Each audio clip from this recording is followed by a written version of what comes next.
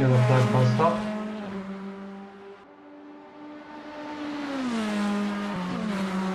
Green flag, green flag.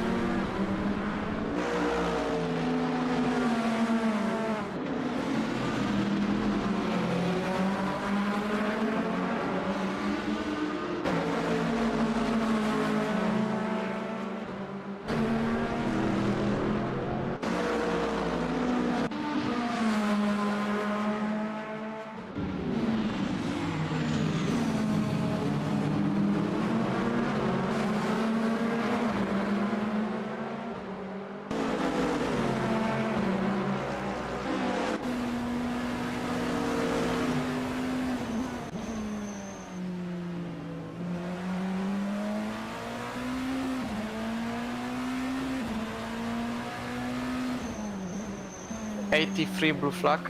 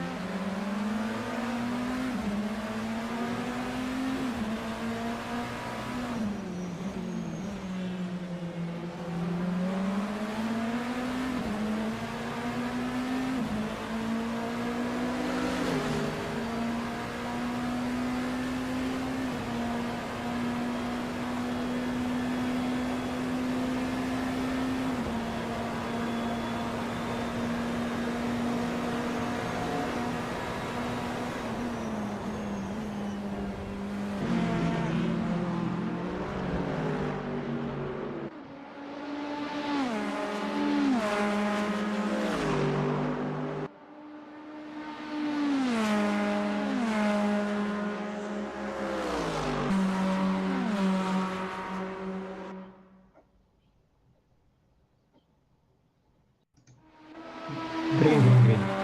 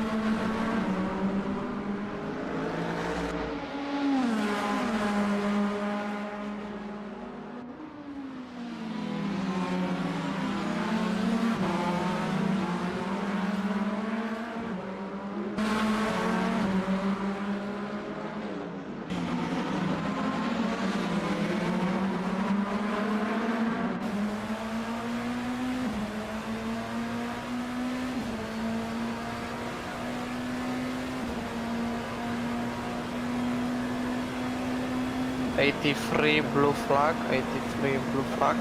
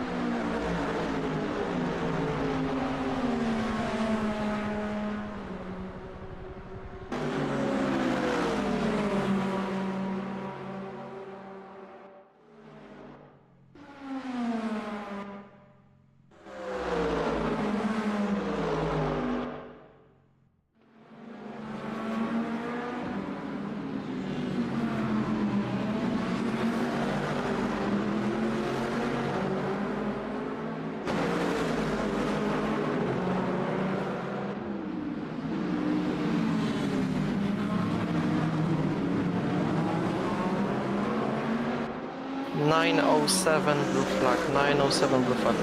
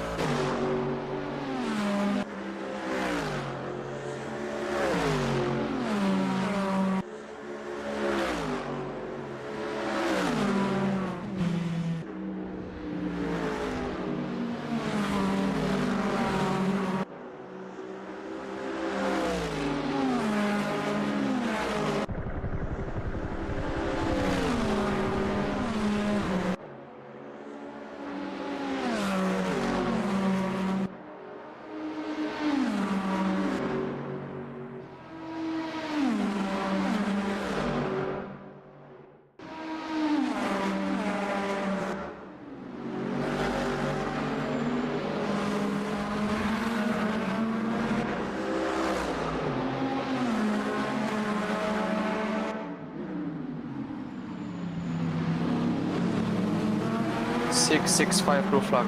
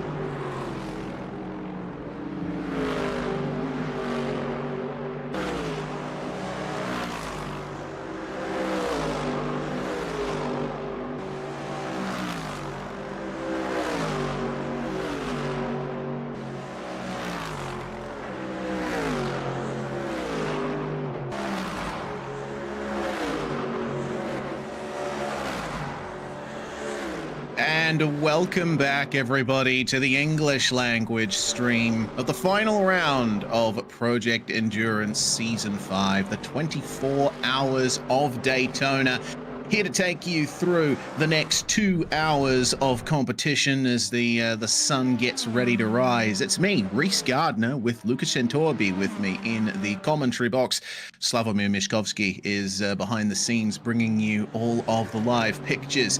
Well, Luca, I hear that you've just gotten off a driving stint and you're very sleep deprived, and I feel you on that. I'm sleep deprived, but for slightly different reasons.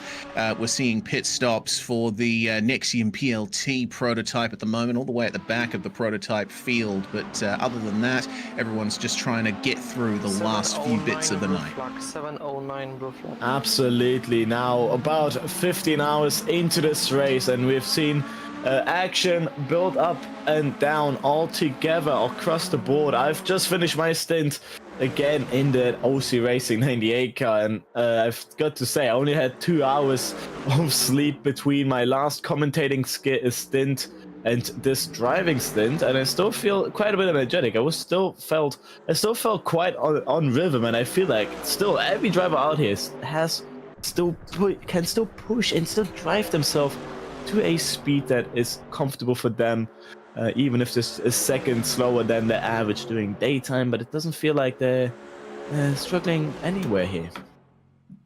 Yeah, I believe we're about to come up on what is called happy hour at real-life 24-hour endurance events when the track is at its coolest, and sometimes the fastest lap times are set, but I believe, it might work a little bit differently in Assetto Corsa. Regardless, we are seeing a couple of small little bits of light starting to creep in the sky, and we're looking at a fight at the moment here between the Streffa Racing Team car and the PMO Endurance Team Blue 149 and GT3, 11 seconds up the road.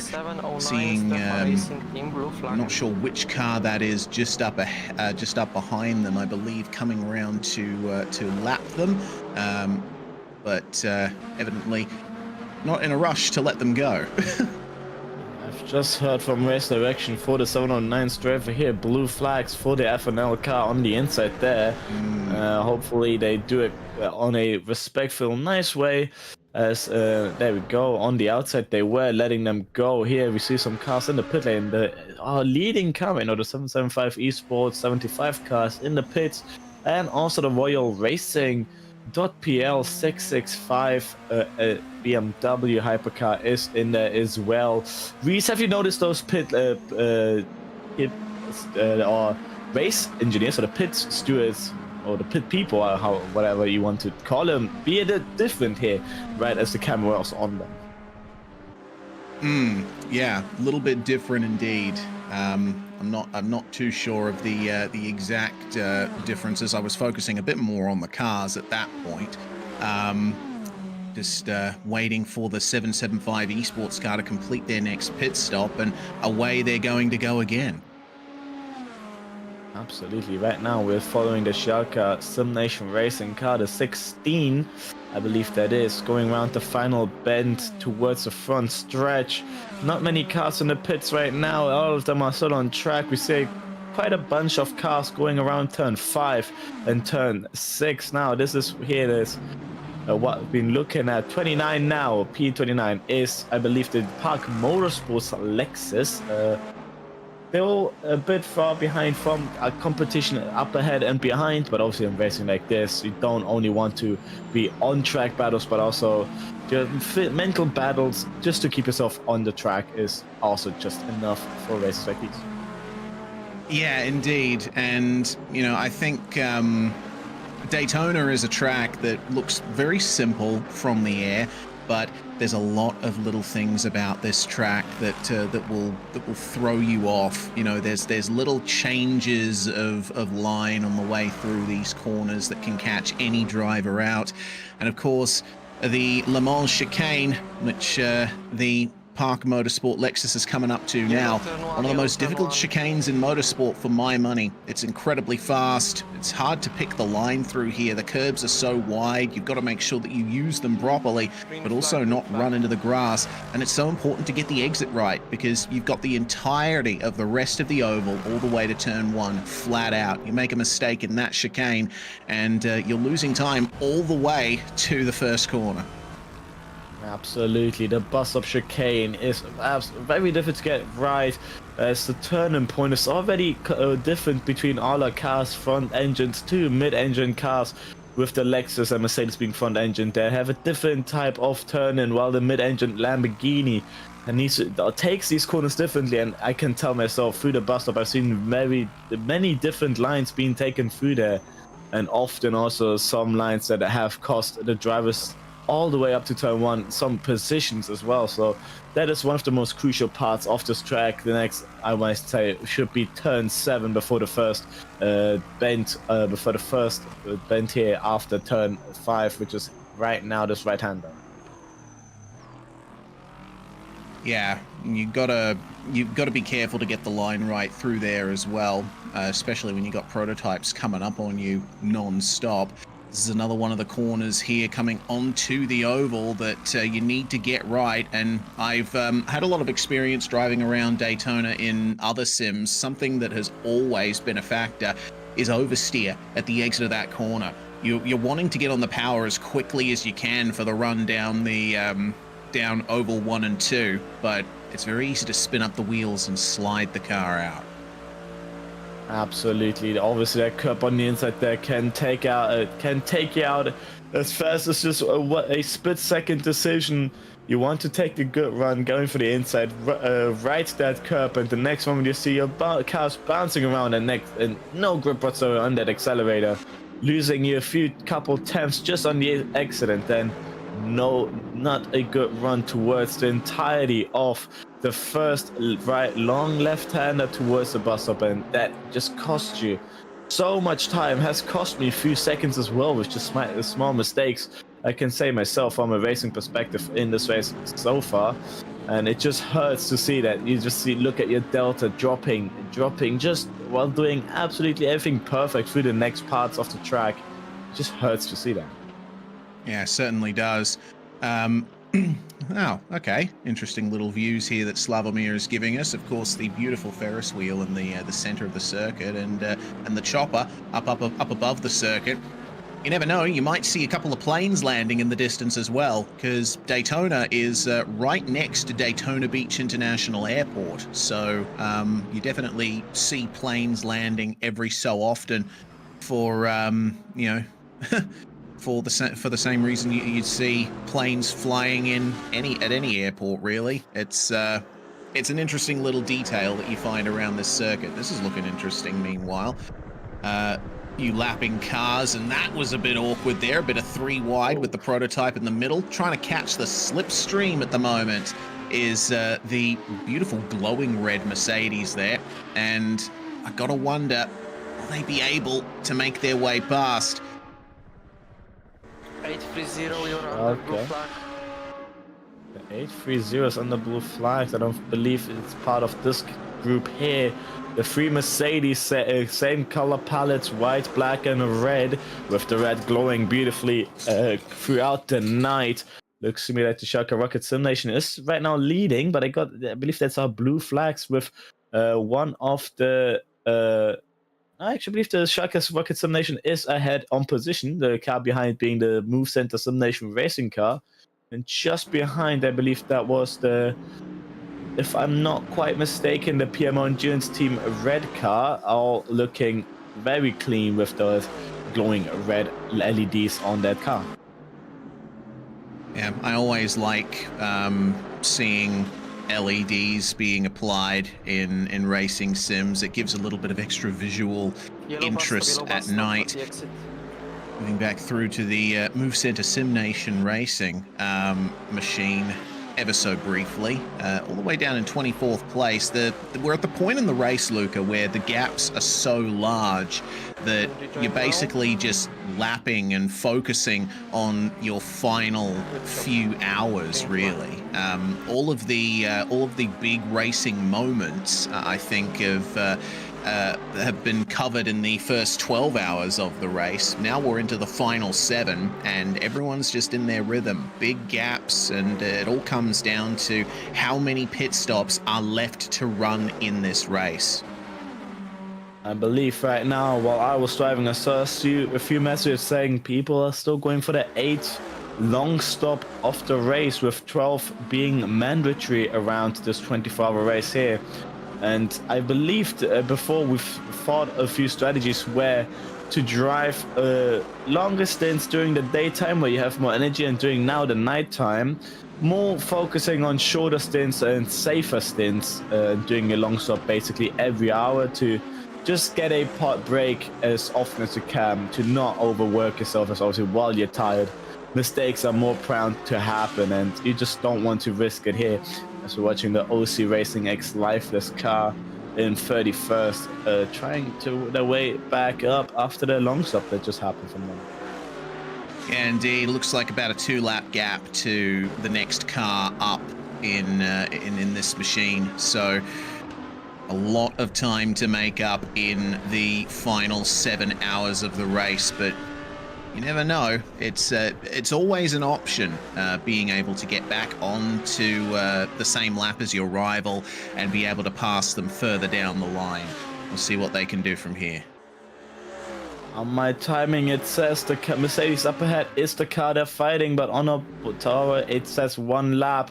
The last time we had this mistake was about 4 hours ago. The tower saying a minute difference, even though our live timing said a few tenths. So I believe the tower is correct this time again, it being a lap difference between them, but on track next to each other. So that's an unlapping opportunity for them to get back into the same lap as the rivals up into P30. But as you said yourself, yeah, now we're in the part of the race where minutes are between cars, where laps are between cars, and it's mostly just you, yourself, and how the saying goes, me, myself, and I, and that's basically what the drivers are feeling in that car during these parts of the race. Yeah, indeed it is. Well, we shall see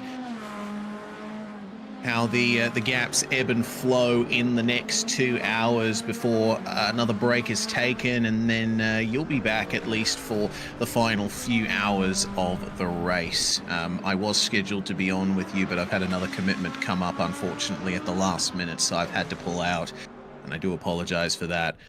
But regardless, a good lead for both AOT Turtle Beach and the Voyol Racing.pl Lamborghini in GT3. AOT Turtle Beach being one of the championship contenders here, and they have obviously been running this race as perfect as they like pretty much the whole time. The Interstellar Midas Racing and Kirito Racing esports cars battling further down. It looks like the Midas Racing car coming into the pits.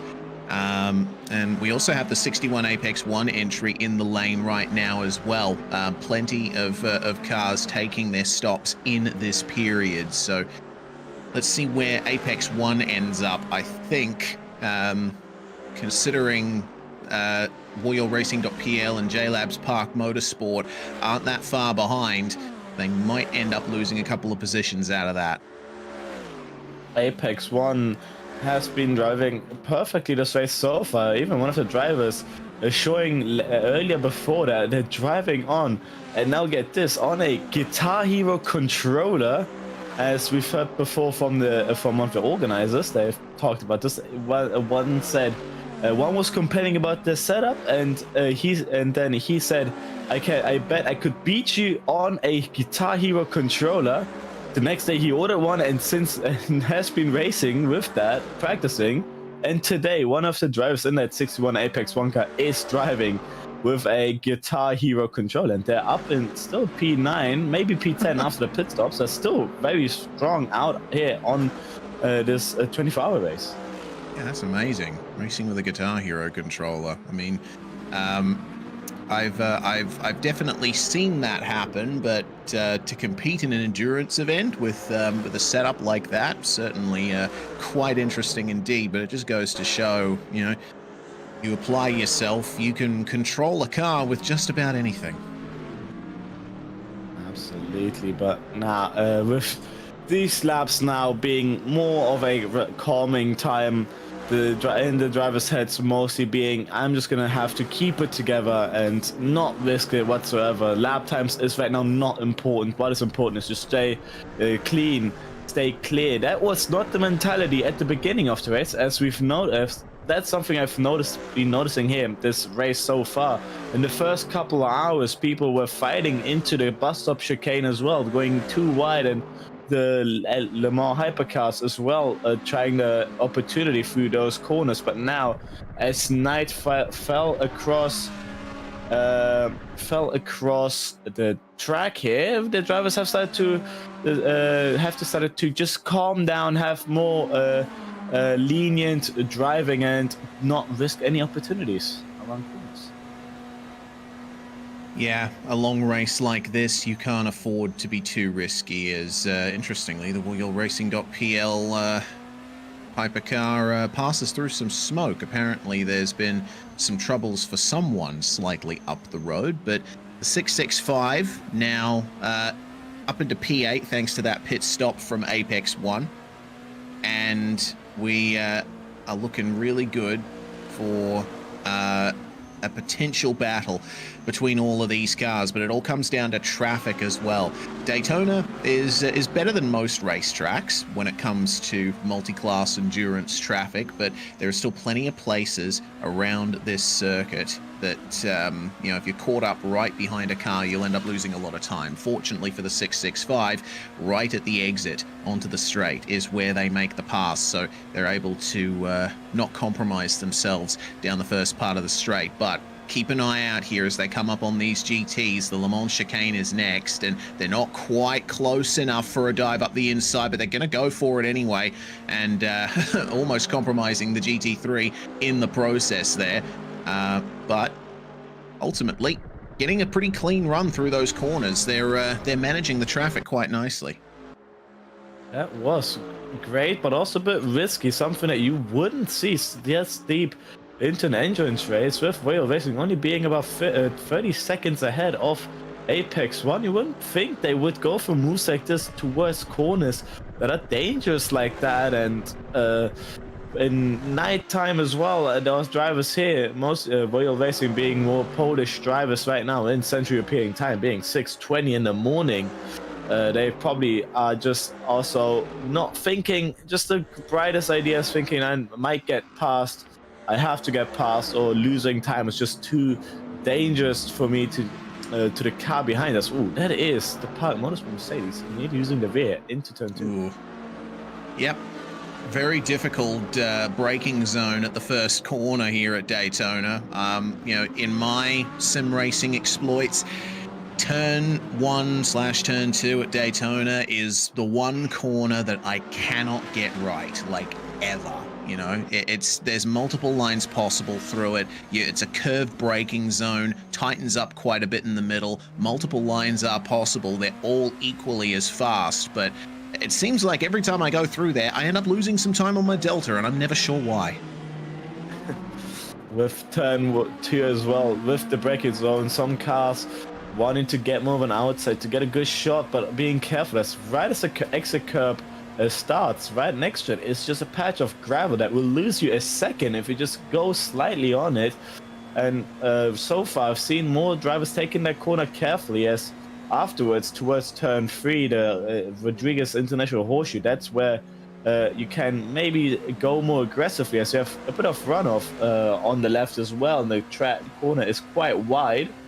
But turn 1 being a corner as well, where we see most drivers as well taking a few opportunities. Oh, okay, yeah, I see what you mean about the pit crews now. I think we're getting a bit of Attack on Titan vibes, as well as maybe some more vertically challenged people in the employ of a lot of the teams around here. It's still quite.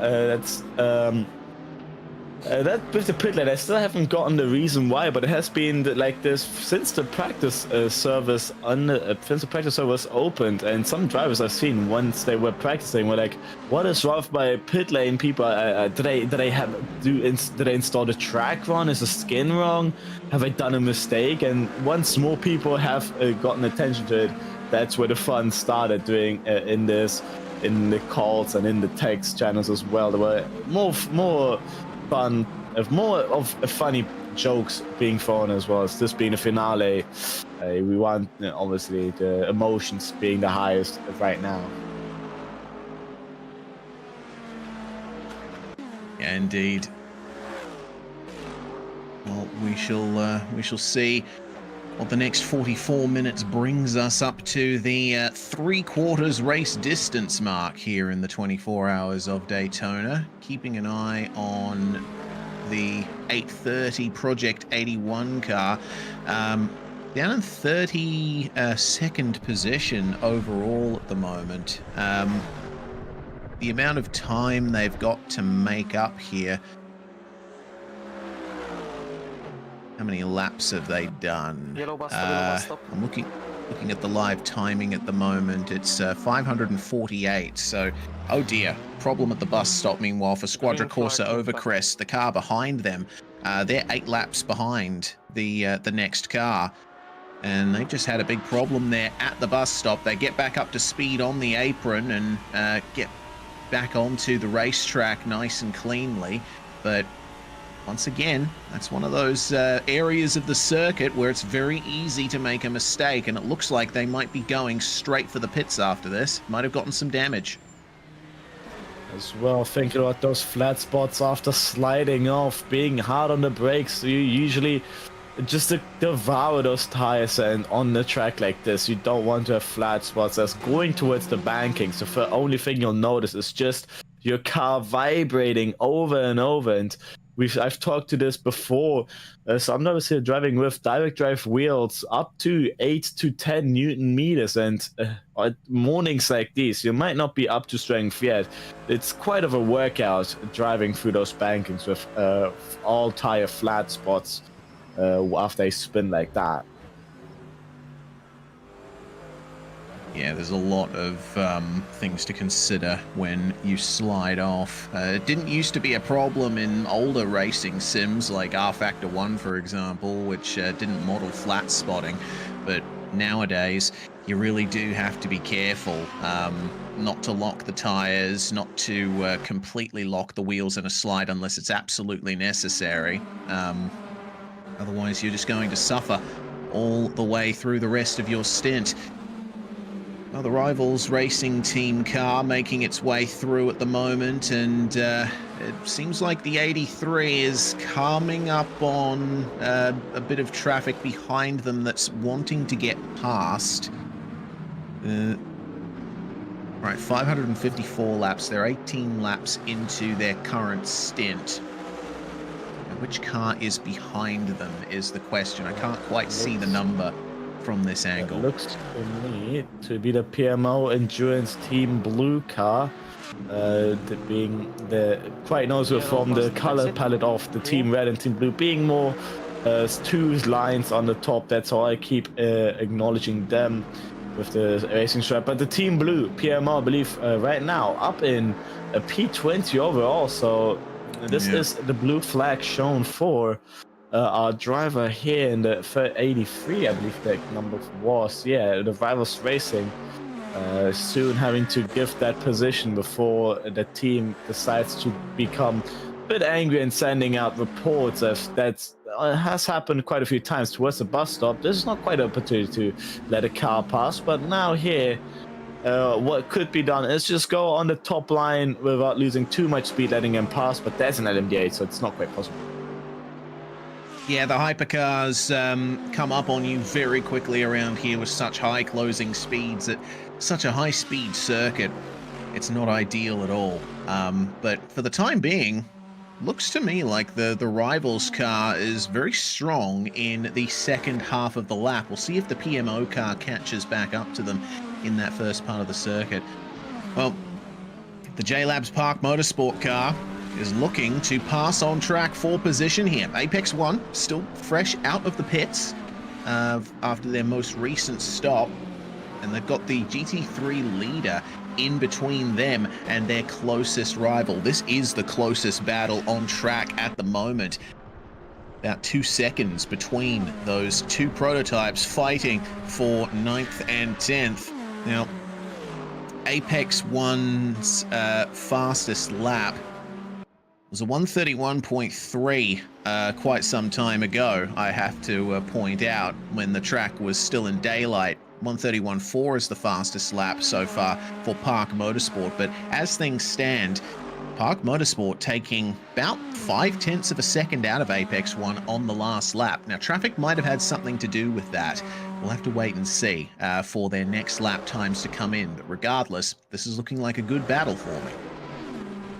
What's the turn 1 too complex they go? It looks to me that the Park Motorsport has backed out a little bit after this, but that with the GT3 here, issues for Apex One, not finding a way around here. It's not quite the opportunity. As onto the grass, that's not where you want to go. And Park Motorsport sends the needle pinpoint in the middle, and now side by side to out of turn 3 onto the curb where you don't want to ride, and back up in front is Apex One.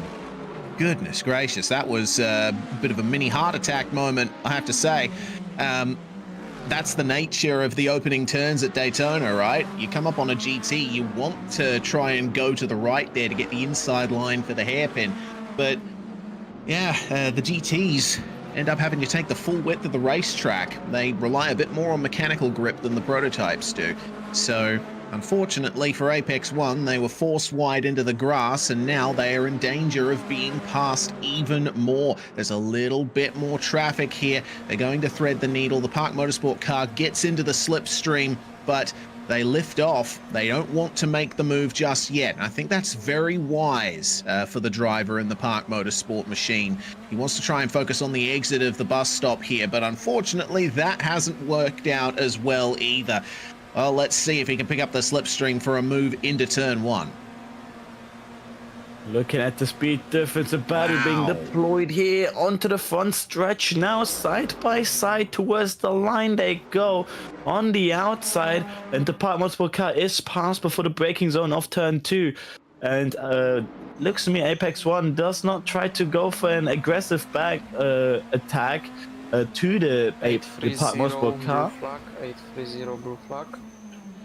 The 830 has been shown the blue flags to the cars behind, while Park Motorsport got the position cleanly, but now there are two back markers up in front, and Park Motorsport needs to find a way to get past them soon. But here towards turn 5, a bit difficult as the GT3s take a bit of a line through here, where they have to swipe from the left to the right, and Apex One knows it and stays behind, while Park Motorsport clears the two before turn 7 here, while Apex One stays behind the PMO Endurance Team red car. Yep, but then the track opens up on the outside and Apex One is through, so they have a little bit more of a clear track ahead of them. You see that most of the cars are actually bunched up in the oval infield at the moment. There's clear track for these two all the way until turn 1, I reckon. So we'll see the true pace of both of these cars for a brief moment before they get into the traffic once again. For the time being, it seems like Park Motorsport has the edge on pace. Well, big reason for that is they are almost ready to come into the pits themselves for their next stop. They've been out there for 27 laps now, and I'm not sure exactly what kind of stint length we're expecting here from the prototypes in these conditions, but I would expect that that's pretty close to the end of a stint. The longest stint we've seen so far was a 35 lap stint where I believe they've just refueled the car a bit more than needed, as the tire drop off is just faster than the tank emptying out. That's what I know from the GT3s. Then don't run full tank around a stint. They'd rather run a few liters less and wait till the tires to drop off and then refuel. But for the LMDH, the longest stint was 35 laps, but towards these colder lap times now, towards the colder track times now, the tire temps The tire life might also increase by 1 or 2 laps. That's that Motorsport is having issues with internet. Alistair is gonna acknowledge that. I noticed. I've noticed that for a couple of cars. As yeah, it looks like maybe some server problems happening at the moment. Yeah, Yes, this is. Every car. It won't be ideal for the drivers. Hopefully it will get fixed soon. It looks to me that all the drivers are right now having issues as we're going back onto the helicopter shot. With the Ferris wheel in the background, gotta say the atmosphere on this track is quite a thing. Seeing with all the sponsoring and the lighting. If we're in real life in Daytona, just you'll feel that atmosphere from start to finish, and with the real life 24 hours of Daytona as well happening not I believe soon, but still being an event that is quite popular. If you're in there, there's a car off the bus stop chicane, having to get the apron towards the second banking. So that's contact between Apex 1 and one of the LMDH. I believe that's Apex 1, Project A. That is Project A. Yeah, the overall second place running car in the final round, as it stands, of Project Endurance, or if that aeroplane banner was anything to go by, Tkejorb Ek Nuradne. Anyway, we'll keep an eye on that as Project A. They've had some brilliant results this season, and they've certainly shown themselves to be far and away one of the fastest in the LMDH class. But I think it's just been a combination of luck and consistency that's befallen them quite a bit. Regardless, still running. Not so much on the lead lap versus 775 Esports and AOT Turtle Beach. Remember, the 91 just coming in very recently for their next pit stop. I think the battle for the lead of this race is certainly going to warm up, and Project A wants to do everything they can to ensure they're one of the protagonists here. Absolutely. Project A only being on 1 lap all tires as well. They've just left the pit lane 2, and it looks to me as well that with the 775 Esports, they are on 16 lap all tires, but I believe there are also 1 long stop behind. The long stop taking 4 minutes. 775 Esports and Project A were more down the order in a couple parts of the race. Project A having jumped around from, I believe, closer to the end of this LMDH class, then jumping up to in the midfield, where for a second in P4, but now they've just worked themselves up and on paper are even ahead of AT Turtle Beach with strategies as well, as AT Turtle Beach is on 6 lap all tires. Project A's race right now is going absolutely just like how they wanted, and keeping this up, they might get a chance to the lead here, and we might have an interesting battle later on, as when the drivers wake up again with the sun coming up again in about a few hours and the action coming back to 110%. Yeah, Project A, I believe, first made an appearance at Istanbul as one of the reserve teams that were brought in, and since then they've gotten a P6 at the 12 hours of Kota and a P5 at the 6 hours of Portimao.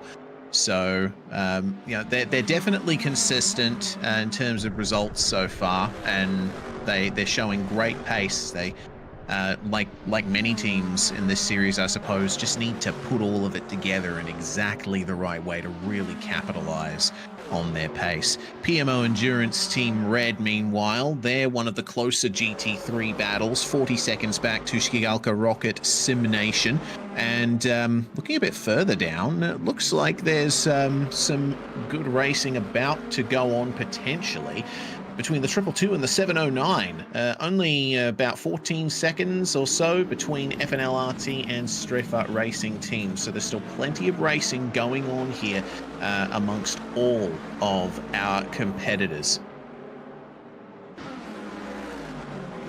Absolutely, the GT3 class just getting closer together as the third quarter part of the race is getting closer as the strategies are coming together again after the beginning 996 parts blue of the race we flag, saw. 996 blue flag.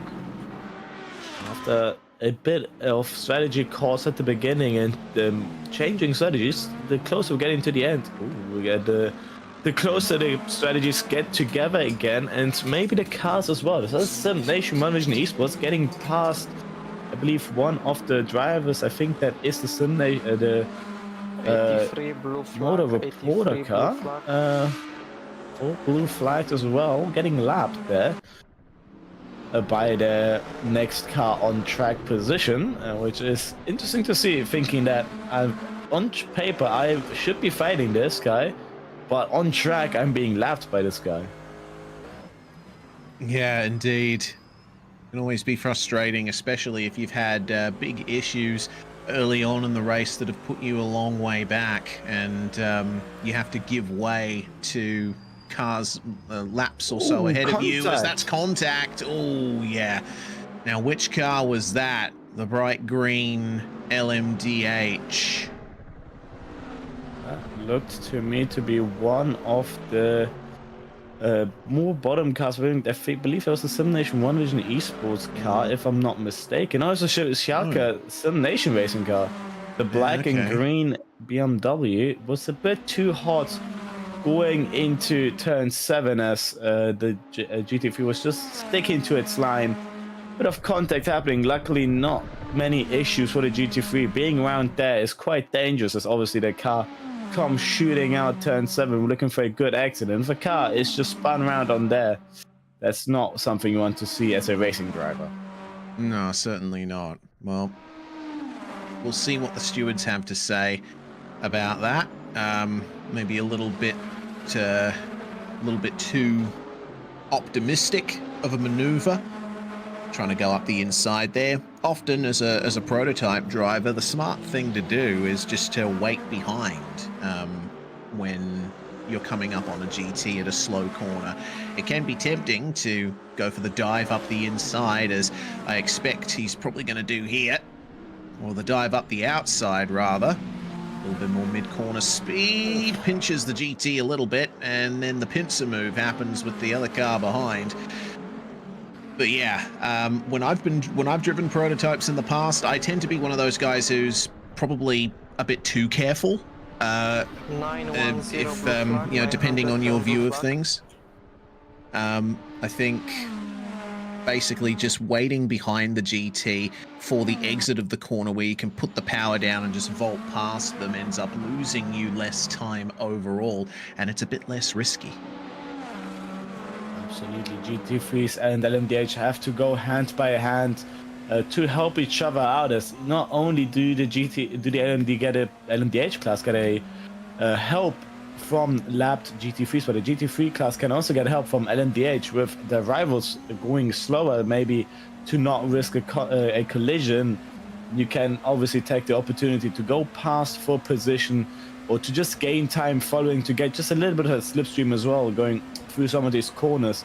Sometimes we'll see the GT3s immediately slot in behind to just gain just those few temps that you can get with the slipstream. And yeah, for example, you see the Mercedes on the back immediately going for the rear end of this LMDH here, the Royal Racing.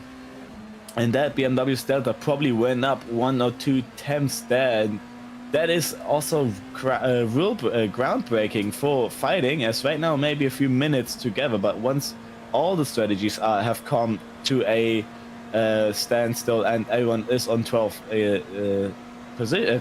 long stops, you will see that maybe those 2 temps are enough to just be ahead of a car, as the OC Racing shows us the same thing, going immediately tucking themselves into that slipstream to just gain those few couple temps. Yeah, try your best to gain as much time as you can wherever you can, where it's safe and where it obviously is to your benefit. Well then, for the time being, the battle for that P8, P10 battle in prototype has certainly calmed down, especially considering that Park Motorsport 97 is now in the pits. They made their way past Apex 1 on track, and now they are making their way into the lane. That's quite interesting, as Apex 1 was the car on older tires. They stayed out. They are right now, I believe, on after their pits. I believe they did go into the pit lane afterwards, but they have us now on 16-lap old tires. Park Motorsport and now are back in it with those fresh tires, waiting, I believe, as well for a long stop. Long is still much time for those to be planned in. Still time as well to maybe change strategies, as some teams have done.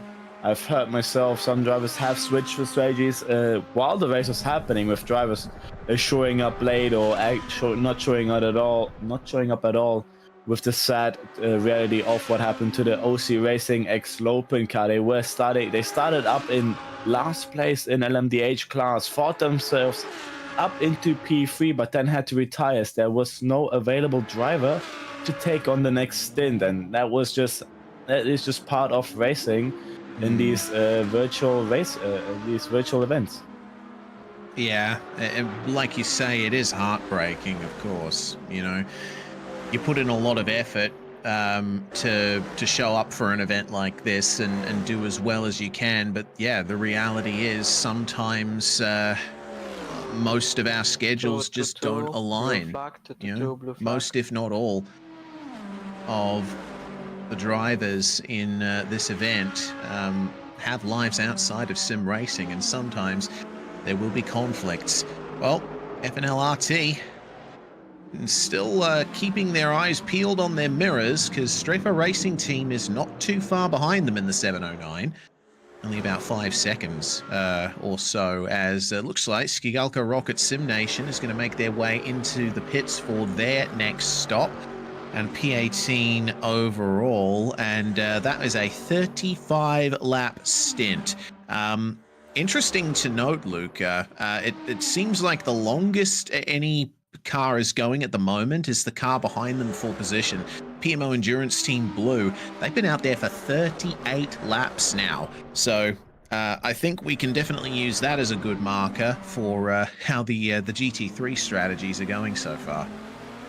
Absolutely, 38 laps is really quite interesting, as my longest stint that I could have done was 36 laps with just that fuel tank being nearly up to the brim, but I've noticed that closer to the end of those laps, the tires were just not there at all.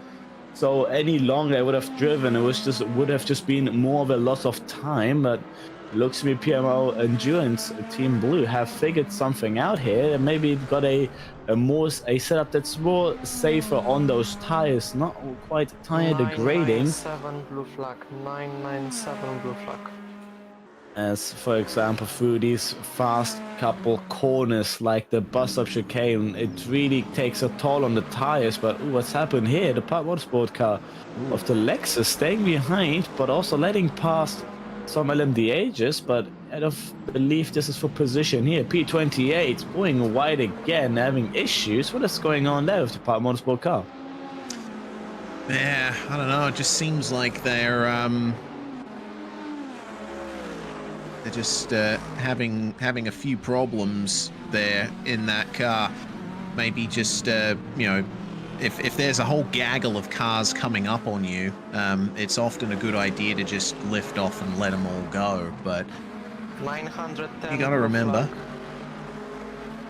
that there's still plenty of time to go in this race, and a little bit of time lost now is certainly stuff that can be gained back later, even now when we're almost 3/4 of the way through this race. Here we see PMO Endurance Team Blue taking their stop now, 39 laps in. But this is just a normal pit stop, as for a long stop, you're allowed to just drive to one point of the pit lane before leaving, as we saw the Skigalka Rocket Sim Nation team do on camera. They've shown us that at one point, the application just tells you, okay, you're allowed to leave now for that long stop. As that is a good help for us to see as well. If it's just a normal pit stop or a long stop as well, that will also help us once they jump from the live timings off and on again for that switch. of drivers. But interesting to see as the pace difference, the pace curve should go from 709 blue flag, 709 blue flag. should go from just higher lap times, getting used to the cold tires, the heavy car, but also just getting used to the track again, goes down to more faster laps, going for more race pace or attacking pace, but then goes back up again with more used tires, but also tiredness kicking in.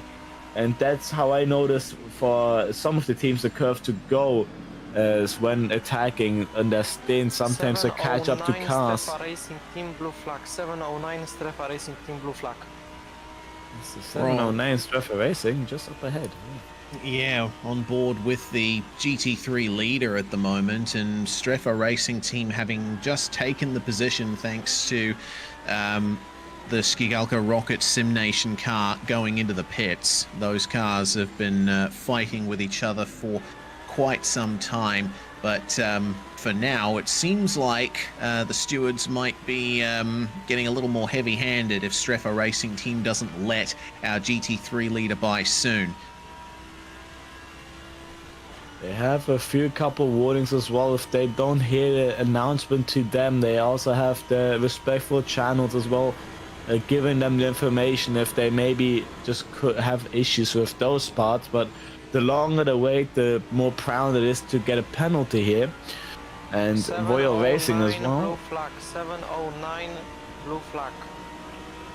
709 blue flag. Royal Racing is now taking it in their own hands to just overtake him fair and square on track, saying, I'm faster, I'm leading here, so if you don't let me pass, I'm gonna get past myself. And here we see now they're doing that.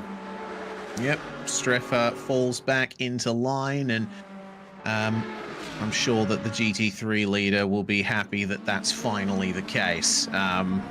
You could hear a little frustration creeping into Kamil Struzic's voice, the head steward of Project Endurance, as he was on the mic. Yeah, I mean, he's been working hard, as have all of the guys at the Project Endurance Stewards Association over the course of this race. See, a little bit more light is creeping into the sky now. We're almost at sunrise. If you keep your eyes peeled, ears peeled, you might hear the birds already starting to sing in the morning, as I've been hearing from my window a few birds already waking up saying good morning. Well, we've been here for the entirety of the night. I have only had 2 hours of sleep, so I can't really count that as a good night's sleep. So we've been here racing and active for the entirety of the night since yesterday, 1 p.m. Central European time, and the race is going till 1 p.m. Central European time Sunday, which is just about 6 hours 60 minutes away. Indeed. Well, the 830 of Project 81 got plenty of time forward and back to play with under no pressure at all, just lapping out there. And this is these are the sort of dying minutes of those red LEDs that emblazon that car, really showing off nicely in the night conditions. But once it comes to daytime, you won't be able to see them as much. So feast your eyes while you can on that beautiful livery. And extending on that statement, I've only been involved with Project Endurance this season, but I've been blown away at the quality of the livery design work. There's so many talented graphic designers on hand here making these cars look fantastic.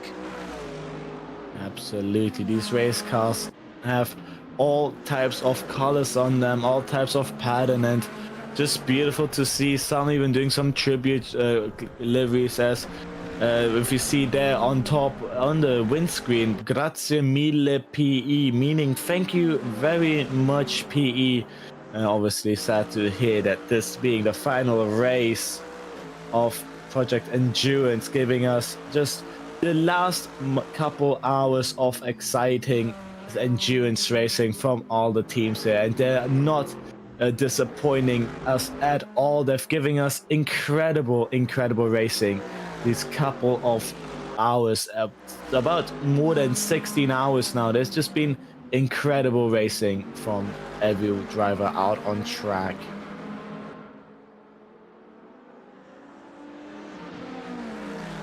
The Emerit racing car, meanwhile, got a long way to go to catch up to PMO Endurance Team Blue there. Still running a solid 25th position. 830 blue flag, 830 blue flag. And I think that, you know, if you're still in the race with 6 hours to go, that is an achievement in and of itself. Oh dear, that's a little bit too wide there for the Project 81 car. I believe they just got a blue flag warning from race control there. And, well, I mean, they got the job done. They let them go, but maybe at a bit too much of a cost. I mean, it did look to me that with the GT3 on the outside and the LMDH on the inside, a bit of panic coming across the driver, getting nearly swiped by that LMDH there. Nice catch by the Project 81 car, but obviously seeing not only your own class on the outside and then an LMDH on the inside, you might not know how to adjust your speed to not to hurt anyone. It might happen that you'll be just a bit too late on the reaction time of the brake pedal, and the next thing you know is your car being on the grass or meeting Barry R. 83 blue Yes, flag, 83 blue flag. that old chestnut, Barry R, is a very good friend of many people in the sim racing world. Well, WheelRacing.pl, 25 seconds ahead of the Skigalka Sim Nation racing car, the 665 at the moment. Only out of the pits for 4 laps, and they do have a pretty similar strategy on board as Skigalka Sim Nation Racing, who's just come out of the pits, I believe, and also the Petronas Cintium Sim Nation car. They're all following the sort of same strategy for the time being. The Sim Nation car, the 175, catching up now to the 996, the Motor Reporter 24 car, as Rivals Racing Team faces off here and lets the number 31 Cubic System car go. Cubic System, I haven't mentioned them yet. Another one of the prime competitors in Project Endurance. In fact, the championship leaders coming into this final round. And for the time being, it looks like if they finish where they are, they will be the GT3 class champions for Season 5 of Project Endurance. They've been very consistent with their results. 3 second places in a row at Shanghai, Hockenheim, and Istanbul. They won the 12 hours of Kota, and their only blip has been a 4th at the 6 hours of Portimao. That's still a really good run of results for this team. Absolutely consistent. What is very nice to see in endurance racing, as obviously in normal racing this sentence goes racing it's just a good sentence is always consistency is half the battle, but in endurance consistency is basically 90% of the battle. As if you're not consistent, you can put fast laps in, but if you then have laps where you lose basically double the time, well, then being fast basically loses you more than just being a consistent driver all across the board. And Cubic Systems just showed us just what being consistent can bring you in races like these, being able to be a championship contender. And right now with consistency, being able to even win the championship here. As Royal Racing is on the pit lane, but I believe I'm starting to see for P5 overall a battle starting to brew between Motor Reporter 24 and Petronas Synthium Sim Nation Racing Team. Yep, in comes the Royal Racing car for their stop. As yeah, you're right, there's only 2.5 seconds in it between the 996 and the 175, and it looks like the fight has actually gone in the favor of Motor Reporter 24. I think they were behind the 175 when I last looked at them. Well, there be our GT3 class leaders, the 4-race Delta Infinite car in the pits at the moment, and a couple of laps down on that yellow Lamborghini that currently leads our GT3 class. 17 And blue flag, 17 it's blue flag. it's quite an interesting field spread here in GT3 in terms of car choice. The Royal Racing 666, one of only 3 Lamborghinis in the field. And aside from that, you have the Lexus driven by the 997 of Park Motorsport. The entirety of the rest of the GT3 field is the Mercedes. And Luca, I mean, you're racing in this series. Can you give any insight as to why that is? Is it a performance thing, or is it just visual preference? I believe that's actually performance-wise with the cars. With the Lamborghini being a mid-engined car, it already handles differently through corners. With the Lexus and Mercedes being front-engined, rear-wheel drive cars, and it's just noticeable that where the heavy part of the car, where the car just has that middle point. It's interesting that with the Mercedes being the most stable out of the grid, Lexus having being closer to Mercedes, but still very aggressive on that rear, while the Lamborghini is basically full-on rear-end heavy. Through corners with the Lamborghini, you can brake later, go more aggressive, but you can risk more, and you do risk more going into corners, as the oversteer that you'll get with the car is way more extreme than with the Mercedes or the Lexus, as I've seen here. The Mercedes being pretty much a car that drives on rails, as the front tires do most of the job. While I've noticed, while in my stint, my rear front tires were constantly cold all the time, while the rear tires were doing mostly all the job, getting around these corners. And that, I believe, might be one of the reasons why the Mercedes is just a preferred car in a competition like this. Yeah, Mercedes with a bit more even distribution of tire temperatures, I suppose. It's interesting that you point out that aspect of the performance of the Lamborghini, because especially at a track like Daytona, I think that those sorts of characteristics would come to the fore, because Daytona is a track where traction is incredibly important, and you don't actually work the front tires all that hard around here. The track is mostly straights. When there are turns, you know, pretty much all of them, aside from the bus stop chicane, are hairpins effectively. So, you know, you're not putting the front tires through much load. You're not scrubbing them all that much, and the rear tires are doing all of the work, getting you out of those corners and down the straights. So, yeah, it's just an interesting little tidbit I picked up on there. Absolutely, and Royal Racing, great drive from them in the Lamborghini, getting everything out of that car that they can. Cubic System being the only car that right now has any chance so far against that Royal Racing Lamborghini. Cubic System has shown as far this entire season, as we said before, very competitive, very as well clean so far. They've shown us that they might be able to bring this win home again with Coda, the 12 hours, I believe the second longest race of the season, just was already tiring to watch, and now this being twice the length of that.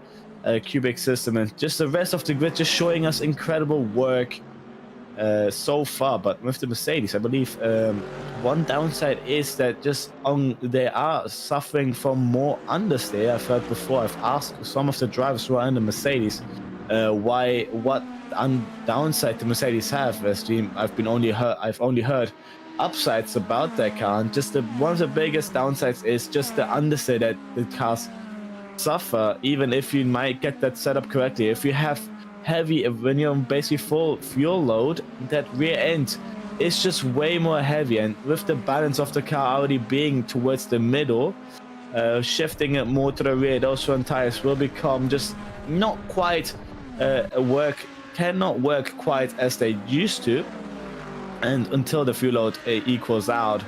for beginning parts of the stint. That's one of the bigger issues with the front-engined Lamborghini, front-engined Mercedes and Lexus. Yeah, indeed. That's what I love about GT3. So many car configurations possible and allowed, and every manufacturer makes it work in their own way. Well, this is a battle happening here.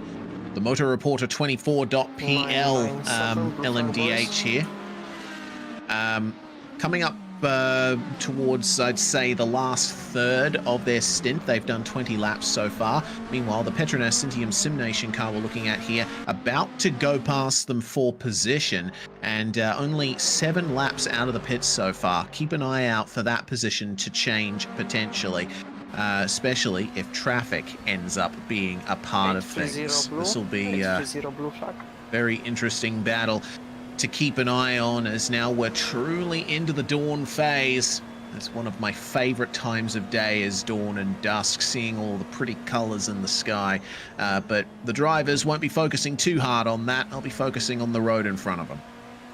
Hopefully they won't get distracted by it, as racing in a tricky track like this one. If you just get distracted by those beautiful colors in the background, as there are 3 different colors looking at the sky during sunrise, the sun will come up from behind the cars now, I believe, facing towards the final banking. That's where the sun will come out, and the one downside I can just think of is when going towards the bus stop, you might get blinded going into the braking zone, and hopefully the drivers can be able to fight against that flashbang of a sun towards the bus stop chicane. Yeah, that's one thing that I didn't really consider is, yeah, it's all well and good seeing, oh, the sun's rising, how pretty, and then the sun just comes in like, and unfortunately you end up being blinded by it. Well, we still have, I think, about 10 minutes or so until that's going to happen, so yeah, just enjoy this this gloaming of dawn while you can. Absolutely. Now that the track will be more lit, braking points obviously mostly being used shadows or markers on the ground. With difference in lighting, you have to readapt your braking points as well, as shadows obviously move now with the sun coming up, or braking markers just becoming less visible with the sun fully shining on it again. Yeah, the drivers need to switch back to the old braking zones or braking points, but obviously while racing this long you might pick up new braking points, and they have to adapt constantly to the different changing track conditions. Yeah, and I think also compared to the time where we last had the sun up, the track will be a lot more rubbered in as well. There's been a lot of rubber laid down over the course of the night. It'll be interesting to see how the sun affects that when it eventually comes up. One thing I'm sure we'll see is lap times starting to decrease once again as drivers somewhat get their confidence back and are able to get their tires up to temperature a little bit quicker. This is still going on here between the 996 and the 175. Only 0.5 of a second in it between them, and a bit of GT traffic ready to spice up the battle just a little, but they make their way past cleanly on the way through the back stretch of the oval here. How's the exit for the both of them? Just using a little bit of the grass there on the exit. The 4th place car, well, you can see that they are on the position tracker down to the bottom right, just crossing the start finish line, but a whole minute's gap back. So I get the feeling they have another lap to make up, do Moto Reporter, before they can get themselves into that coveted top 4 position. But the fight is on at the moment. they're battling against a car that's basically fresh out of the pits. I'm not sure if they've changed their tires at all. The 175 I'm referring to, but regardless, they do look quick and consistent. 10-lap-old tires on the Patronus Synthium Sim Nations, while 24-lap-old tires on that Motor Reporter 24 car. I've said it before during the night stint, there's a part of the car, of the tire life, where it's a regeneration just comes in, and for 2 or 3 laps the car feels faster than it's supposed to, with I believe it was just with rubber pickup and everything, as this game does simulate quite a few factors in racing.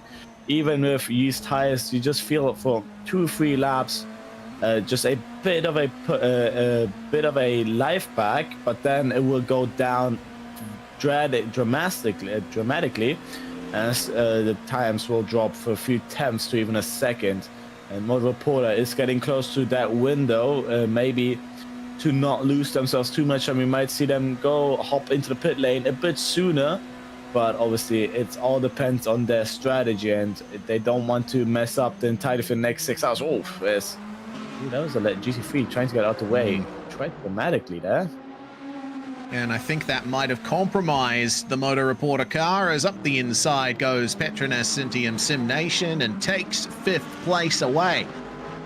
That's a perfect execution of a move at the International Horseshoe there. Taking advantage of GT3 traffic, but there's still a bit more to come here. Oh, don't lock up the tires too much as you make your way past the Mercedes through the second of our horseshoes here. Exit compromised for Motor Reporter 24.pl, and looks like they are losing a little bit of time now that the 175 is past them. Absolutely, Motor Reporter having both times the bad side of the stick here, overtaking those GT3s, lapping those GT3s. Patronus Sim Nation played their cards correctly with both of them taking those lines just very well, with a little bit of a lockup towards turn 5, but all in all, they managed to get past pretty clean, and I think they're outside the slipstream window already. So Patronus Synthium Sim Nation doesn't need to be too aware of the rear end, as now they mostly have to now figure back out their pace back without a car in front, as you don't have anyone in front anymore to adjust to.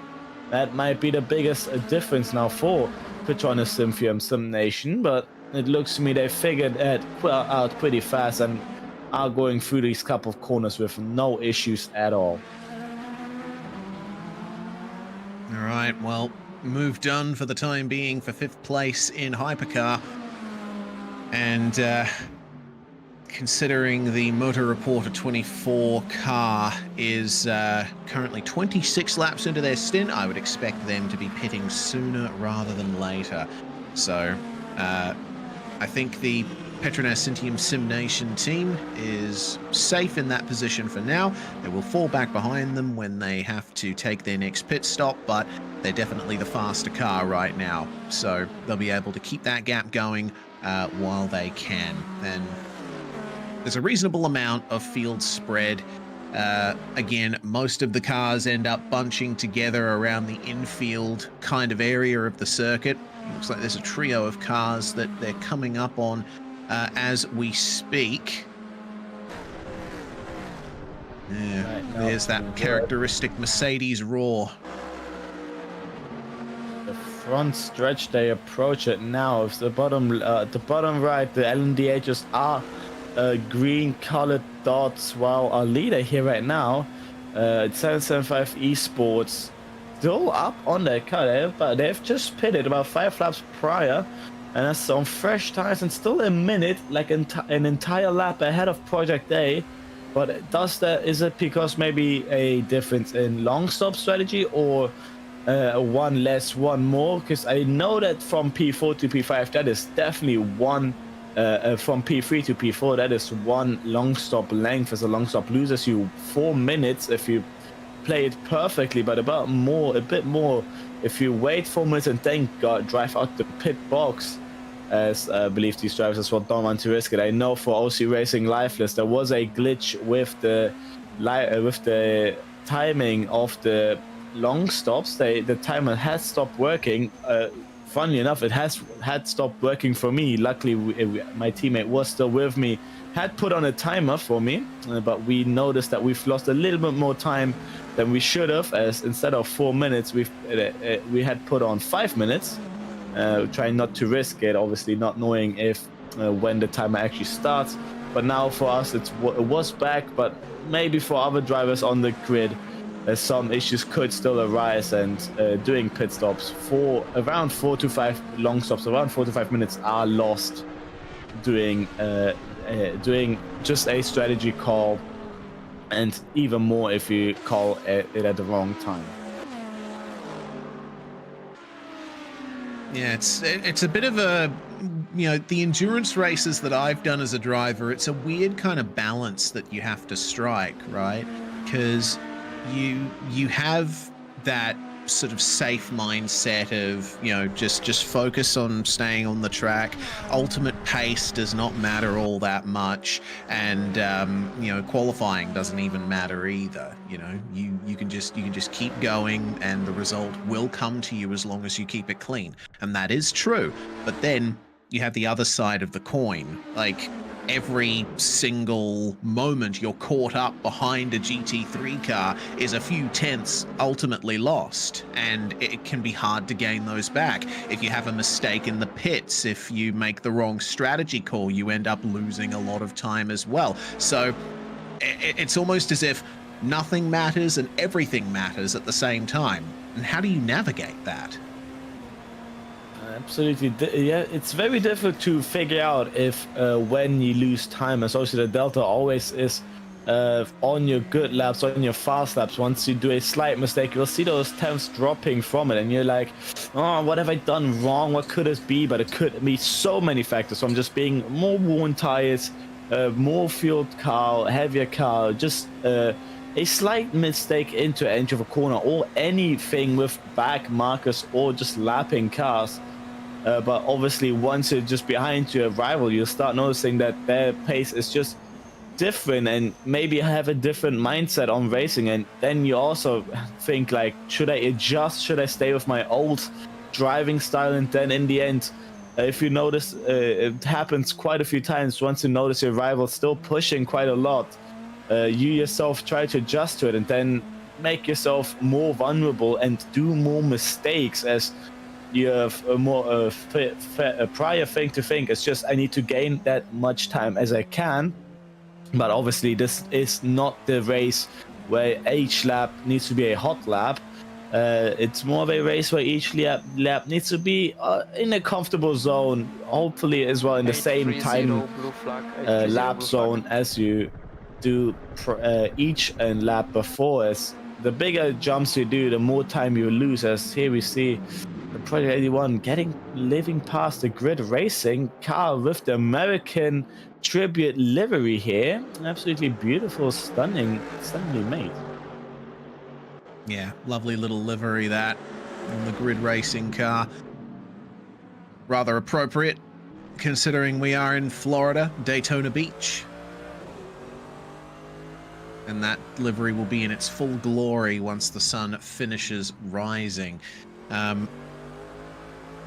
I've got about a minute to make up to get to the Move Center Sim Nation racing car. 24th overall. They've just come out of the pits, have this grid racing car. And it seems they're actually on the same lap as the Move Center Sim Nation racing car. 11 laps ago is when the car in front of them came into the pits. So expect that gap to close back up shortly, depending on the lap times that both of these guys can set. As things stand, it looks like the Move Center Sim Nation racing car is slightly faster, but those gaps can ebb and flow as they always do.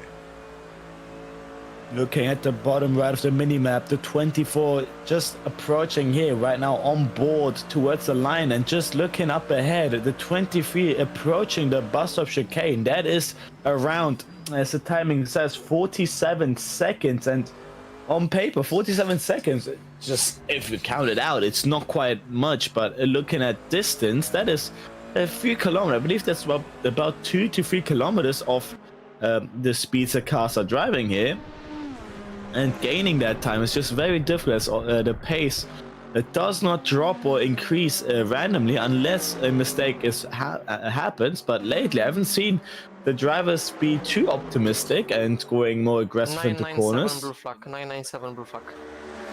Wasn't big lately there weren't big mistakes that cost lots amounts of time, as the Move Center Simulation Racing just hoping to get that time, and I believe also the Shiaka Rocket Simulation also hoping to get the time catch, as Grid Racing has gone now above the minute again. Yeah, indeed they have. Well, the Park Motorsport car here has just been given the blue flag warning by race control, running 28th overall, and they've got a lot of time to make up once again to try and get up to the AOT Elmar number 21, next position up. But the OC Racing Lifeless car isn't too far behind them either. It looks like they're on pretty similar strategies, only separated by 3 laps at their last pit stop. And at the moment, that OC Racing Lamborghini is 2 seconds faster on average pace around here. So we might see a bit of a comeback there from the number 98 to get further into the top 28 positions. About 2 laps down is the 98 to the 997. 584 laps completed by the Park Motorsport, while 582 completed by the OC Racing X Lifeless Jaws inspired car, called Jaws as it's a shark on the car. The snappy LMDH sadly having to retire. That would have been a good combo on this track. OC Racing right now 2 laps, but our last lap 2 seconds faster, as said by Reese. Are they gonna keep up the pace with this pace advantage? It's still gonna take probably more than a few hours, but with good strategy calls, those 2 laps will go down in a matter of pit stops, and if called correctly, we might even see it before an hour end passes, or before our stint ends, as hopefully we will see some great action towards the back of the grid as well. In the pits, meanwhile, plenty of the prototypes, including the Project A entry, that has found themselves in a very nice position indeed, pitting at roughly the same time as the AOT Turtle Beach machine as well. I remember that AOT Turtle Beach are also in contention for the lead, but a long stop, losing them a couple of laps to the 775 Esports machine at the front of the field. So keep an eye out for that battle. AOT Turtle Beach then making up the gap, and away they go, completing their first lap out of the pits and getting back into second place. Now the question is, how long is this pit stop going to be for Project A? As it looked to me, it was a long stop, about 4 minutes on that timer is playing down and ticking down to the point. SimNation or One Vision Esports might get that gap down to just about a minute or less, but I believe Turtle Beach is about 1 long stop now behind Project A after this one, or maybe they're on the same one as AOT Turtle Beach. Obviously was leading a few times this race. As that's a GT3 getting a bit rear end heavy through the braking zone. Looked to me maybe the brake bias was set a little too rear towards the braking and has locked it, and there was a different car as well. There's another car as well, mistake through the bus stop. Now that daytime is coming over, the drivers believing maybe to be more confident again, trying to get more better lines again, and now might be the time where action with mistakes might approach as well. Again, as Shaka's Rocket Sim Nation now flashing, I believe that is the purple Kirito racing car, if I'm not mistaken. I believe so, yeah. That 217 Skigalka Rocket Sim Nation car have that massive off in the bus stop there. They've recovered nicely, but unfortunately that has lost them the position to Strefa Racing Team, to my knowledge. Or at the very least, it's increased the gap quite a bit between those two cars, and it also gives a potential chance to the J-Labs Park Motorsport team as well. The 907 only 20 seconds behind, and the question is, after a spin like that, how long is it going to take for this Skigalka car to get themselves back onto the pace they were before and try and maintain that gap? This battle at the back end of the top 20 overall, and it's I'd say the battle for the top 5 and in GT3 is certainly being rather been rather tight and simmering away for quite some time here, and we should expect that to start getting to a rolling boil once the sun comes up. For now, though, closest of those cars is FNL Racing Team and Strefa Racing Team. There's only 6 seconds between them. Looking at the end of the infield towards the first banking, where the number 1 car is, that's where P18 is, the FNL RT car, and just half a banking behind. That's the gap from Strefa Racing. And Strefa Racing is absolutely on a good run right now. They have been pushing so far. Last lap from Strefa Racing was a 1:45.0, while FNL did a 1:45.3. Those are out of 3/10 catch caught in 1 lap, and maybe they're gonna catch the rest of those seconds. Ooh, that is not quite the line for Strefa Racing. That might be a track cut warning. 20 allowed per driver before a drive-through happens. As per driver, I say per driver, but if a one driver gets about 5 track cuts and then switches to the next driver will have to keep those 5 cuts saved and then adds up on those. As it did happen before with my teammate, as once my teammate has jumped in, Audi with 19 track cuts, done 2 more and immediately had a drive-through, as those do not get deleted once a driver swap happens. So the drivers need to be careful to not handicap their teammates with a lot of track cuts, as through the bus stop is where most drivers try to be overconfident and go a little bit wide, and through the second part of the bus stop, that's where just the track cut warnings happen the most. Yeah, it's a tough piece of racetrack. You've got those very inviting wide curbs through that section of the circuit, but getting the car to rotate when you're going through the right-handers in that chicane complex is the hardest part of driving there, because you want to carry the speed through the corner, but you got to be careful not to induce understeer by carrying too much speed. And if you scrub off a bit too much speed, then you end up cutting the second apex. We'll see it here on board with the VoyleRacing.pl car, as the 31 cubic system car is now in the pits, and I think Voyle Racing is going to retake the lead here. Keep an eye out here at this chicane. The braking markers come up here. They're braking about the number 2. You go all the way across the curb, and then you need to try and rotate the car to hit all of those apexes and have a straight run out to the run onto the straight. It's way easier said than done, and the driver at the wheel of the 666 made it look easy there, but trust me, it is not. It's a play of millimeters here on the track, or as Americans say, inches. Just a few inches to the left or the right, and the car just doing what it wants, hitting a bump weirdly, making the suspension jump all over the place. And with those points, that you have basically no control over the car controls you. And the next thing you'll see is what we saw before with the I believe that was the Musa Destination Racing car.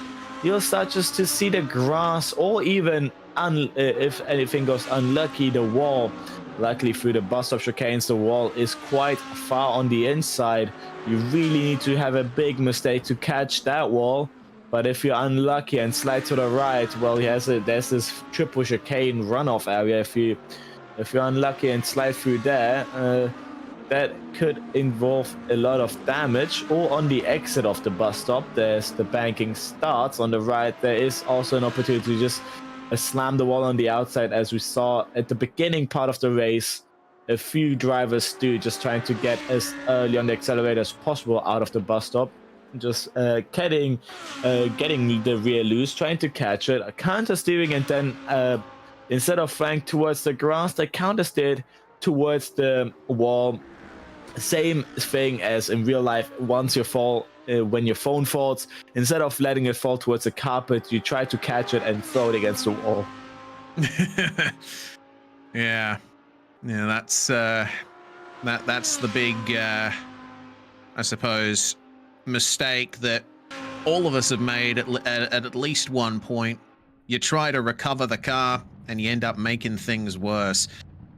Well, fortunately, it seems like a lot of the drivers are avoiding that at the moment. Cubic Systems still in the pit lane. It looks like that's a very long stop for them at the moment. RoyalRacing.pl making their way fully past them to the tune of about a lap. The last place running prototype now, the Nexium PLT car, has 2 minutes to make up to SimNation One Vision Esports, and you never know, the next long stop to come around for the number 17 might just benefit them there. Interesting to see that Nexium is last on the LMDH class, as throughout the race have been fighting for P8s and P7s constantly, and I believe with a bit of a bad strategy call have dropped down. Maybe they've pre-planned one long stop before everyone else, maybe for the morning stint of the race, wanting to do longer stints, as that could be one of the plans for Nexium PLT here, as their main rivals were the Shialka SimNation Racing team, and I believe at one point as well the Delta Infinite car, as they are also just up to 2 positions up ahead in P11, but on track about 5 laps ahead.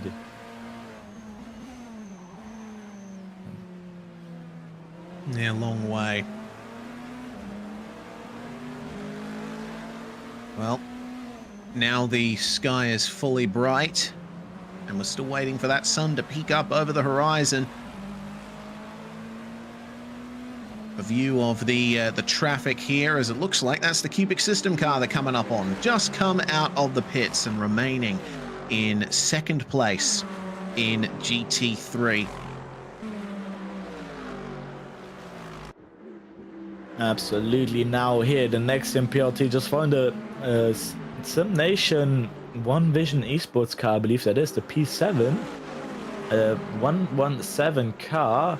Finding a lot of traffic. That was about 5 cars, and even taking, unlapping themselves to that.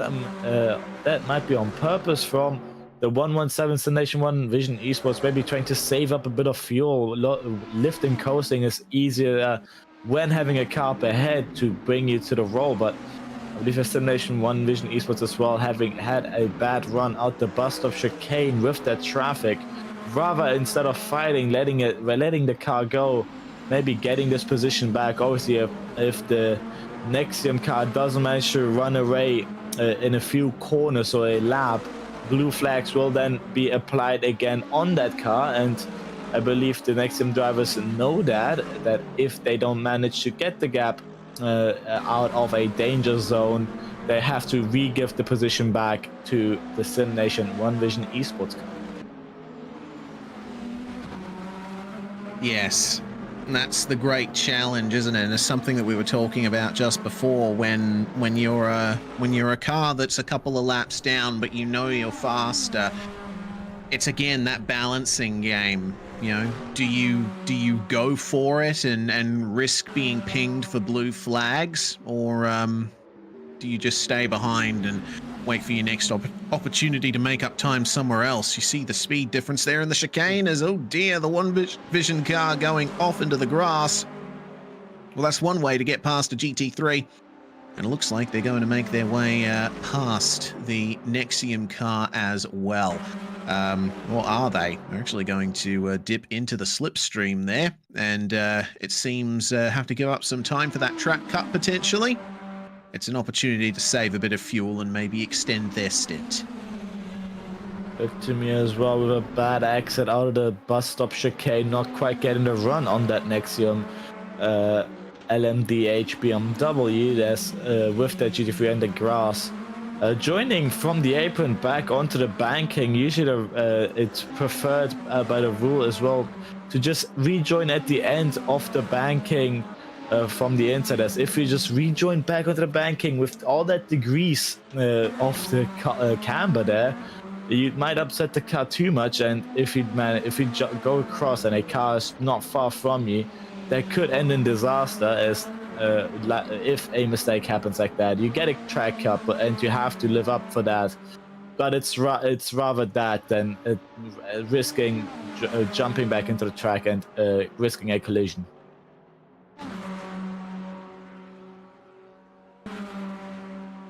All right, slipstream on once again, coming up on the OC Racing lifeless Lamborghini there. See the... oh, no! Oh, there we go. That's done it. I don't know if there was ghost contact there or what, but it did seem that the Nexium car was slower through the chicane there. They might have hit the curb slightly wrong. Hard to tell. That looked to me the exact situation they've been saying just 2 laps prior. Just losing the rear end, trying to catch it, and then slamming into the wall to the right. And Nexium was unlucky there, nearly managing to slide back to the left, but not quite, and then front-ending that wall there. It looked to me as a bit of suspension damage as well, going to the pit lane. That seeing column was just slightly tilted to the left. As if they'd stayed out, they would have had gotten the black and white flag, the orange and white flag, going back into the pit lane to repair that damage. As here we see Delta Infinite taking the same lighting strategy as the OC Racing does, but this time on the right-hand side blinker. Usually the OC Racing has all the hazards or the left-hand one. As having talked with Kirido's owner before, he said it's also a smart idea to have your blinkers on, as maybe the LMDH forget what car is up ahead, and with the warning blinker or with just the blinker altogether, you just make yourself noticeable. Wait, overtake me on that side. Thank you very much. People will greatly appreciate it. Indeed, and following the orders there is, I believe, the car that we were looking at just before in the prototype class, passing on the outside of the banking.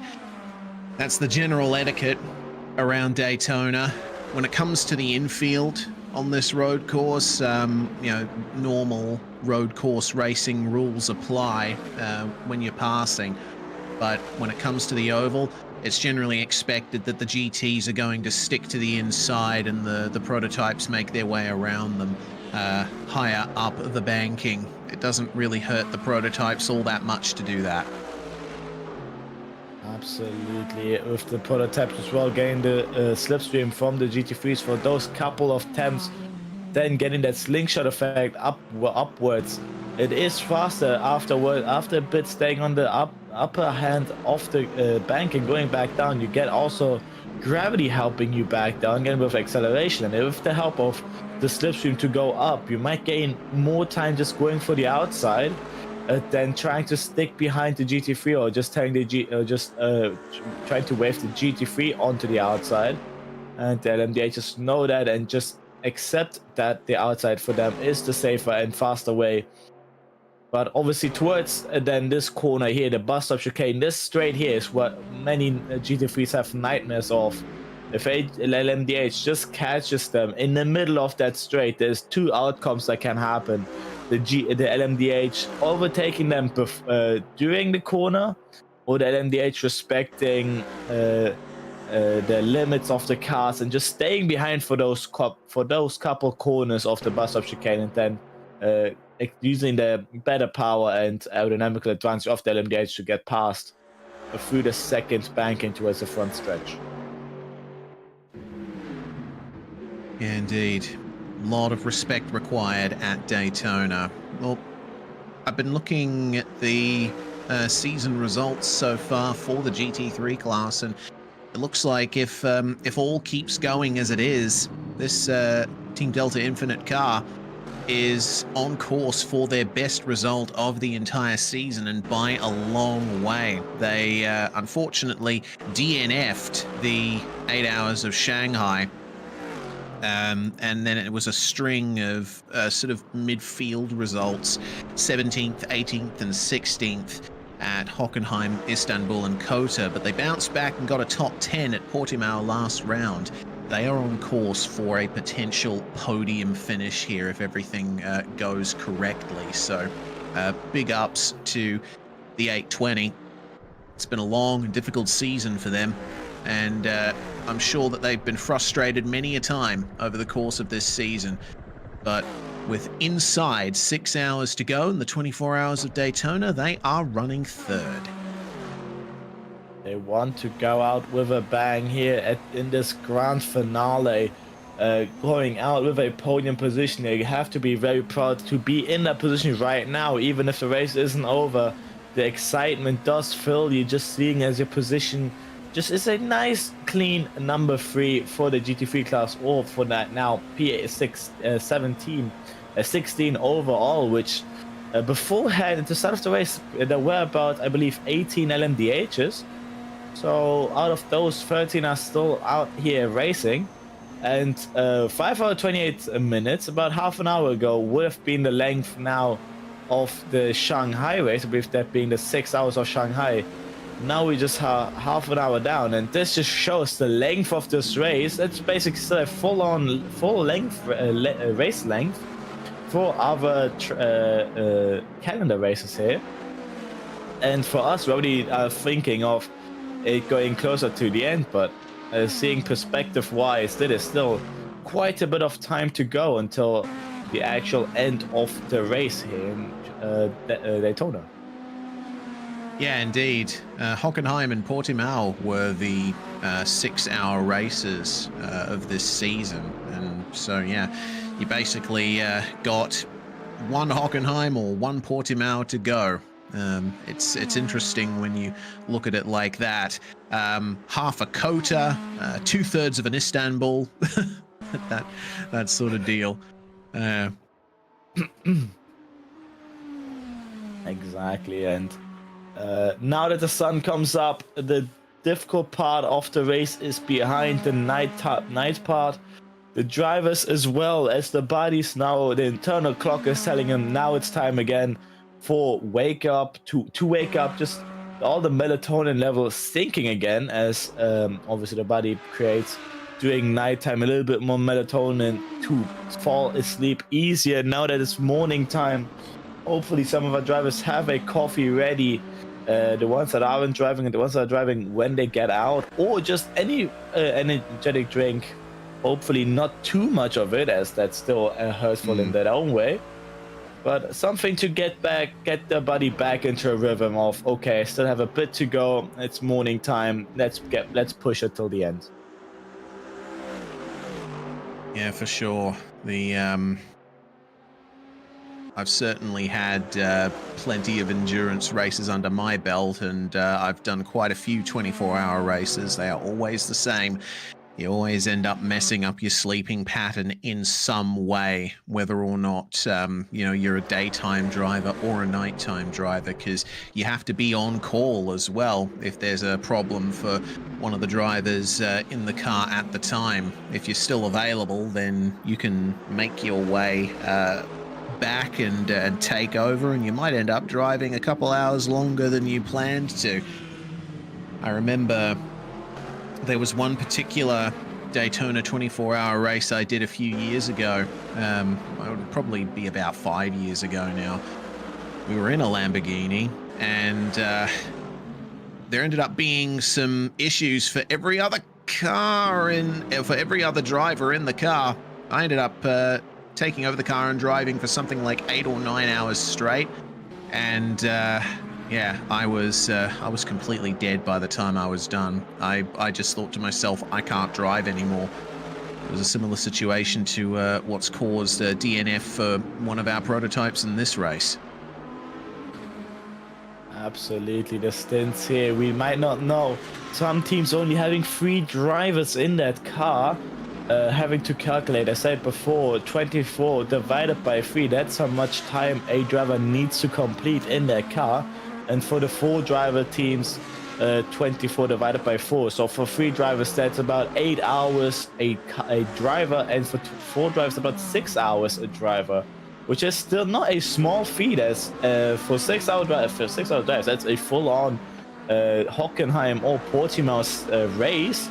And for 8 hours, that was, I believe, the 8 hours of Shanghai's length. So it is still not an easy feat. The upside in these parts is you can have breaks in between, but obviously, as you said before, there are moments where maybe those breaks will not come in, as other drivers have issue or aren't on call when they should be, and you having to take over stints, and then you doing 8 hours in one spot or just 6 hours in one spot, and that is then you'll then notice that, man, I can't actually take this anymore, and there's still so much to go. What if I need to jump in later? This is a really tricky race to just get nailed to all correctly for all the entirety of the race, as not only is it physically challenging and mentally challenging, you also have to just think about your health, overall health together. As sometimes drivers are thinking, I'd rather go to bed, not risk any health issues, rather than putting 1 or 2 more hours into the stint.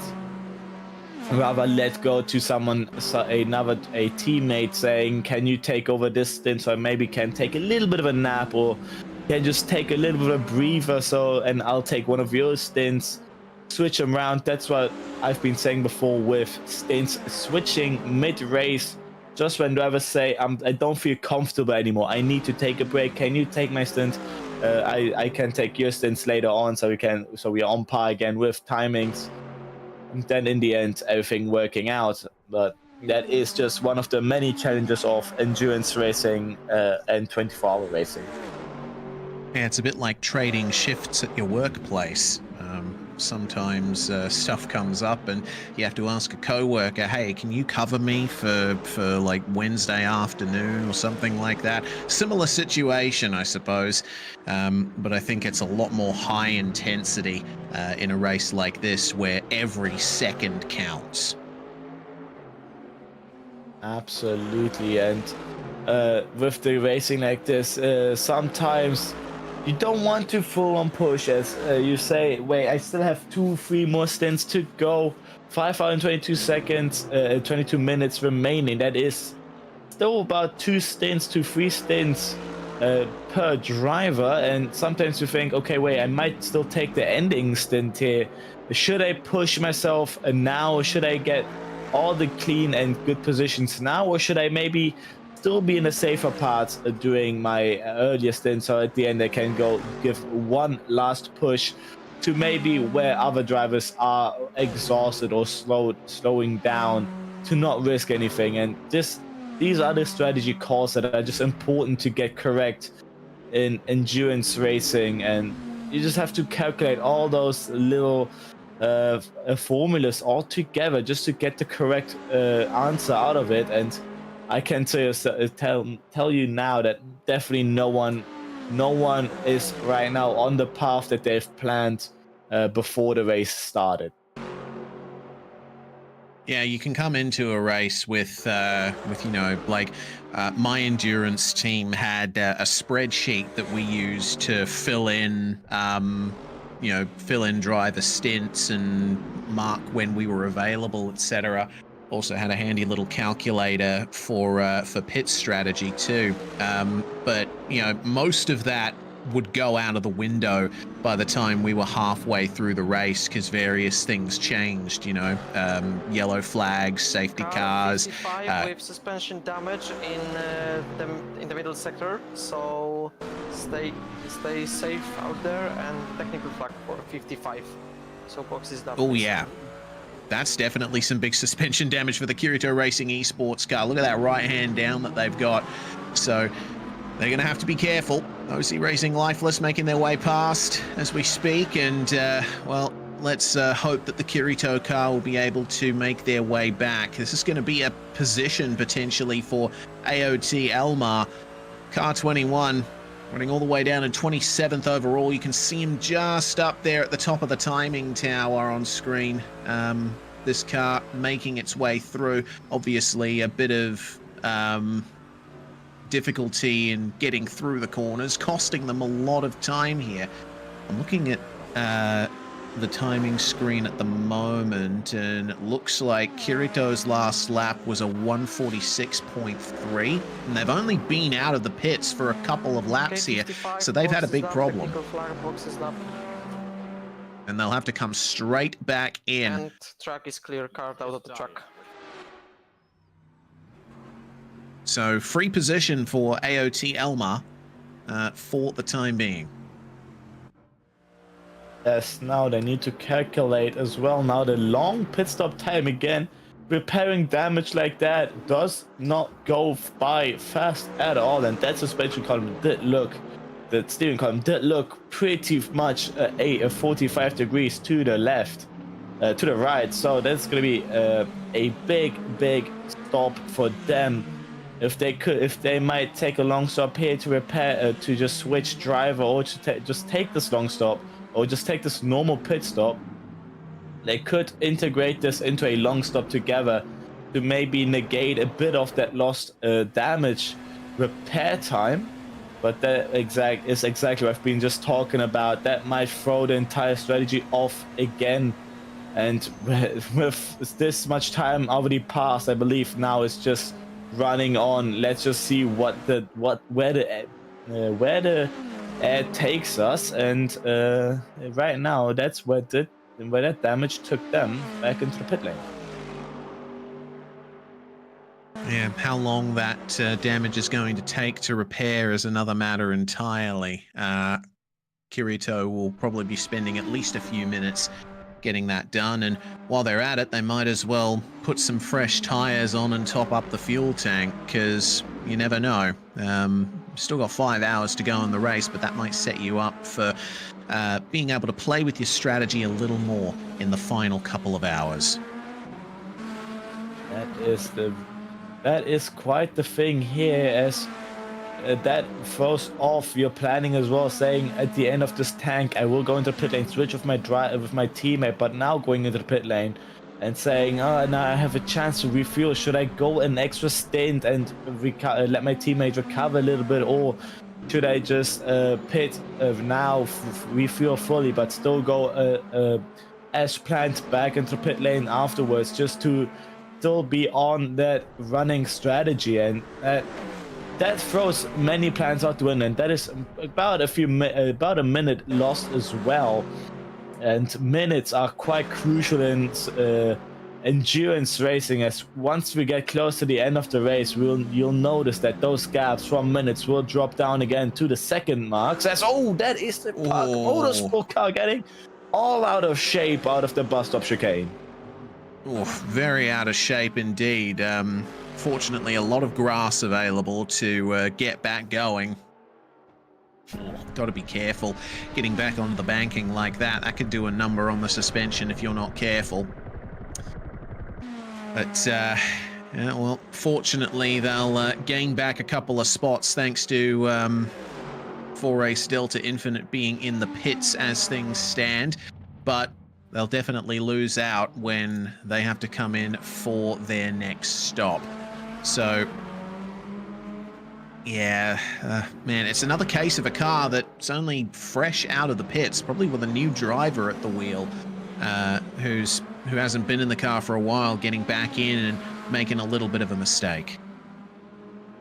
That is just sad to see, as getting readjusted to the car, to the track temps now rising again as well. Nighttime, the track temps dropped a few degrees. Now that the sun shines back onto the asphalt, the track temps might rise again. And maybe the last time this driver was in the car was during nighttime and got used to just the difference in visuals, but also just the feeling of the car. But now they have to get used to what is now the morning stint.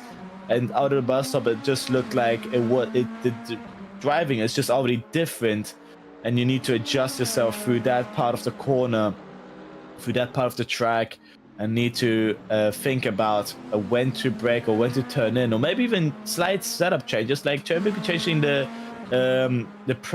tire pressures during your pit stops, as you're allowed to change those during pit stops, or maybe go with a heavier car with extra fuel, just to get that extra that extra traction that might be needed to go around that bus stop chicane again. Yeah, indeed. Brake bias as well is another one of the things that you change throughout a stint as the tires and the fuel burn off, and it can be quite difficult for the upcoming driver to get used to that unless the brake bias and all that is reset to what it was right at the beginning. So it's another one of those things in an endurance race that you have to keep track of, is the car settings. You know, so much goes through the head of a driver in a race like this. In the GT3s as well, you can adjust your ABS and traction control settings. Maybe once the front tires get more up to temperatures, you just decide to go a little less ABS to just get more front grip while braking. Obviously, ABS stands for anti-blocking system, that the system that decides when the tires start sliding, when to kick in and ease off the brake pressure. If you have a bit more ABS, you'll notice maybe your braking points get a bit bigger, as you'll notice the car decide to brake a little less to just save the tires. But once the tires go maybe up to 10, you notice the driver switching it back down, getting rid of time, but also of traction control. Maybe while the tires are a bit colder, go with a safer, higher traction control setting. But once you feel comfortable with the temperatures, just go a little down, and that is what adjusts also the pace curve out of the in the stint during those couple first laps, getting used to again cold tires, changing a bit of brake bias, traction control, ABS. Then in the middle of your stint, you're back into that good rhythm where you feel comfortable putting a bit less traction control, less ABS, feeling a bit more comfortable, and then change your brake bias to get a bit more rotation. But once those tires drop again, with their grip levels and fuel loads just make the car so much more lighter, you decide to maybe then go a bit slower, and those are when the lap times just start varying again. Well, into the pits comes Nick's comes the Royal Racing.pl car. And that will be for a long stop next to the rather stretched out pit guys. Both of our overall leaders currently in the pits as well, 775 and AOT Turtle Beach. Project A now just making their way out of the infield and onto the final sequence of the lap to potentially retake the lead of the race. Now, or at least retake second. Remember, 775 is 3 laps ahead of AOT Turtle Beach. So I think there's definitely just going to be one change for position here for Project A.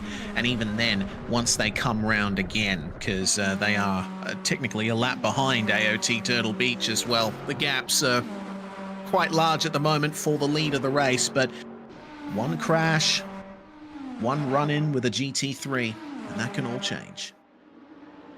Project A jumps back into P2, but 21 lap old tires, those will not stay for long, as we might think now that the temperatures rise again tire degradation might just jump up a little bit by maybe 1-2 couple laps. So maybe the strategies get shortened down again, which also then means with fuel loads you can adjust it and have maybe a bit of few faster laps, a bit more of a pushing ground for adjustments. And now that this change in track evolution is happening, this is now the chance for all of our drivers to get the best out of what they practice for at the start of this race.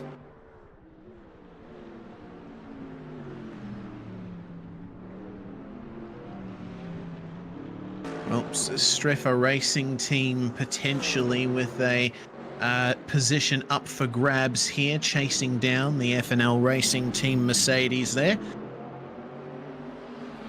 Checking back in with the timing screen, it looks to me as though the Streffer Racing Team car is on 4 laps older tyres, but I'm amazed that they're actually able to run faster at this stage. They ended up taking nearly a second, around 8/10 out of the, or about half a second or so out of the FNL RT car. Get passed by one of the prototypes and maybe use them for a tiny bit of slipstream on the run down to the start-finish line.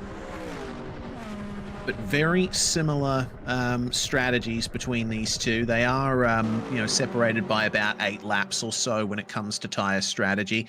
But that just increases the potential, I think, for them to be on roughly the same strategy towards the end. Just up ahead of the FNL RT car as well, just a few GT3 lapped cars getting closer towards the international horseshoe. The FNL RT having to figure out a way past soon, as they are not out the clear yet. Oh, that's a bit deep from the from the Streffer Racing Team. Definitely losing out a little bit out on that corner. About 2 to 3 tenths just on that corner entry. But towards now with FNL, if we look just half a corner up in front, there's 2 GT3s up ahead. Though I believe those are Team Endurance Team Red, and just behind, if I'm not mistaken, LMDH is going past there. That is the Nexium PLT car that has gone past. So just up ahead is a GT3 of the Endurance Team Red car up in front.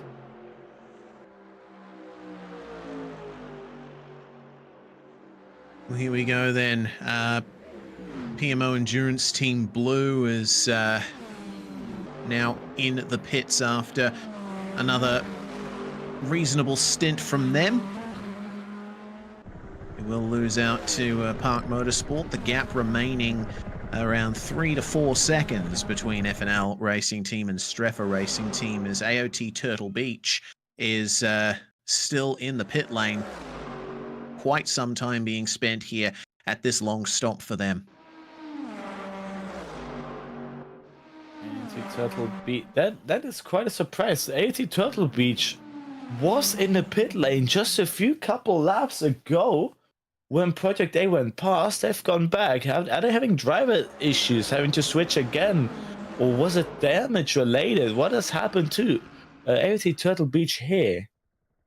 Yeah, this is potentially a big problem for them. Not entirely sure what's gone on there. Remember that AOT Turtle Beach are the championship leaders coming into this final round.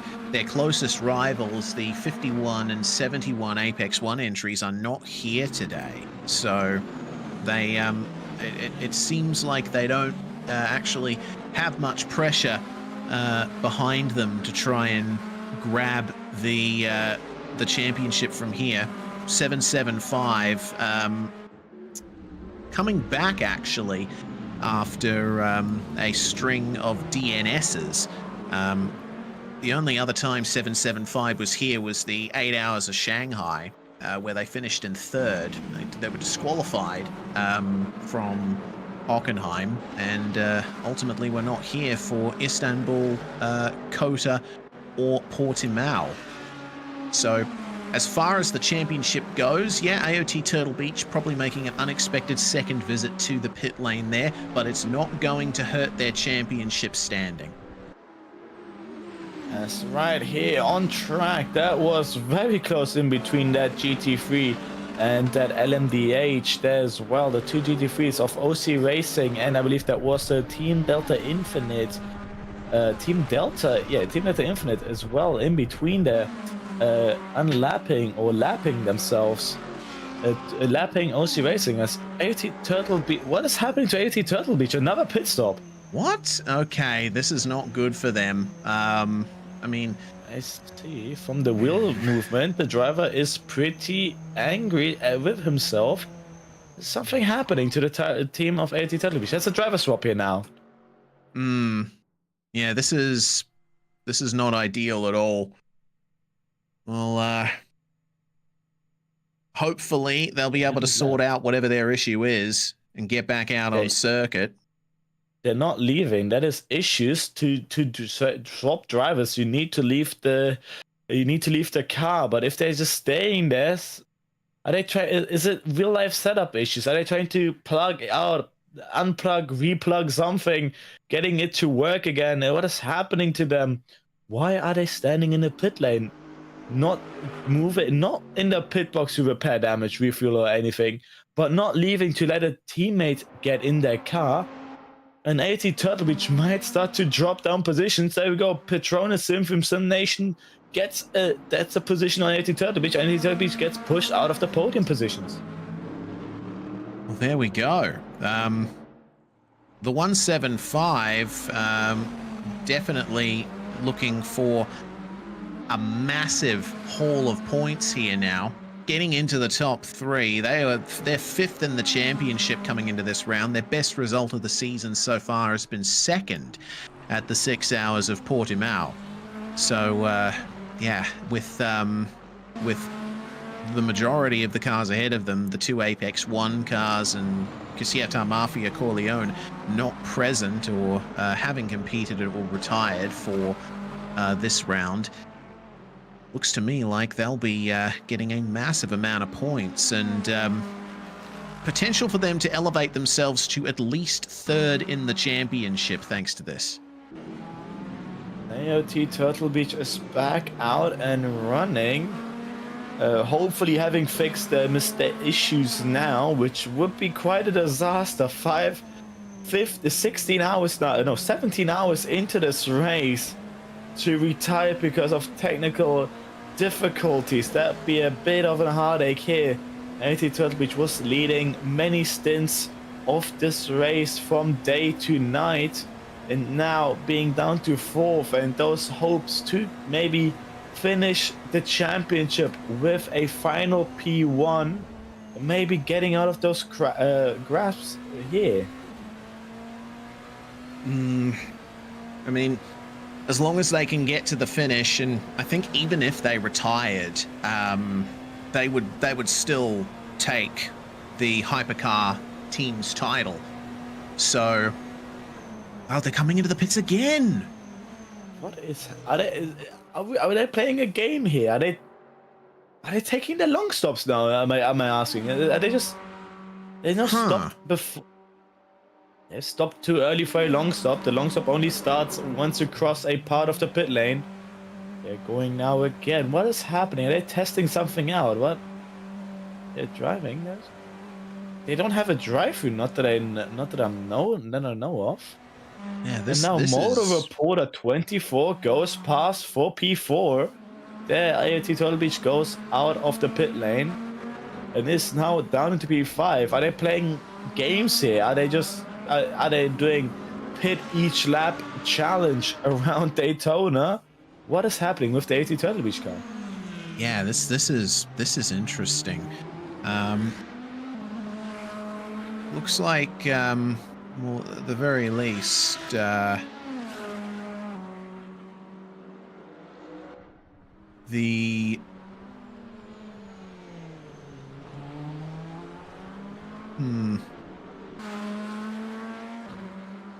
mean, I'm looking around at the paddock channels in the Discord, and I'm not seeing any notes about what's happening to them. Hopefully there's something, some kind of information that we can bring to you when English commentary comes back in a couple of hours. It's almost time to wrap things up here for this little 2-hour stint. But yeah, a massive development here for the AOT Turtle Beach team. And as far as things go here, I'm just hoping that they'll be able to stay out now, and whatever issues they're suffering from will be resolved. For now, it's a battle for the win between 775 Esports and Project A. They avoid coming back into the pits this time, so whatever issues they were having, I think they might have resolved them. That is good information so far from AT Turtle Beach, but these are just the things that can happen from a split second to another, and hopefully they figured things out, and this time not pitting, as the 5-hour mark has been passed. Now into the final 4 hours 59 minutes. There is going to be a 2-hour break in the commentary, and then I'll be joining you. I'll be joining the commentary box until the end of the race from 10 a.m. CEST to 1 p.m. Central European Time. So I believe we're gonna say our goodbyes for now, and we'll see you in 2 hours. That was me, Luca Centobi, joined by Reese Gardner. Did I say that correctly? Yes, you did. Yes. Lately I've been saying names correctly here. Feel quite proud of myself. Very nice. Very nicely done. And I hope I've been pronouncing your name correctly too. Oh yeah, my name. It's a bit difficult, but you've got it correct as well. All right. Well, the race has entered its final 5 hours, and yeah, it's goodbye from us for the next 2 hours, and Luca will be joining you again very, very soon. Project Endurance, the final round of Season 5 here, the 24 Hours of Daytona.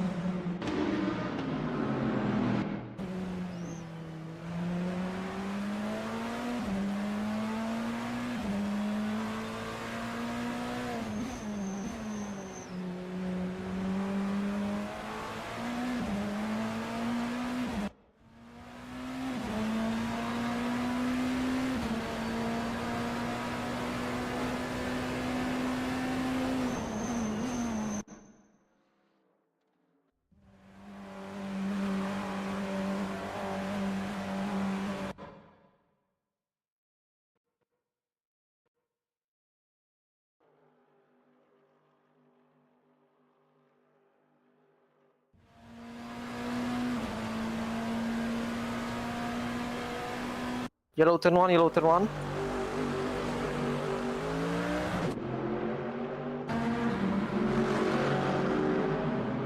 Green flag, green flag.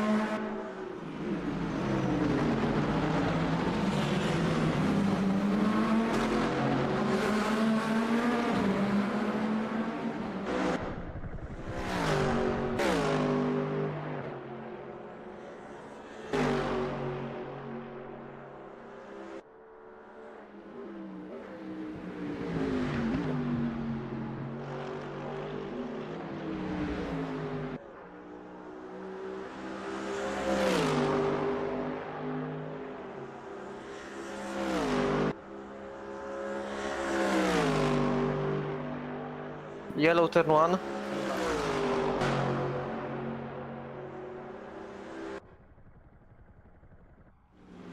Green, green.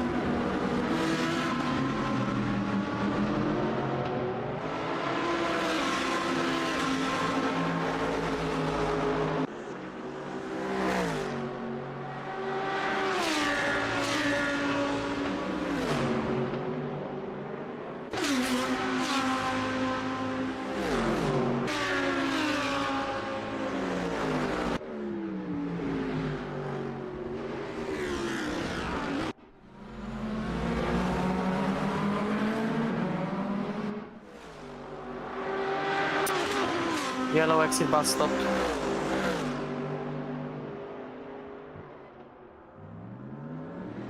Green flag.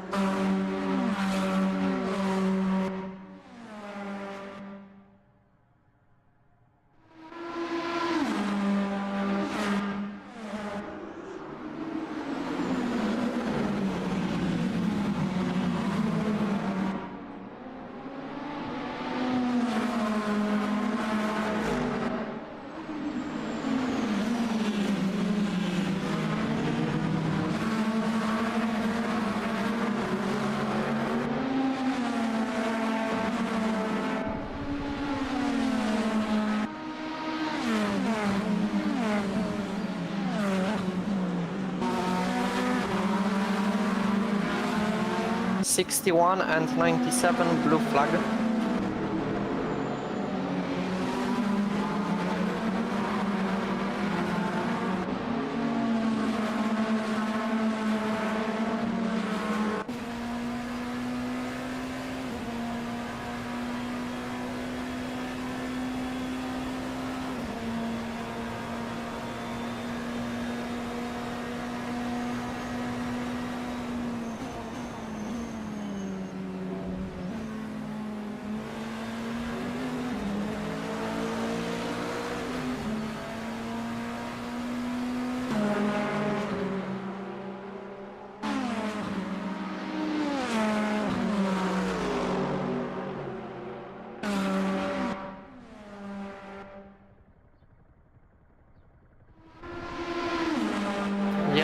Yellow bus stop.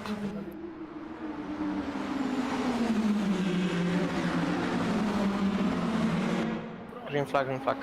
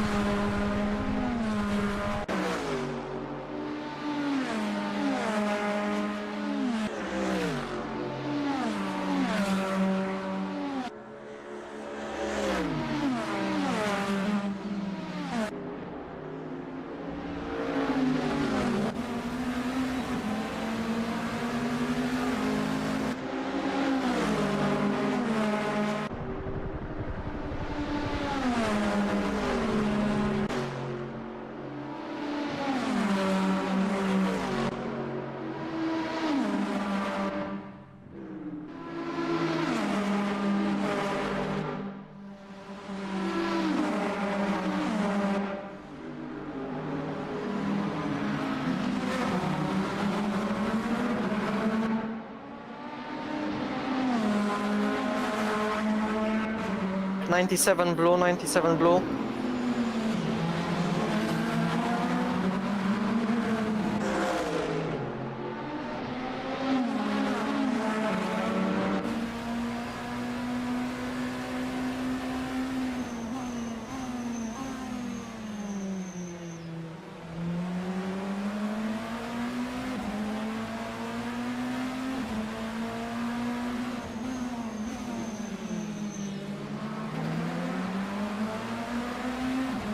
Blue flag, blue flag, blue flag. 61.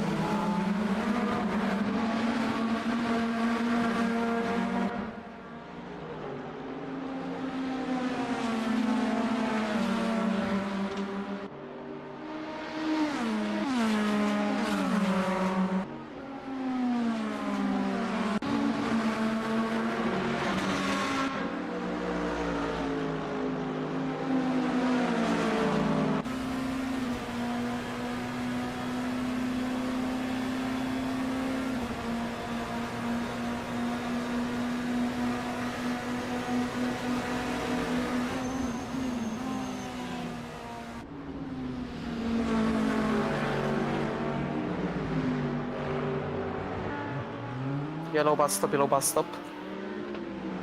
Green flag, green flag.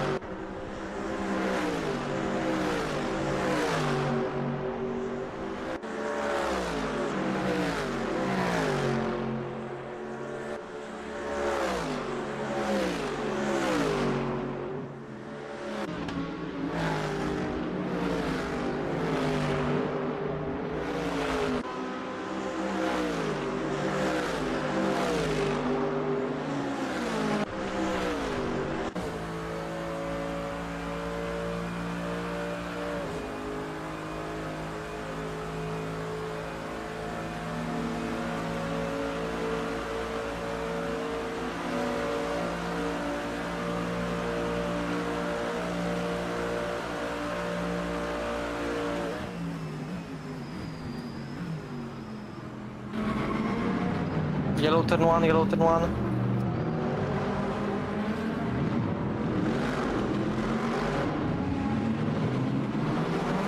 Green flag.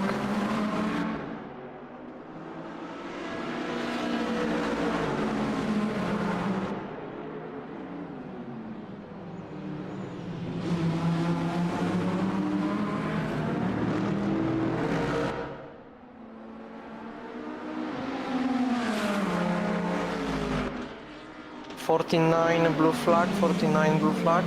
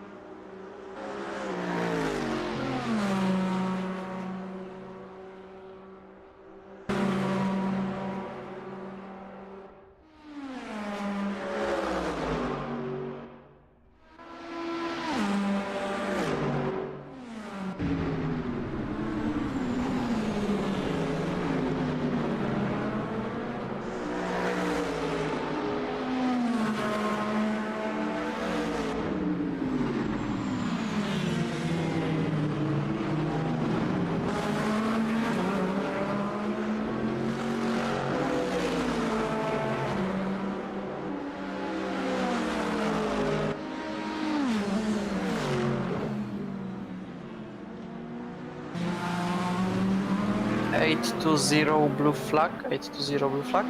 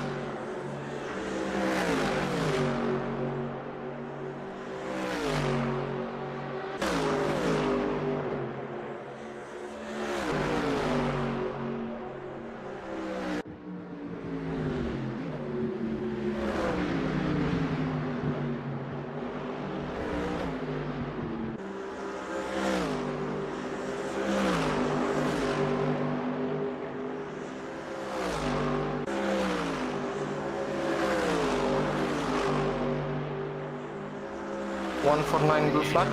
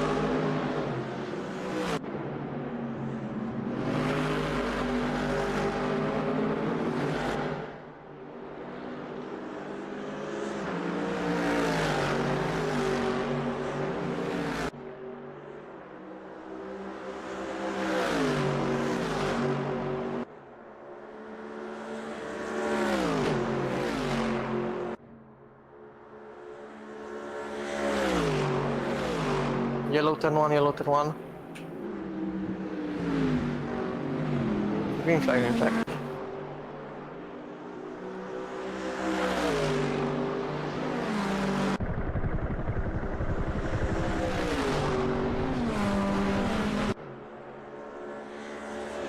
Yellow bus stop, yellow bus stop.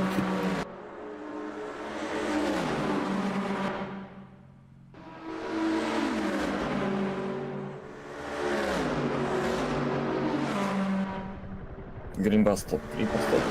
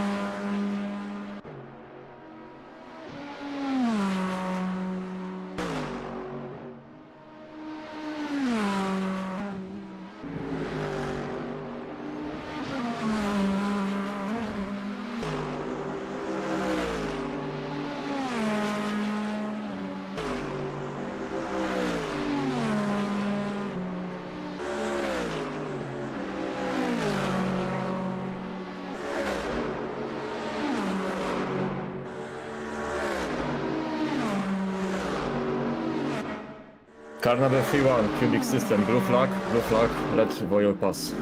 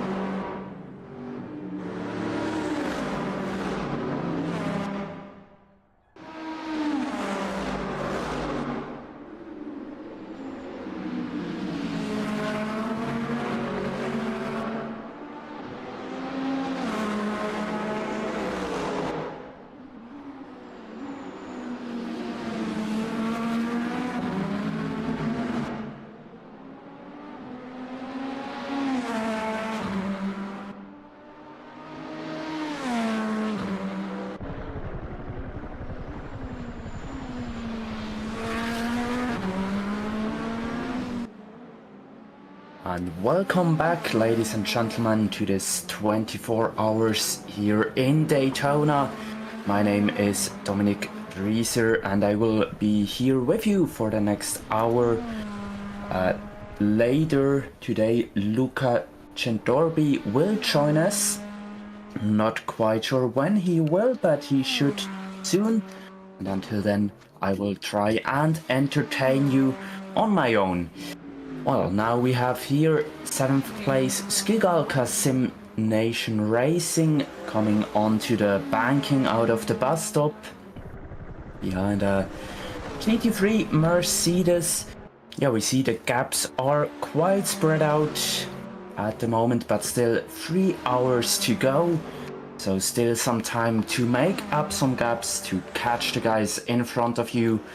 Or, what you don't hope, to make a mistake and lose some positions. Everything is possible. The race is not over until it is over. Here OC Racing X Lifeless is chasing down P29, Rivals Racing Team.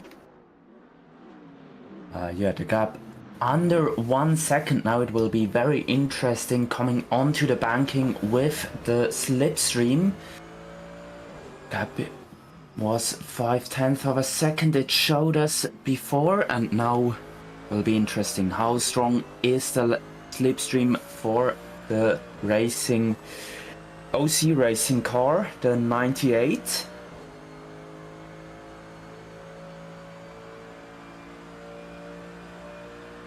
I think it's around P15, 16 in class, if my math are correct.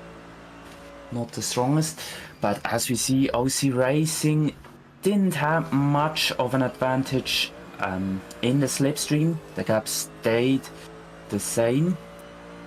And behind them, I think that is a GTP car, LMDH called in WEC, that is closing in quickly. Yes, it is. It's the 7th place Skigalka car we saw before. And it looks like the OC Racing car will head into the pits exactly, and they will have a pit stop. The short Lamborghini. They have quite a bigger gap to P31, 12 minutes, so no danger that they will get overtaken here. While the Project A car, 2nd place in this race, is exiting the pits, the 161. Here also they have a big advantage to P3, but also a big gap to the leading car, 2 minutes to the car ahead, 3 minutes to the car behind them. Bit of traffic coming out of the pits. That kink isn't very nice to hit GT3 traffic in a prototype. Many mistakes can happen there, but here it all went clean. Also very important, as he has cold tires right now, to get them on temperature or full of fuel once again, so it is a bit heavier than usual. Otherwise, we also have the 55 car in the pits. 35, it looks like they are DNF. Yeah, here the 55, E26 right now are exiting the pits as well.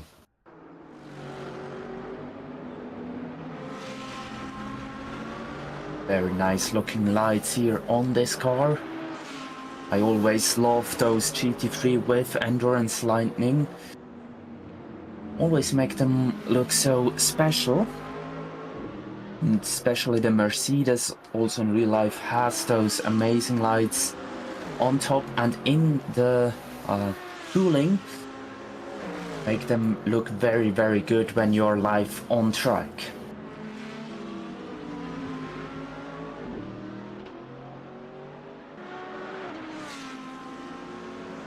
Yeah, also the Kirito Racing Esports car has a bit of a gap to the car in front, 5 minutes. That will be difficult to catch them in the last 3 hours. But maybe if there is a mistake ahead, they still have a chance to make some positions up. Yeah, leading cars are in the prototype class, the 775 Esports ahead of Project A and Petronas Synthium. Sim Nations in the GT3 class, we have WochelRacing.pl, Cubic System, and 4Race Delta Infinite. The 149 PMO Endurance Team Blue is coming into for a stop, looks like a driver change. And those pit guys do not look very healthy. They look a bit like Waluigi.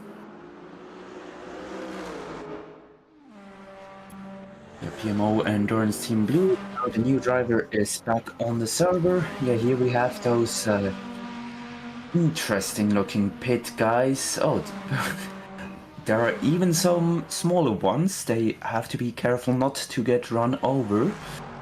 And you can also see a lot of other cars in the pits right now. Here with the 4Race Delta Infinite car 6 seconds behind P11 Nexium PLT, so if they push now, there is the possibility to catch them very soon. If they don't have to pit, of course.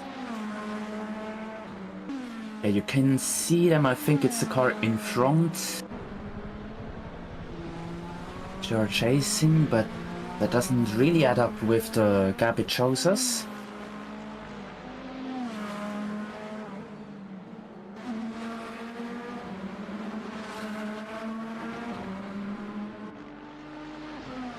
Says 9 seconds, between 5 and 9 seconds, so I think the car we saw in front isn't the Nexium PLT car, would be a bit too close.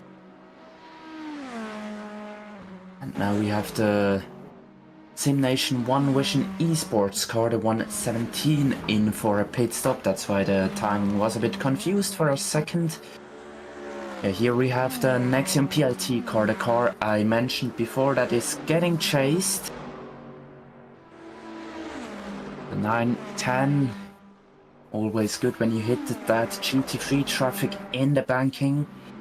Makes it a lot easier to overtake them. Now there is another GT3 car that will not be cleared in the banking, coming into the horseshoe, a little bit of a lock up for the 910, but now on the inside, no problem to pass them. And it's always good when you manage to do that before the kink here. Car behind had to pass the GT3 in the kink. You always have to be very careful, rather lose like half a second or a second there. It's better than losing minutes because of a pit stop because of repairs when you crash there. So rather take your time with the lapping maneuvers and don't risk anything stupid.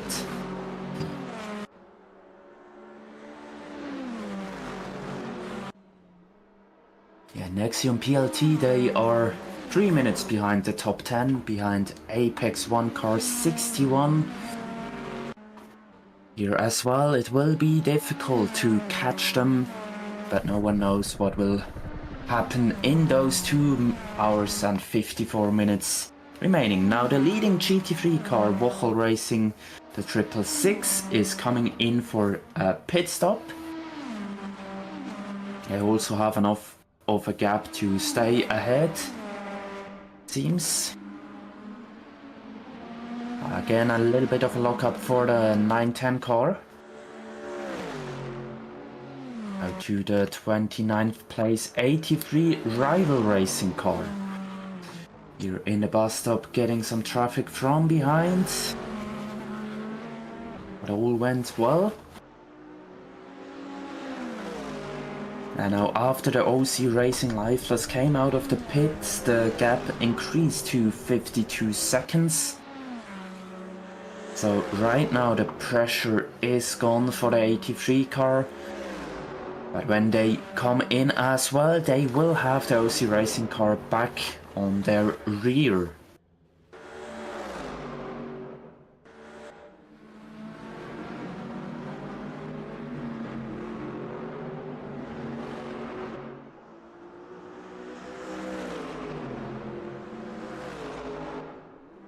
Also a very nice looking car, that black, red and white always matches together. It's a good color combination.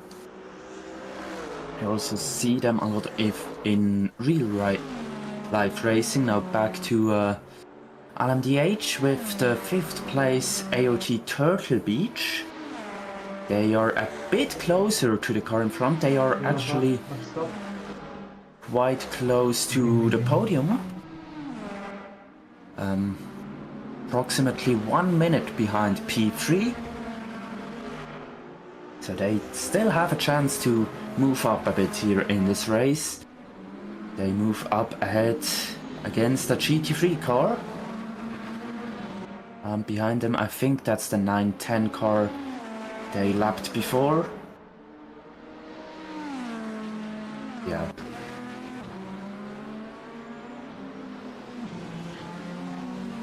Otherwise, we have the 117 still chasing the 16 for 6th place. 7 seconds the gap there. Still the fight for P11, if you can call it that, with 6 seconds. And then we have bigger gaps until P22 in GT3, where it's 3 seconds at the moment between the both of the PMO Endurance team. Red at the moment ahead of Team Blue. Apex 1 car, the last car in the top 10. He as well has a gap of 50 seconds to the car ahead, but you can see there are all gaps until P6 are below 1 minute. So they are a bit closer. And yeah, at the moment with the different pit strategies, the picture not quite clear, so we have to wait until the final hour, the final pit stops, until we see the real picture of this race again. But that is the beauty of endurance racing. All those strategies, it's like high-speed chess. You have to be aware what your opponent is doing, and you have to make your own strategy that will work until the end, and you always have to be prepared to make a fast adjustment to the strategy if a crash happens.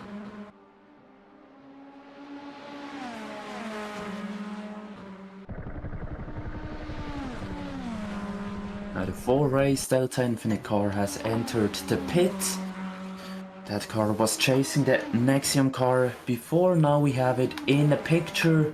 The 81 car. Also a lovely livery here with that red and black. Very bright red. Back to 4th place GT3 car, the Skugalka Rocket Simnation 217. 1 minute behind the podium at the moment. And 1 minute ahead of P5. 17th overall, so they are in the top 20. But yeah, that's not what matters to them. What matters more is that they will get the podium here. That would be a very good achievement.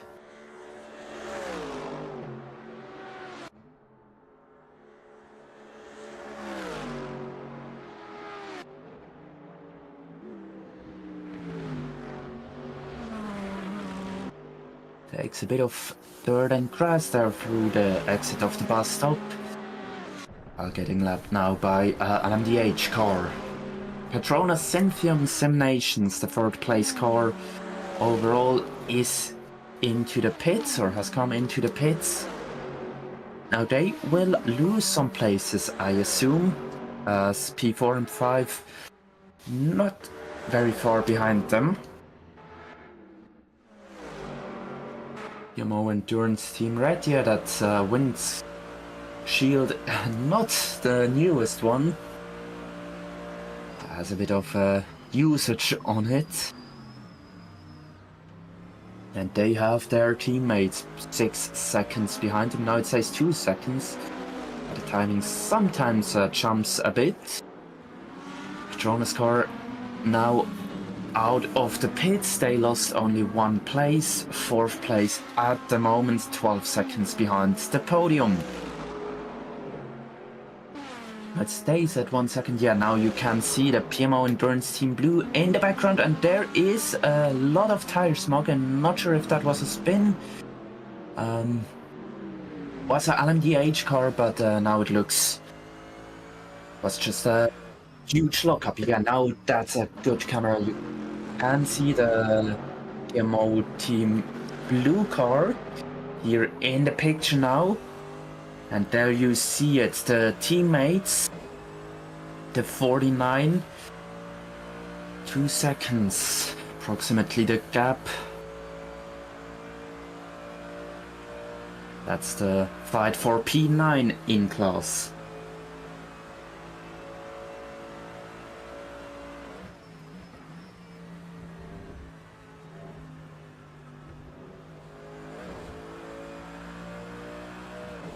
And if the Team Blue car comes closer but they don't fight too hard, everything's good. But as soon as they fight each other, that's something the team boss doesn't want to see. Now Motor reported 24.pl coming into the pits. They were P3 for a short moment, but only because the Petronas car we can see in picture now was in the pits 1 lap before, so now that is pit stop cleaned again. Petronas car here lapping the PMO Endurance Team Red car without bigger issues. And the Motor reported car now also lost the position to the AOT Turtle Beach car. But again, that's because of the pit stops. Yeah, the Petronas car we see 4 minutes behind Project A, behind the second place 161 car. Has a bit of traffic ahead of him. But yeah, no bigger issue here as well, as the banking is the perfect place to do those maneuvers.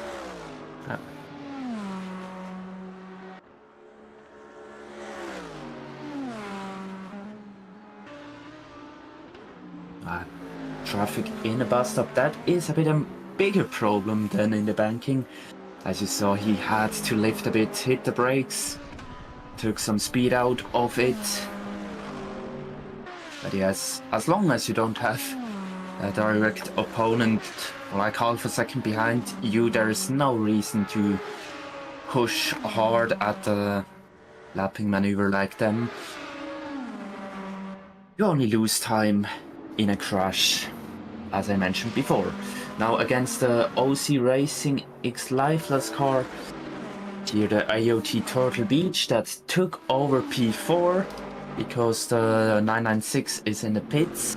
Oh, whoa, whoa, and that is a spin. No, great save for the 996, for the 91, sorry.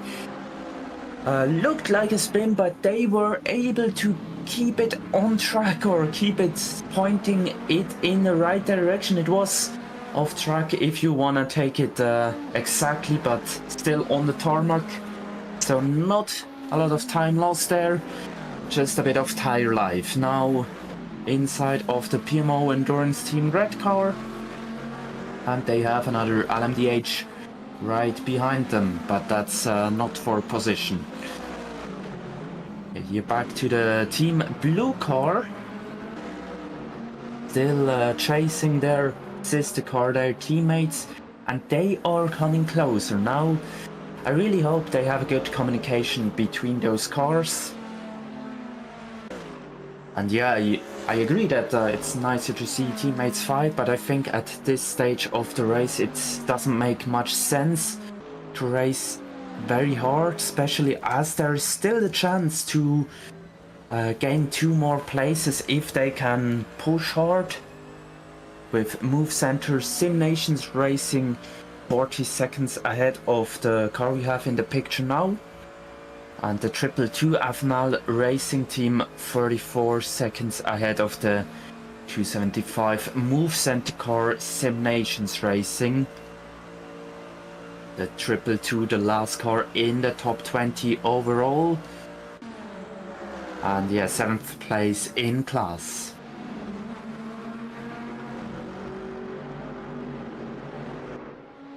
Yeah, now with 13 cars in the top class, it's harder for me to calculate the in-class position for the GT3 cars.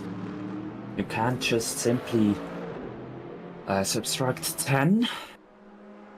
You have to take 13 away, and that makes it more difficult.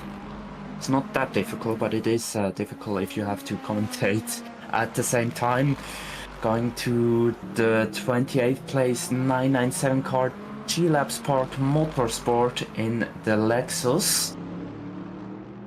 The Lexus not used very much in this race. We see a lot of Mercedes, some Lamborghinis, but it's nice to have a Lexus as well.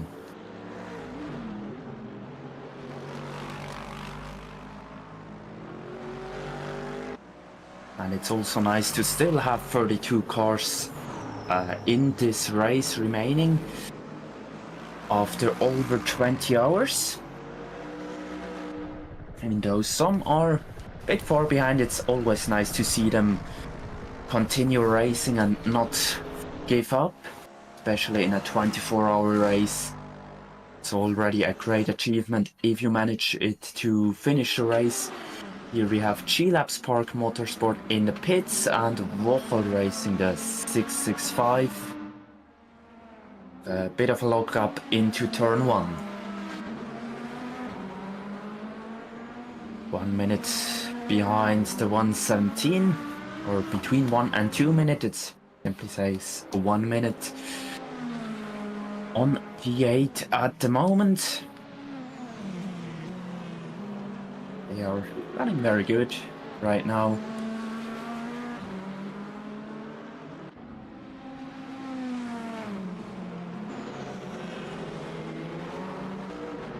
And yeah, they have a bit of traffic coming up, as you could saw ahead of them, but also on the minimap on the bottom right of your screen. You can see we are currently with the number 8 on the map. It's the 665 car, but because they are 8th place, they have the 8. They passed those two GT3 cars. And having another car coming up, but that's already on the start-finish straight. Now the AOT Turtle Beach car has came into the pits. The 91, they gained that 4th position because of the 996 doing a long stop before. So now we will have to wait and see if they do a long stop or a short stop. And once again, those small pit crew members, I don't know what's wrong with them, but a lot is wrong with them. Looks very funny. 666 second place in the GT3 car. That's because of a pit stop, I think, because they were in the lead before. Or maybe that lead was because of a pit stop of the cubic system car. But yeah, they are 21 seconds right now behind the 41 cubic system car, behind the race leading GT3. And back with the PMO Endurance Team blue car, still behind their teammates.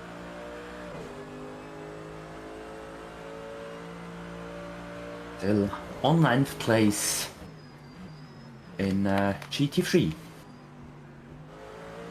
Yeah, always when I mention a team name and then have a pause in speaking and then mention their class name, you can be sure it's me trying to calculate their in-class position. And we have behind them the 275 and 375 in the pits, 24th and 25th. Back with the PMO Endurance Team Red and their broken windshield. Yeah, from the rear cam you still can see the teammates car, the Team Blue car, getting lapped by LMDH car. You can also see a nice helicopter you sometimes hear on the cameras. LMDH car passed the Team Red car as well.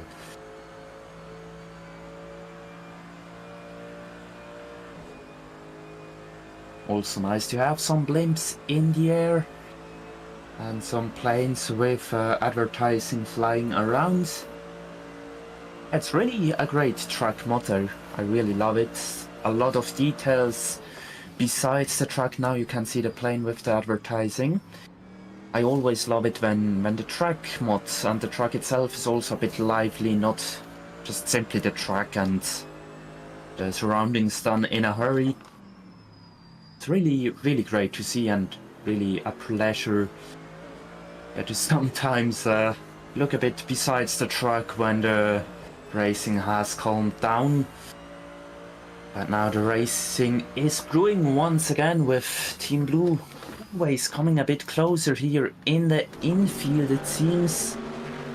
They have LMDH car between them. And now they are really close. I think they never were that close before.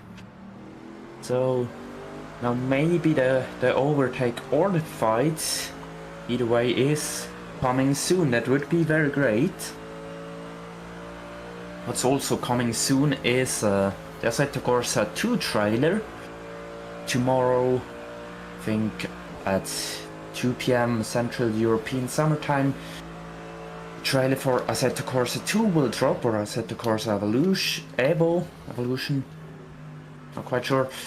But that will surely be interesting as well, to see if that game will live up to its predecessor. We see here in the picture, Assetto Corsa still one of the best racing games that exists. The Team Blue car not really coming closer in the slipstream, but as I mentioned before, they are very strong in the infield, and to that we come now. So maybe they will be on the rear of their teammate, or in the rear, but we don't hope.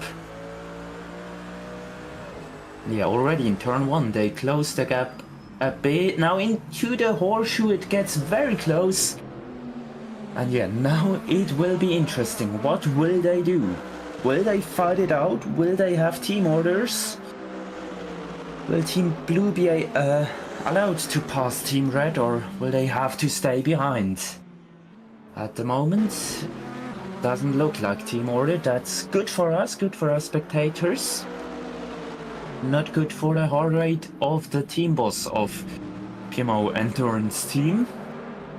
Again, Team Red lost a bit of time because of that LMDH car.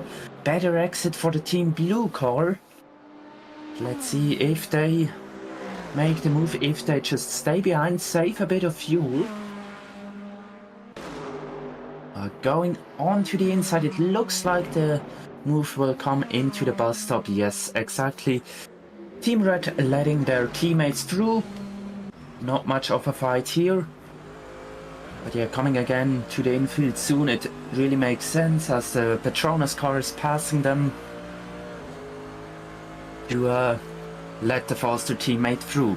The AOT Turtle Beach that was in a pit some lap ago only did a short stop, so they stay ahead of the 996. Now Team Red is looking again on the outside, but I think that's just to take the more speed they have because of the slipstream. Yes, they go back behind the Team Blue car, stay behind them. And now I think the 149 should be able to create a bit of a gap to the sister car, to the Team Red car.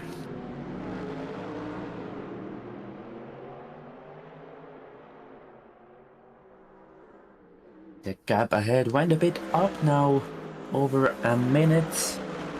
The gap to P10 in class 40 seconds at the moment. And yeah, you can see the Team Blue car managed to create a little gap, but it's not as big as I expected it to be. Maybe they also did it on purpose, so the Team Red car has slipstream again and they can help each other out here to be a bit faster around the laps.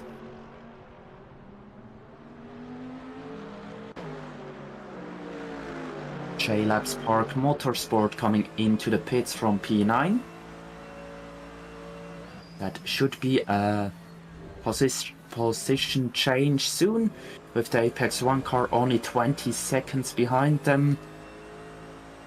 JLabs Park Motorsport already out of the pits. They stay ahead of Apex 1.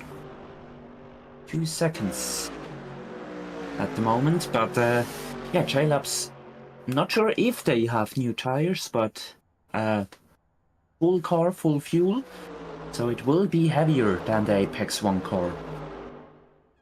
And now the PMO Endurance Team Blue, now they created a bigger gap, over a second now. So it will be difficult to Team Red to stay close to their teammates, to stay in the slipstream.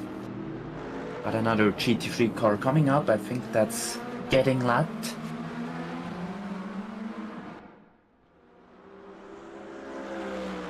Now Apex 161 lost a bit of time again.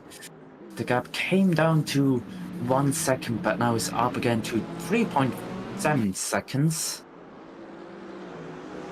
The 275 car has the PMO Endurance cars behind them. That is P11 in class, and only 2 places behind the Team Red car, so that would be very good for the 49 if they manage to put a lap or another lap, as it seems on the 275. Brings them a bit of a safety net, so that if they would make a mistake and had to pit, they still have 2 laps until the 275 gets dangerous.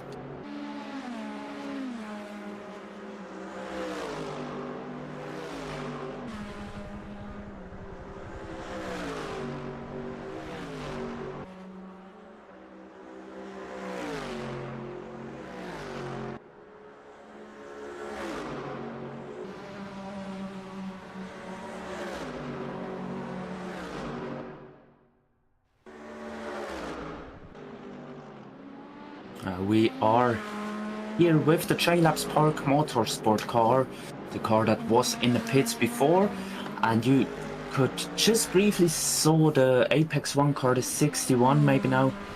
In the next camera shot you can see it in the background. Now they are too far behind, now the gap increased to over 4 seconds. So yeah, the JLabs Park car is faster. Now you can see them in the background, that white dot you saw, that's the Apex 1 car now. Again, shortly in the picture, the JLabs car getting held up a bit by a GT3. But the gap is big enough that that isn't a problem, that the Apex 1 would attack them. The Skigalka Sim Nation racing car, the number 16, is in the pits now as well, 7th place. And they have the 665 Wocher Racing.pl car behind them, 37 seconds, so we have to wait and see if there will be a change of position in the pit lane, or how close they will be when the Skigalka car comes out.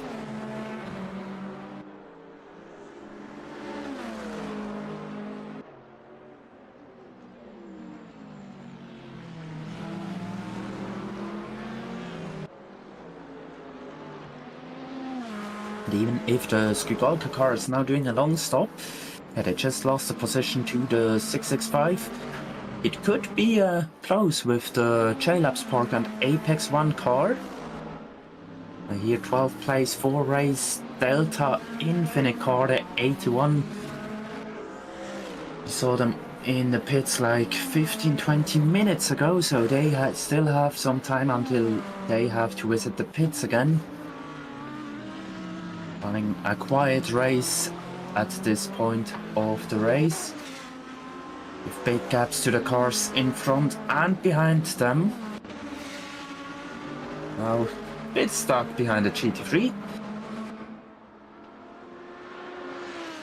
And JLabs Park Motorsport, the GT3 car of that team, the 907, has entered the pits in 5th position. Here we have the Skigalka Sim Nation racing car 16. It's doing a long stop with their tiny dwarf crew chief. Those crew chiefs, they are so tiny, they would find space in those big BMW noses. They could just sit in there and then ride with the car for some laps.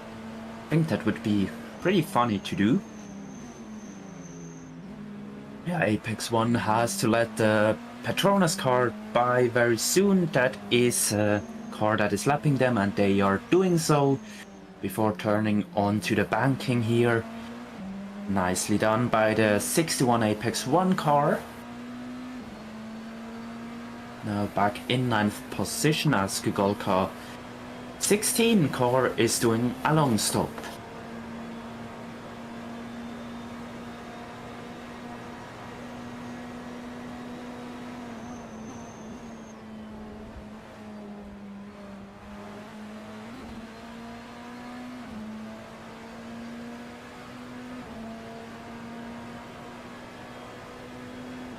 Now they are exited the pits. The Skigalka car from P10. You can see the Apex 1 car now enjoying the slipstream of the Petronas car that lapped them before. So it has a bit of advantage when you let the faster cars by, and that wasn't the perfect turn 1 for the 61. Came a bit wide. I think the rears, the wheels locked a bit, not sure if which one? I assume the front one. Hard to lock the rear wheels here.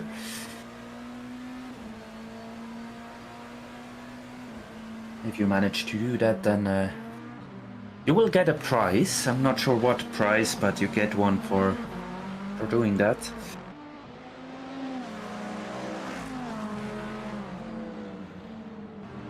Now, Project A, the second place LMDH car has entered the pit, as well as the Nexium PLT car, the 910 on P11.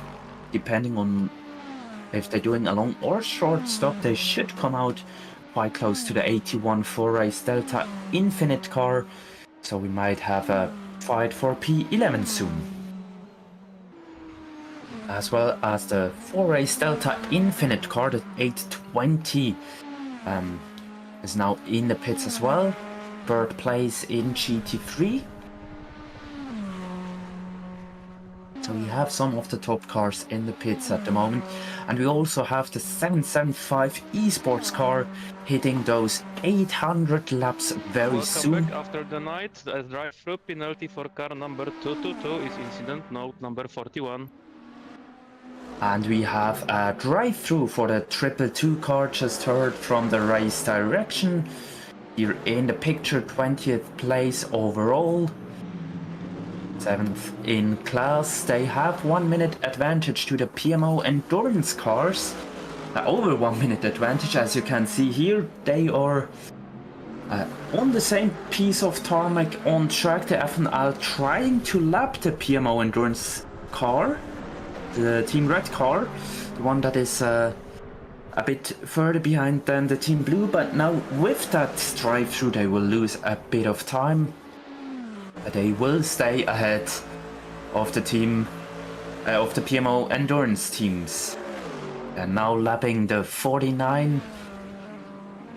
And for a short period of time they will have a lap advantage to the car 2 places behind them.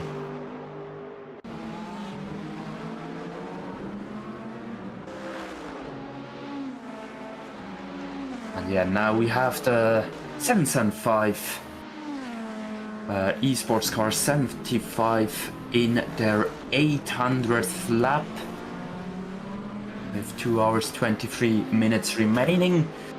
That is a nice achievement. It will not be enough time to reach the 1000 laps, sadly, but 800 is already a huge number of laps here. Surely the track a bit shorter than tracks like Le Mans or the Nordschleife did.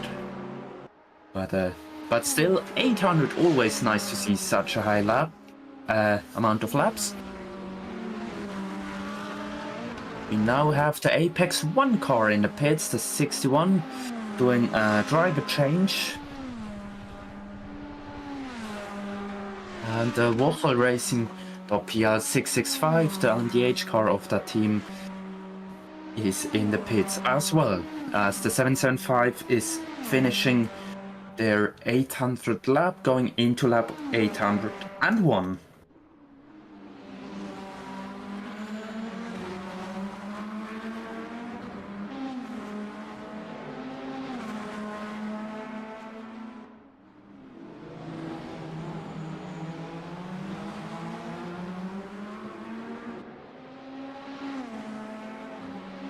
I see it right, the 222 didn't do their drive-through yet.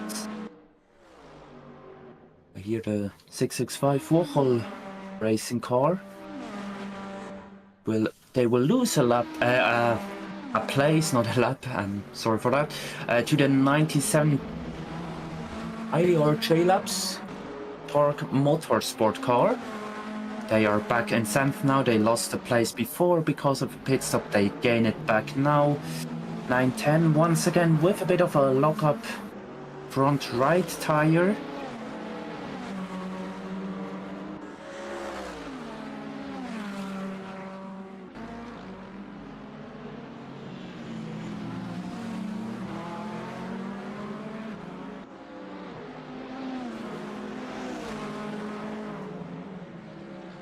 And after the stop of the Project A car, the 161, the Petronas car came a bit closer. 16 seconds the gap at the moment. Not close enough for a fight at right now, but maybe in the short future, the next 1-2 hours, we can see them fight for P2. That would be very nice. And the Sim Nation 1 Vision Esports 17th, 13th of the LMDH is coming into the pits. The 4 race Delta Infinite that you can see on screen at the moment, they are 12th. They came a bit closer to the Nexium car, but still 48-52 seconds between them. The 666 Wochel Racing into the pits. Again, if I remember it correctly, they were in not so long ago. Second place in GT3, that will cost them time to the Cubic System car.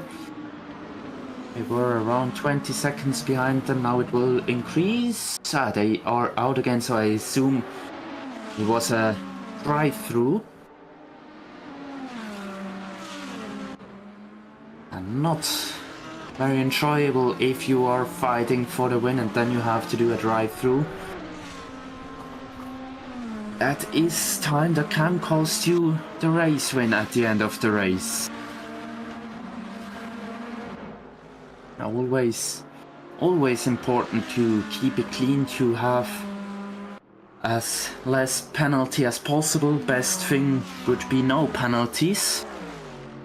But over the time of 24 hours, it's very quickly done that you suddenly have a drive-through or 5-second stop and go, something like that. And then you just have to stay calm, do those penalties, and then heads down and continue your race, continue on your pace. And just try to avoid similar mistakes.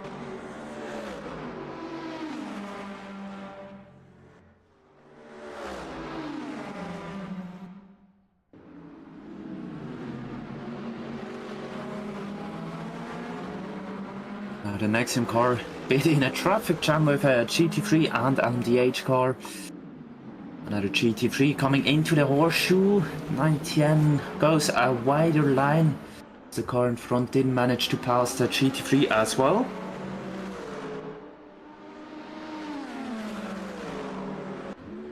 Now we are getting joined by Luca Centorbi here in the stream.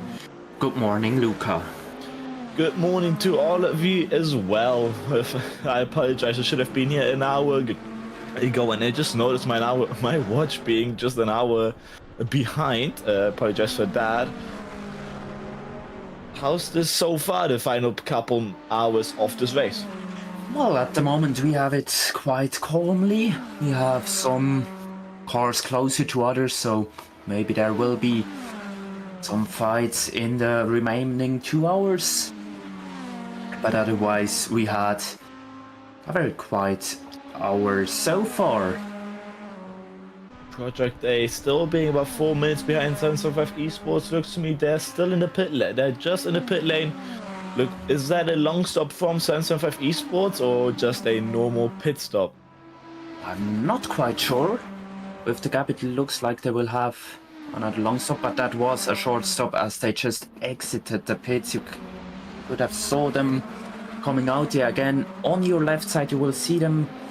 On your right side, maybe. There, that yellow and black car. Those are the race leaders.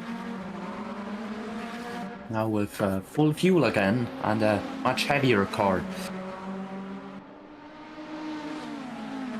Yeah, Also, now out of the pit lane. Sorry, the tires now, as we said, much heavier. The tires as well, much colder. Need to get them back into that window. They need to take that careful, as obviously with traffic just up behind, coming up too close. You need to just be careful not to go too aggressively fighting, as the next thing you'll know, you're just gonna overheat and overspin those tires and do more mistakes. And by having the lead here about 22 hours in, you don't want to throw away your hard racing part. Just your hard racing just by one slight mistake near the final pit stops. And with the gap over 4 minutes at the moment, they can take their time with getting the tires up to temperature. Even if the 910 car would have been faster out of when they were coming out of the pits, they could have let them through and then passed them again. It's always nice when you have that big of a gap, so you don't have any stress at all.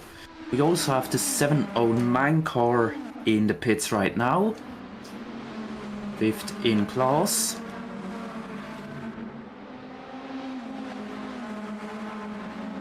For racing just in a pit lane with 31 seconds behind Tupac Motorsports and 28. Those three have been close together for a couple of hours now as well. I've been looking at the times, keeping an eye out on them, and Park Motorsport just was close to Strafer Racing. I believe when I was here with Reese, he said that we were still with a battle between FNL RT and Strafer Racing. They were on par, on track, about 10 seconds with a mistake that cost Strafer something. But now they're back up in there, and Park Motorsport goes up to position P18, and FNL just 26 seconds behind. They have to complete this lap. Looking at Strafer, if they're gonna come out just in front of our FNL. But looks to me they're still stopped there in the pit box respectfully, and FNL now goes past for position up into P19. I think if it is a long stop for the 709, they will also lose the position to both of the PMO Endurance team cars, blue and red, as they were approximately a lap behind the FNL car before they had their drive-through. As we approach the final long stops of the race, 2 hours, usually after some strategizing, the final 2 hours, with the 2 hours being a gap of stints, doing the maths here, between 24 hours of 4 drivers, 2 hours each, making each driver then do 2 times 4 stints to make it about 6 to 8 hours, depending on how many drivers you have in a car, to 3 drivers to 4. It was mostly planned that drivers do 2 hour stints, one short pit stop and then a long stop or driver swap. And now that we're reaching the 2 hour mark, the final 2 hours of this race, you might see drivers taking the final long stop now in the final hour of the race. Here we see PMO Endurance Team Blue flying into the pit stops and looking, now keeping an eye out. Are they going to go back into the pit box? Are they going to go straight and just stop? And Strafer goes out while PMO Endurance goes in. As it looks to me, Team Blue is going for a drive. I believe that looks to me a drive. They've gone just straight through the pit lane, not taking the stop. So they've just gone through, back out again. Well, Strafer Racing joins just in front of the PMO Endurance Team Blue. If they didn't have that penalty, they would have been now up ahead the Strafer Racing team. And now once again the PMO Endurance Team Blue car has to catch their teammates. We saw that in the past 1 hour that they always came a bit closer until they were finally passing them. And now they have to do it again. A bit of traffic here with the LMDH. I always hate it in that spot when I get hit with traffic. No matter in what car I am. If I'm in the faster or in the slower, it's a very annoying place to have to pass traffic or have to let it pass you. Exactly. Hello guys, But how now you doing? here we This are. is your race director. We got another 10-second stop and go penalty for car number 82 near Delta Infinity for causing a collision. This is incident note number 81. Sorry. 48. 48. Sorry, by mistake. 48. The penalty for I believe that I heard correctly, Team Delta Infinite for causing collisions. And now that is interesting. Oh, that's a fight, by the way. That's a fight here on track for third place on the podium. With AOT Turtle Beach going by, the Petronas Sim Nation car making a mistake, coming onto the grass, and now maybe the chance for the Petronas car to get the podium back. A little bit of a touch there. Now the Petronas car has the inside, coming onto the banking. Will they stay ahead? Just so close, but I think the Turtle Beach car had the better exit. They are ahead again, but the Petronas car should have the inside for the bus stop. But can AOT Turtle Beach? Yes, they can. They can clear the Petronas car. Sorry to interrupt you there, Luca. No, absolutely fair towards the bus stop. Now, AOT Turtle Beach just getting the better line, but Petronas Sim Nation has the upper hand with the slipstream. Who's gonna drain their battery more towards the front stretch? They go with a little bit of GT3 traffic just up ahead. They're gonna be careful if I see on the minimap right there up in front. That's a dot. They might reach it towards a turn 1. AOT Turtle Beach the first to reach that GT3, but just after turn 1 they might reach it. There's this difficult section here where you don't really want to lap a GT3 and just lucky to miss it.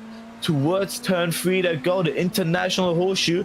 AOT Turtle Beach goes for the overtake, or Grid Racing was that GT3, goes for the outside, and now Petronas Symphia next overtake. Oh, a bit close there, but AOT Turtle Beach just a little bit more lucky with the GT3 placement, and just a better run out of the bus stop chicane. Just went out more, just had a bit of a shot through that front stretch, but Petronas Symphia Simulation does not want to let go.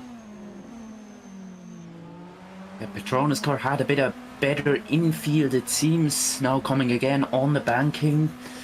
Turtle Beach can profit from a GT3 and the slipstream a bit. We have Vochel Racing.pl in the pits, and yeah, what we heard before we had this battle, the 81 has a 10-second stop and go.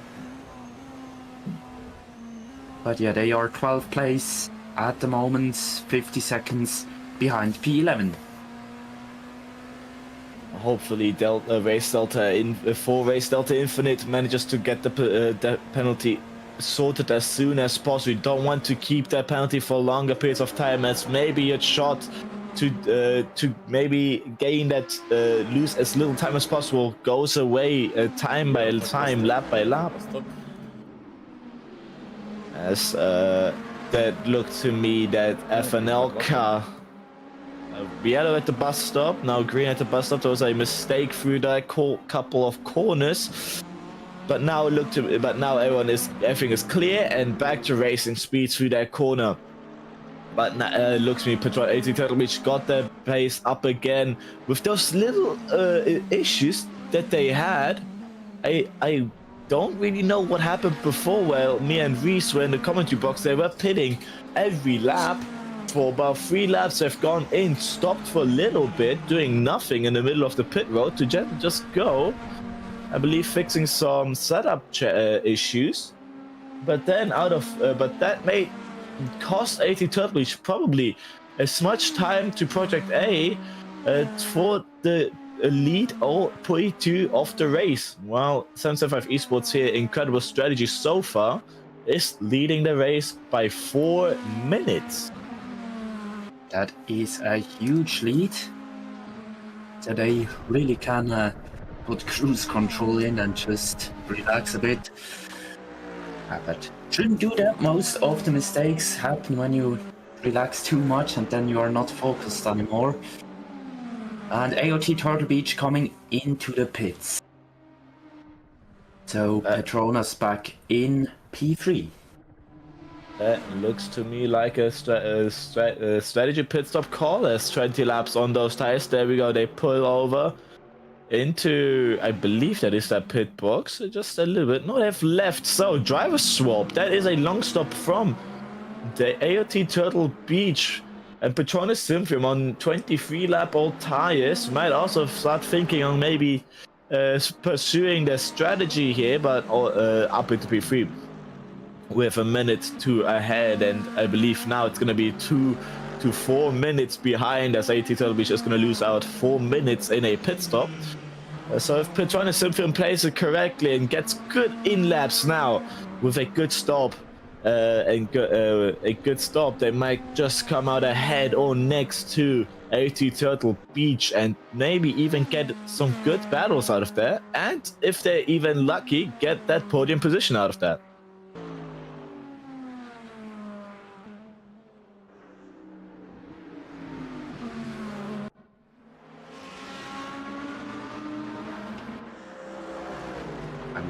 I see the PMO Endurance Team Blue has overtook the PMO Endurance Team Red, but Team Red looked like they were in the pits, so that's the reason why. And the 149, the Team Blue car of that team, still chasing down the 709 Strefa racing car.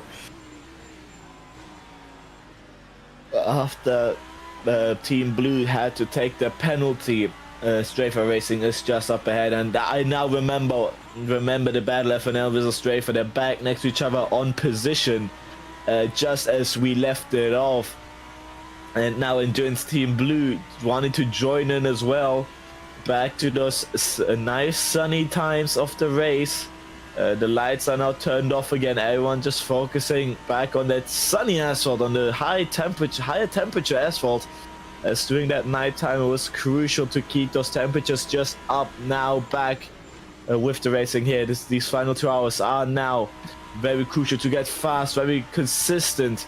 And there aren't many factors playing against you, more factors being for you. And the only downside I can think of is all the drivers in those cars are absolutely exhausted.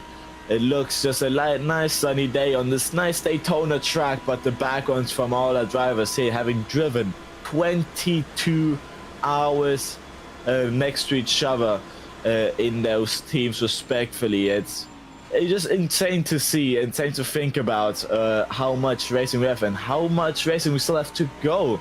It's still a good chunk of time with good chunks of battle between some positions, as there's only a few seconds separating a few of our drivers in the 20th 21 Strefa and PM Non-Endurance Team Blue. And with that, I will have to leave you. And yeah, my time here in commentating today is over. Thank you very much for having me, and yeah, do a good rest of the race. All right, thank you, Dominic. Enjoy the rest of your day too. I hope you will still see the end of this race. As now comes after the impact, now comes the end of the strategy calls. We might see the final switch ups and the final positions before the end of the race. Interesting to see. So have a nice time of your day too, and I hope to hear from you soon as well. Thank you. Goodbye also to our viewers and the stream, and hopefully to see you soon again. Goodbye. Hello. So, I'm here again. I was here yesterday with Luca, so it was a very good time. And hopefully, I'll be able to see some good action since we will be ending the stream. Absolutely. It was yesterday, I believe, from 10 to 22. So that was about, Yeah, well, that was what, 10 hours ago, as the time was still above the 13-hour mark.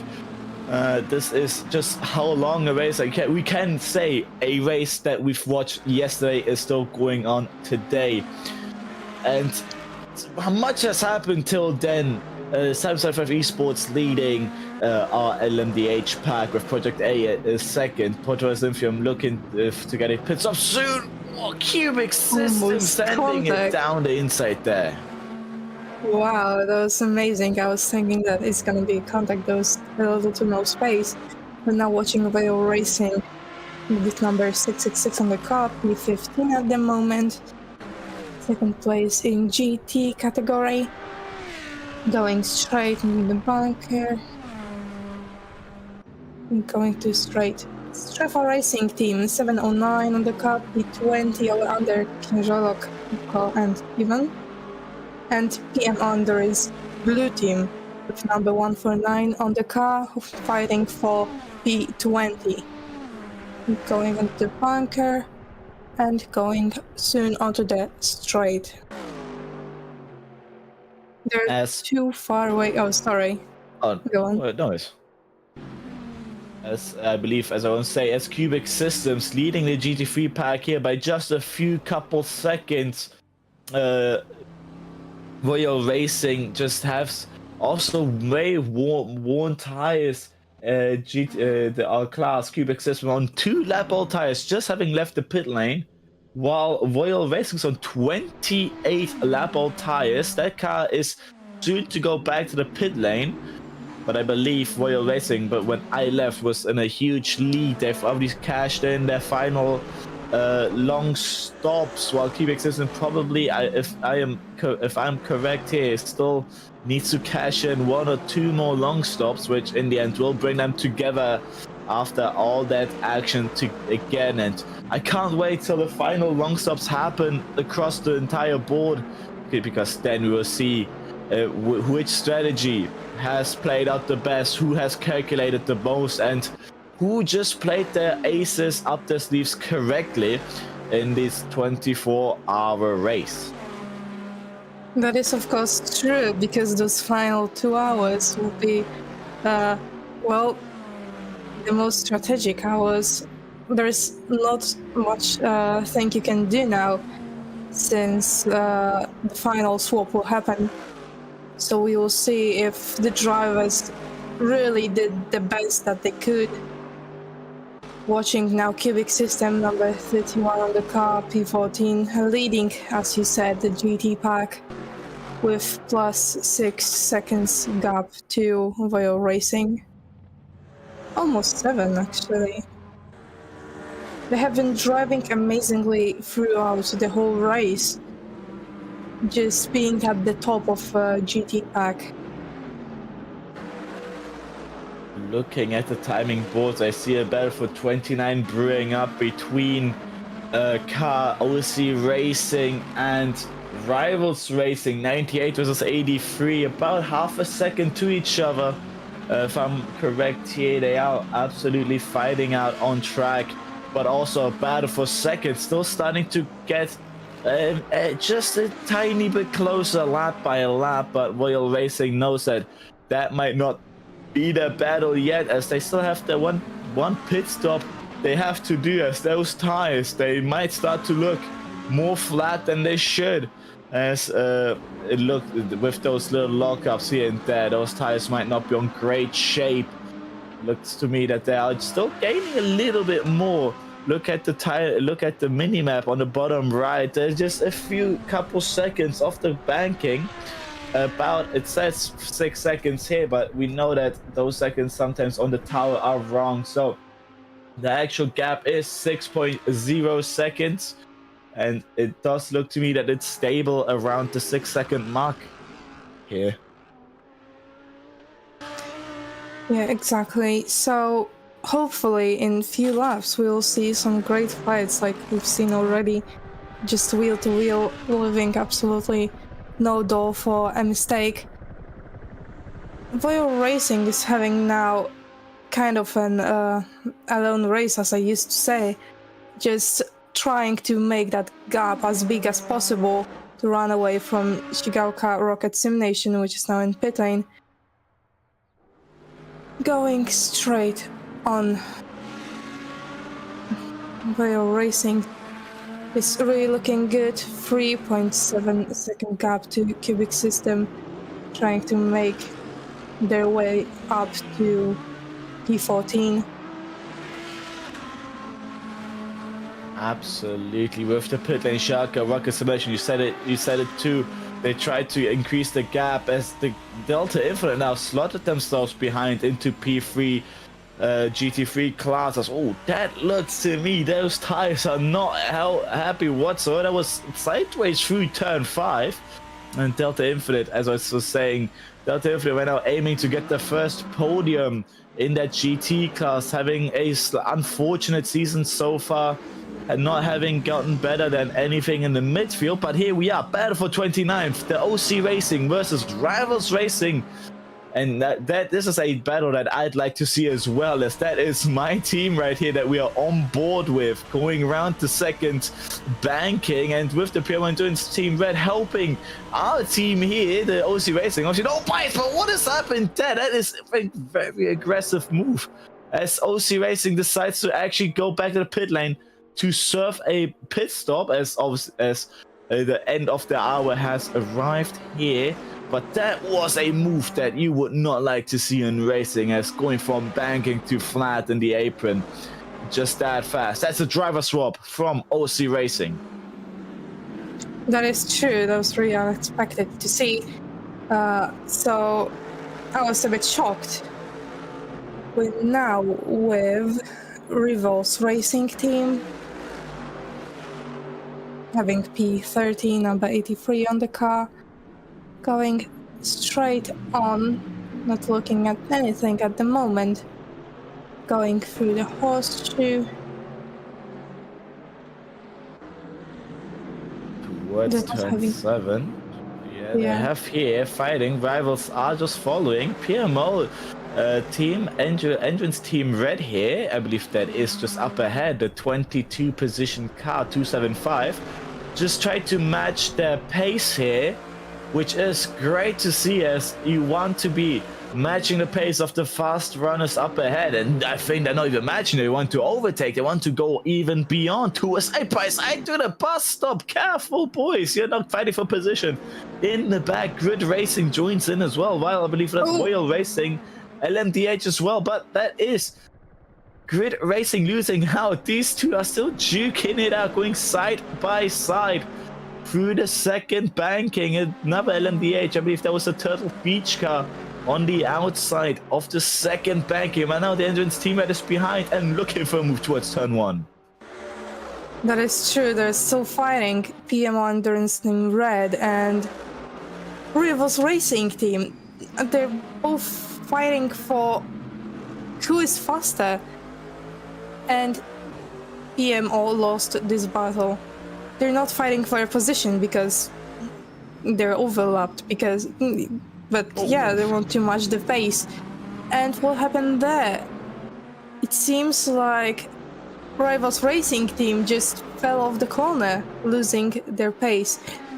We're now watching the hypercar ahead, how he really unsafely overtook the GTs going onto the grass. It could have been an accident if there was less room, or the drivers would try to fight onto that corner. But fortunately that didn't happen onto the bunker. I'm going straight ahead. By that LMDH, as I said, tried to go past as soon as possible. He decided to go onto the grass with two wheels, risking not only its race, but these two races here. Grid Racing joins in again through the bus stop, and Rivals Racing, you said yourself, Rivals Racing is not racing for position, neither is PMO Endurance. Team Red is just trying to keep it very close to... Oh, that was close to Rivals Racing, trying to keep the pace, but that was a Code Brown moment in that car. That was extremely close to the wall, and just 2 hours into this... 2 hours before the end, that is something that might open your eyes if they aren't open yet. As that, wow, now Grid Racing as well has passed them on track. But Rivals Racing, I believe that wasn't their strategy plan, but in the end, PMO Endurance was just so taken aback by that looks into turn 1 as well was a mistake. That is true. Sometimes you need to remember that you don't fight someone in the back who's a few positions back, because something like this can happen. You need to focus on what's happening in your place, not, I don't know, 5 places back, because you can lose control of your car, which happened there. I'm now watching Simulation, One Vision Esports and Voiho Racing in the pits. I believe having long stop number 666 on the car, P15. Absolutely. Now the pit stop. That's what I've been waiting for from this team here. The old leaders, they've been absolutely dominating in the GT3 class, and lately, now they've come back. They've been up into P2, but P2 with a bit of a gap to Cubic's system. And that is quite a surprise. I hope that it's not issues on Royal Racing's side, as that would just end in heartache for their team. Losing out the lead because of mistakes or improper pit stop management. That just hurts more, saying I've got second, not because I'm good, but because I've lost the lead. That's just, hopefully Royal Racing finds a way in the final for 1 hour 50 minutes of this race. Maybe we are wrong here in the pit box. Maybe after the pit stops are over, everyone is going to be back up to where they were, with Royal Racing back up into P1. But right now, it does seem like Royal Racing is doing a long stop. I believe it's a pit stop, but it's taking quite a bit of time. A pit stop taking about only 30 something seconds here. Or Royal Racing is staying in the pit lane for quite a bit of time, probably repairing any kind of damage they have. That might be a solution to go fast through these 1 hour 50 minutes of this final race. We're now watching 4 Race Delta Infinite, number 820, P16 on P16. We no longer see the special colors on the cars because it's daytime, but it was really fun to see when we were back commentating at night. He's being overtook by the hypercar, going to the bunker.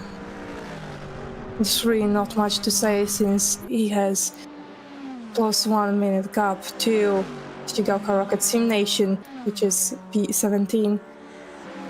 Overtaken by the next hypercar,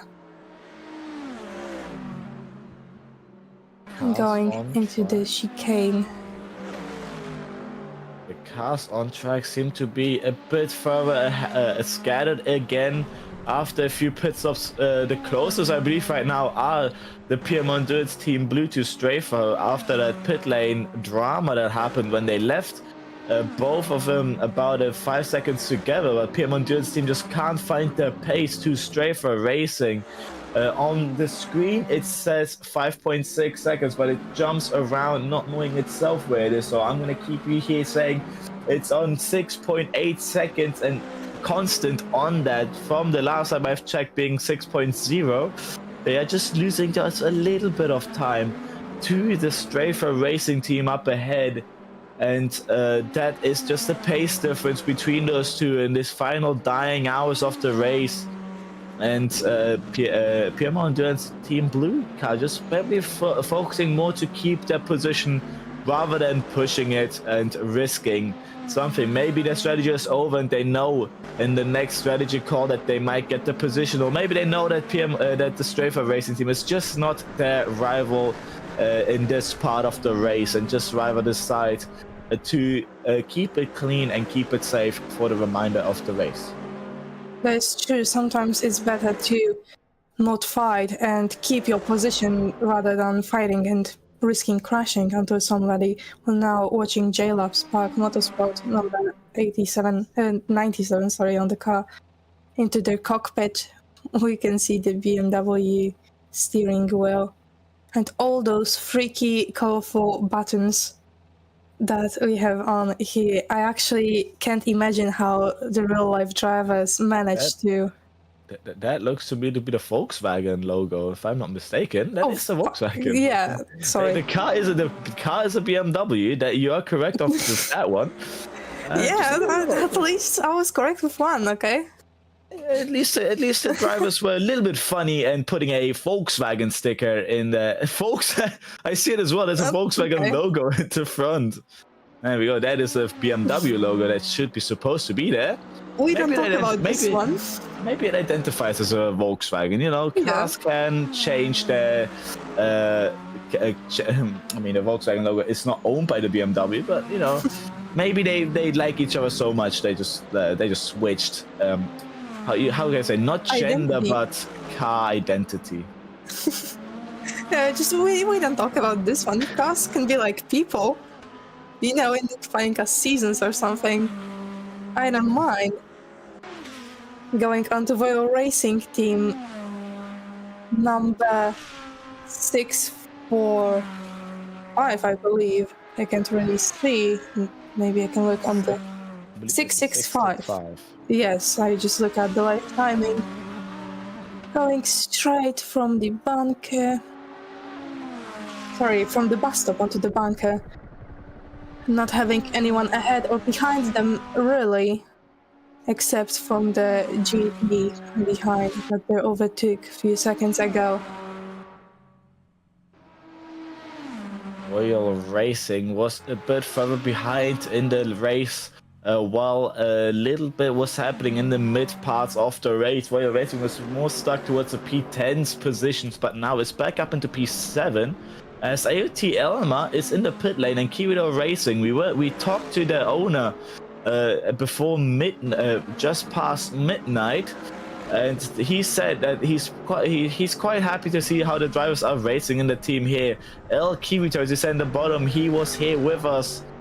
Talking a little bit. I think he has his own stint in the commentary box as well, saying that he's not only a team owner but also can say he was a commentator for a endurance race. And if Kirito Racing keeps us up, their rivals up in front, AOT Elma are in the pit lane. They're on the same lap, and it looks to me that it just at the bottom of the mini map there, the 26 is still in the stop. And now looking at the number 27 coming around the the final banking towards the front stretch. Are they gonna make it? No, guys is moving yet from the pit lane. This is the opportunity to take the position P26 that they've been waiting to take for a while. And with that, move up into 13th in class. And oh, that's very close to the outside wall for under braking there. That is true. I actually really like the creator livery. It's really, I can say, creative with all of the color choices. You can see purple and the lights coming up when they're braking. Just, wow. Something special right there. This car was just under the night sky. Beautiful to look at that purple light with white up in front. So even if it's a little bit dark, you just see the white just flying across the road. Now AOT Elma is out of the pit lane. And now watching Rivals Racing Team number 83 on the car, P29. Car number 83, Rivals Racing, let pass grid racing. Blue flag for car number 83, blue flag. 83 needs to let the blue car pass. Hey. Sometimes it's really tricky to let another car pass. since you can actually lose few positions if there's a lot of traffic. Grid Racing, number 789-4, 20 EP24 right now. Oh, a bit of a tire lockage there from the hypercar ahead. Wow, that was actually a lot of smoke coming out. That is something you don't want to see. That tires are about to scream if it happens one more time. As a driver, you will notice that fully when braking and through the bankers that the car just is not stable anymore. But something I'm seeing here, AOT Elmar just was 1 second ahead of Rivals Racing. Now it's 1.5 seconds. Rivals Racing just behind that Grid Motorsport car. You said it yourself, you can lose positions doing blue flags, and the 83 just has lost a little bit more time because of the blue flags of the Grid Racing, that they're over the 1 second mark, and that hurts their chances to gain to the car ahead, the AOT Elmar car. That is true, and that's not really what you want to see, losing that much time by doing something you must do. But he's getting closer and closer to that blue grid car, going straight ahead to the International Horseshoe. Oh, almost a bit of a contact there. He lost the corner. I believe he missed his braking point right there, trying to push too hard. Yeah, that looked to me just trying to follow the line that Grid Racing just was taking, but just overshooting it a little bit. Nice avoiding talent from our driver to not go into the back of Grid Racing. But what this driver here needs to focus on is just he needs to just keep up the pace that Grid Racing is having, as he knows that one day, one lap, the stewards will tell the car ahead, the AOT Elmar car, to just let the blue flags by. And if here the Rivals Racing car is just behind that Grid Racing car, he could just take the opportunity to just overtake with him that AOT to Elmar position, and then help himself for later on as a defending car. You just have a little bit more power over the battle than the attacking car. Now we're watching AOT. AOT Elmar, I believe. 21 on the card would be 28. Having that red livery, getting too far away from Rivals Racing team, just not enough for them to overtake the AOT Elmar, going onto the International Horseshoe. Rivals Racing team getting closer and closer as the... 21. Okay, I didn't really hear that. Those were the blue flag calls for the 21 car. Really And unfortunate. The car behind just could not catch. The Rivals car was hoping for an opportunity here, but couldn't. But now they are together. No one in between. I believe there's going to be an LMDH in between for just a few seconds out of this corner. But then it's just them racing. Here we go on the right-hand side in LMDH. When does he get past the AOT Elmar car? Does he get a shot here? Slipstream for the Rivals Racing car to help them get a good shot throughout the first banking. But AOT Elmar has just a little bit more of an opportunity because they are in the slipstream of the Grid Racing car. And the downside is the Grid Racing car is on par with speed with the AOT Elmar car. And you just saw the name tag slowly fading away above that car, meaning that that car is just slowly gaining more time. But here, throughout the corner, that is more dirtier for AOT Elmar, and needing to avoid having to brake a little more. And guess what? The name is back up on the screen. Rivals Racing has catched up more, but back onto the second banking. That's name tag again slowly fading away as AOT Elmar has the slipstream of the Grid Racing up ahead. We can really see... Number 49, PMO Racing, Endurance. We can really see that setups and the drivers are doing their job by just driving faster on the straights. It's really up to the battery and the setup just to get get it right for all the drivers to feel comfortable in the car. AOT Elmar is getting closer and closer just to be overtook by Rivals Racing Team, but as we see on the straights, they're really losing time. I don't know what's happening for them. Gaining time on the corners, but getting too far away on the straights. That's not really what you want to see. I believe I just heard yellow turn 1. Probably, yes. It was the yellow turn 1, but now it was green again. That turn 1, one of the more dangerous spots to have a mistake, as we heard from Reese, and he said himself as a racing driver, turn 1 has just so many lines that when someone spun that you don't know which one to take, and obviously blind left-hander as the wall basically covers everything. If you're just behind that wall, you're basically virtually invisible for all the drivers approaching. But this is a shot here for Rivals Racing. AOT Elmar's advantages are gone now, and Rivals Racing edging their way closer towards the front stretch. In the back, that is Cubic System, but whenever we're looking at these two side by side onto the front stretch now, towards the start finish line, and Rivals Racing is just up ahead before the corner starts. But oh, Cubic's AOT Elmar went into the wall, Blue just a bit too optimistic. And 83. That's them off. Careful that there's a wall on the outside, but doesn't hit that. And wow, that was just eyes on the rivals and not eyes on the road, and just slowly drifting towards the wall, which they then hit. That's true. Like I said, you need to focus on what's happening right now for you. I feel like it's the best strategy for the drivers, especially in the long endurance race when you're really getting tired and really getting those headaches and just everything hurts just by pressing the pedals, trying to focus to analyze every single second you're doing. For car number 83, Rivals Racing, let this to GT3 pass. Rivals Racing having a blue flag.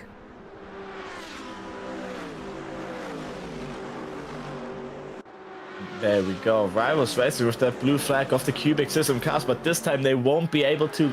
They won't lose too much time as Cubic System, as AOT Elmar behind is suffering now with a little bit of side door damage, which will impact this drag coefficient, making them just a little bit slower on the straights, as that's just a downside of damage anywhere to the car. With the side, lucky with the side damage, it won't be noticeable in corners under braking or on acceleration, but they're obviously on Daytona.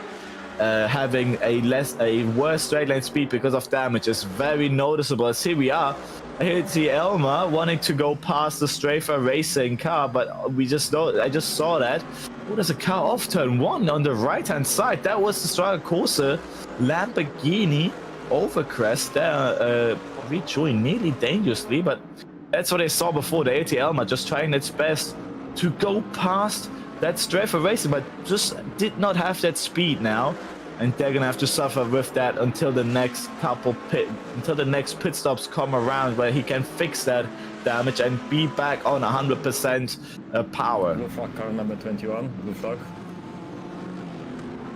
81, I believe, has a blue flag. We're now watching number. Let me check. Squadra Course Overcast. Now we'll move to number 81, which had a blue flag. And now we're on to AOT Elmar again. Number 21 on the car, P29. You can really see the difference between the GTs and the hypercars, especially right now, as I believe Voyos Racing car, is it? I'm not really sure. Going straight for the overtake. Blue flag for car number 20, Squadra Corsa, blue flag. Blue flag for 20 Squadra Corsa in the back. That is it. That's the reason why I believe that car just behind is the Sim Nation Move Center Sim Nation Racing Team, the 275 on the outside now. over crest, losing a lot of time, just going for a little bit of a lift there to just lose a few attempts, but then back into the slipstream to gain as much time as possible again for any rivals around them. 11 minutes to Project 81, but there might still be periods of different strategic calls. Maybe all the long stops have been completed by Overcrest and just waiting for the race to finish, while ahead just more done. SW Interstellar, I just seen that Midas Racing retires from the race. 1 hour and 32 minutes remaining in the session, but I believe that's wrong. There they are. It says DNF. I believe that's wrong. Oh, thank God. It is a glitch in the leaderboard. Just got the notification, the information. That's just an information glitch of the leaderboard. They are just pitting. Would have hurt me myself looking at this race. 1 hour 32 minutes. You don't want to retire that late in the race, and nearly running over a mini crew here. Careful.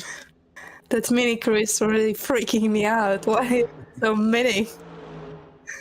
It's just so small compared to the cars. Gotta have to say, hashtag respect all sizes here in the pit crew. There should be a sponsor on a car somewhere going into the pit lane, as the difference in the pitmen here is incredible. It's just a bit funny also to watch, just to keep the humor up. If it gets a little dry, just a few seconds looking back in the pit lane, and all the energy is back up. But right now we still have a lot of racing on the track, as Project A is in the pits. Number 161. Long stop for them. They have left to rejoin with a different driver. And Patronus Synthium's gap is just, look at that. It just went down 1 minute. With 4 minutes per long stop, Patronus Synthium might catch the time to Project A, but they're 1 lap down. They might just, if everything goes correct for Patronus Synthium, gonna be up ahead by 1 minute. But Project A, with this, is the top two are gonna be a difference of 4 minutes apart. 775 is playing all of their cards correctly in this race, but one team that has absolutely messed up the entire strategy because of issues outside of racing gear itself are AOT Turtle Beach, as they were set themselves for going for the P1 position, but are now down in P5. 18 seconds, so there might still be a hopes for them to gain time to P4, even get that position P4. 1 hour 30 minutes remaining. We're now watching Patronus Synthium Sim Nation as they're going to pit number 175 on the car. One more time, blue flag for car number 83. Blue 83, blue flag. Rivals Racing. Yeah, I wonder what happened there. It could help AOT Elma again to catch just a little bit side by side with. That looks to me to be the another Sim Nation racing car. I believe that is the Grid Racing, no, the Shialka Rocket Sim Nation car. Just overtaking, and Rivals Racing taking as much time as possible. Oh, having to lift a little bit. You're allowed to fight back a blue flag if you're faster. Just don't endanger the other driver, and that's an endanger on the outside. The model reporter 24. Black, white, green transitions. I do like that style. Bit more on the simpler side, but sometimes simple liveries are very nice to look at after long races like these. But ATL just could not catch to Rivals Racing's blue flag. That is true, as we talked about the liveries. Sometimes the minimalistic is better than watching all the flashy colors on the cars. Looking at the Rivals Racing team, and now P28, number 83 on the car, having a 1 minute gap to P27 J-Lab Sport Motorsport. The big blue dot behind the 28 is the behind the P28 car is the P29 car. A bit of a messy HED after a few hours here racing. It has messed up Sometimes we'll update those should say numbers, but I will tell you where the cars are here. But with the 28 number P28 38 car, number 28 car fighting against a 21 car, if everything keeps up with this pace, the 21 car might have a shot later on to gain back the time, as they are one stop sooner. So look at the tire life between them here for P28. Rivals Racing is of 37 lap old tires, while AT Elma on 9 lap old tires, and with 37 Rivals Racing is definitely looking forward for a pit stop anytime soon. We can now see Grid Racing number 794 on the car P24 right now, trying to overtake. I don't know who it is. I believe it's maybe Rivals Racing team. I'm not really sure though. Don't want to make any mistake. They're really not fighting anyone right now, since they're having plus 6 minute gap to Emirate Racing and 32 second gap to PMO Endurance Blue Team. They can just relax and have a moment for themselves, take their mind off the fighting and the pressure for the time. It's really good to see, to have that kind of moment. Petronas Centium Nation still in the pits now, watching Motor Reporter 24. Blue flag car 907. 907 blue flag, but we're now watching number 996. Are P3 at the moment on the podium. Hope this will stay that way. Going straight on after the horseshoe. 15 laps on those tires here on the Motor Reporter 24 car. AT Turtle Beach just behind 24 lap old tires. And the car that has freshly pitted was the Petronas Symphium Simnation. 0 lap on those, so they are free to fight as much as they want. While up ahead, Project A, 1 lap old tires, but 8 minutes to 775 Esports. 775 Esports, this is, I believe, the third race they've joined in, with Shanghai being the only race where they actually finished, in Hockenheim having retired or disqualified, I believe it was, and now here, the 24 hours of Daytona, looking to get that final W that they wanted to take for a long time, that P1 position, the 75 numbered 775 Esports car. Yeah, it's looking more realistic now, since they just beat it and have, like you said, fresh tires. Just need to gain some temperature in them, and they are free to fight. Now watching AOT Turtle Beach.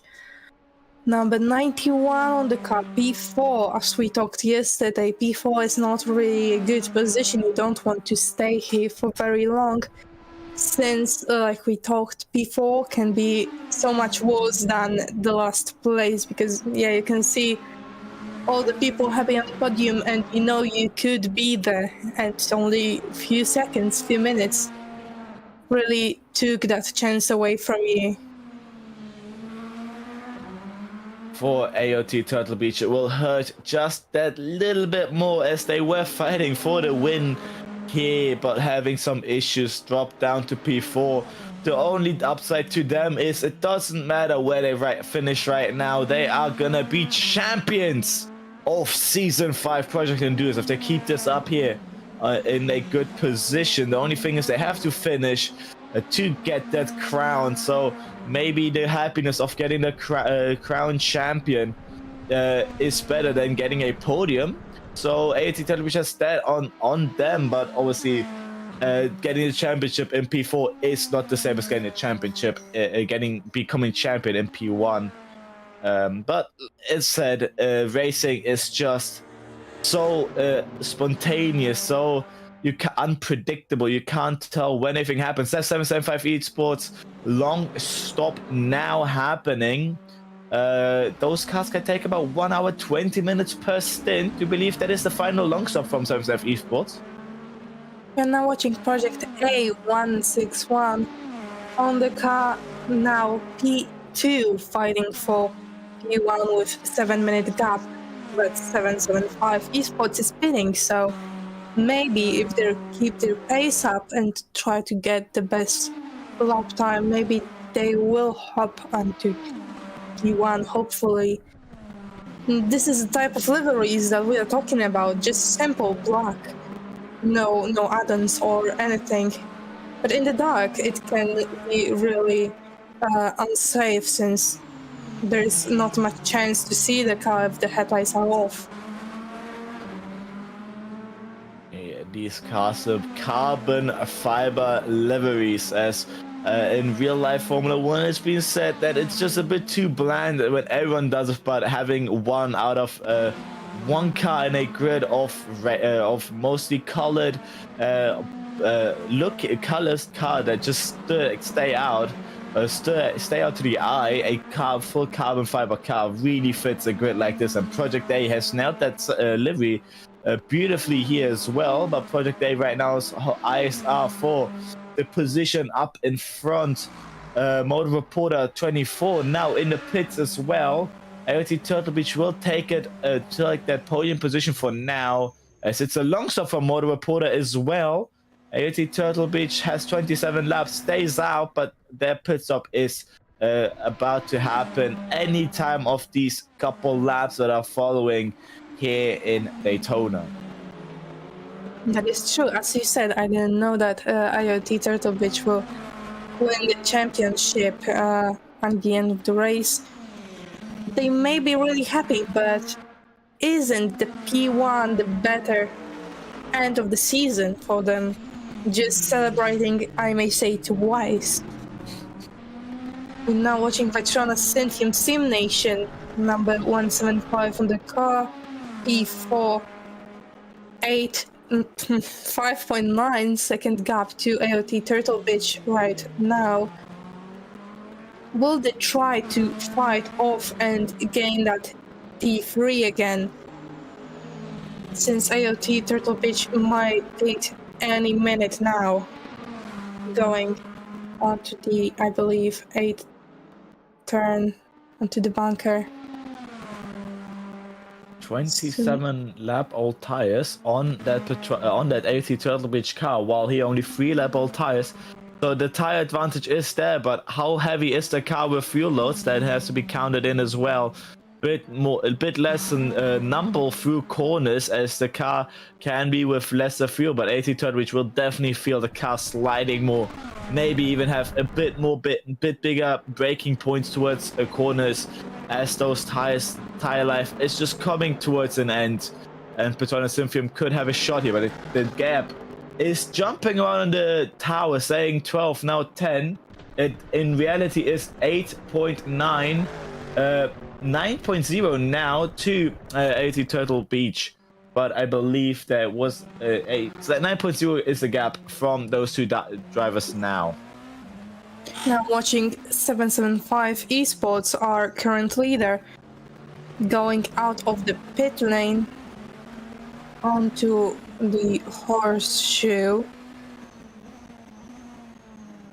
Will they try and gain more speed, more gap now, or will they stay at their pace, not trying to do anything, just keep their position?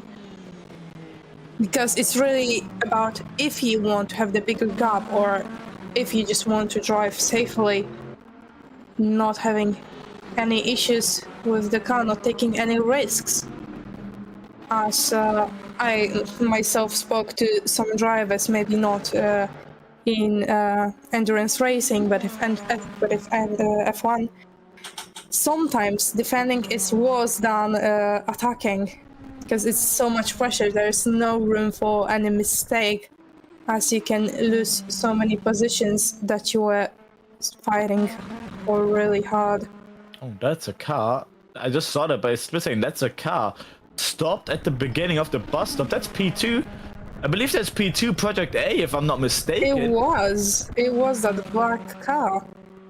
Project A has teleported back to the pit lane. They have gone into the pit lane, they've teleported, and are now stuck there, probably serving a penalty now. What was that? What has happened? Issues, 1 hour, 80 minutes remaining, and that's something Project A does not want to see. That's P2 lost. And AT Turtleby scores up into second, but Patronus Synthium might look to be the one to snatch it away. Any couple of these laps when AT Turtleby goes into the pit lane, but AT Turtleby can celebrate a little bit as they might have the spot on the podium secured from Project A. But I do want to know what happened to Project A. We might get to know later, as they've now left the pit lane. And I believe also a lap down now. With a teleport like that, the lap they were on will not count, having to redo that. There we see the gap just going up. 45 seconds to Patronus Synthium. That is it for that podium hope for Patronus, for Project A. Yeah, but that's what we see in motorsports so far. Just a little bit of a mistake can cause you a podium, as we've seen with Project A now in P4 doing the penalty. We're now watching Sim Nation One Vision Esports, number 17 on the car, P13. 48.1 second gap to P12 for Race Delta Infinite. You can see so many red liveries, actually, red and yellow, I believe. So many drivers took that color of the lead. Just watching him go onto the finish line and going onto turns 1 and International Horseshoe, as he really can gain his pace, really can relax right now, since he doesn't have no one to fight for now, since he has 35.0 second gap. Oh, I believe it was lifeless on the grass. Oh no, Olaf is facing the 98 car off the first horseshoe and losing times to rivals facing that. They've just left the pit lane as well, so it might have been a cold tire incident. I believe in that car being Mylan Ealing driving it after having a bit of a break to the night stint, needing to get back used to it. Had the shot to gain back to rivals racing, but not quite. I like how you just went back to life when I say lifeless. What an incident. Because Luca was actually driving this car a few hours ago. They're now P30. Going straight onto the bus stop. Right. Taking that correctly, but that was a bit much grass taken there. Careful to not get any cut warnings, as when you might still risk a drive-through penalty, and that still can cost you even more time than a spin can cost you, which you just don't want to add up. But 27 seconds to rivals racing up in front, and the driver in that car, Nosy Racing Car, just seems to be swerving a little bit. Are they tired? Is Mylan in that car tired? I hope not, as at the ending stretch of this race, you can bring it till the end, and that hopefully he does manage. But now up ahead here for a P6 in GT3 Plus FNL RT, a car that is not still up into the minutes gap to Park Motorsports. It's around 40 seconds.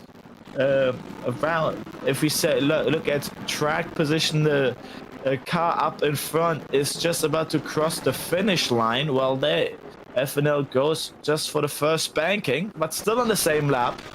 Not anymore, but when they cross the line, they'll be on the same lap again. Hopefully the driver is not tired, as you said, because the last hour of racing is the most dangerous, as I know myself when I race. The last laps are just not the right place to take any risks, since you're really getting tired, really getting out of focus, really not minding the track anymore, just letting the muscle memory through, which is not a great idea sometimes. Going onto the finish line right now. As they go onto turn 1 and onto the horseshoe. Now watching the GT leader cubic system. Number 31 on the car, P14, having 3-minute gap to Voyeur Racing, 666. And going straight on from the bus stop, really smooth, as you've said yesterday, as butter. Going onto the bunker, really trying just to drive safely, not to make any crucial mistakes, not to lose their position, as they're in perfect place right now. Radio Loud and check. clear. Something we've seen in F1, Max Verstappen doing a radio check. Just missing the voice crack in that.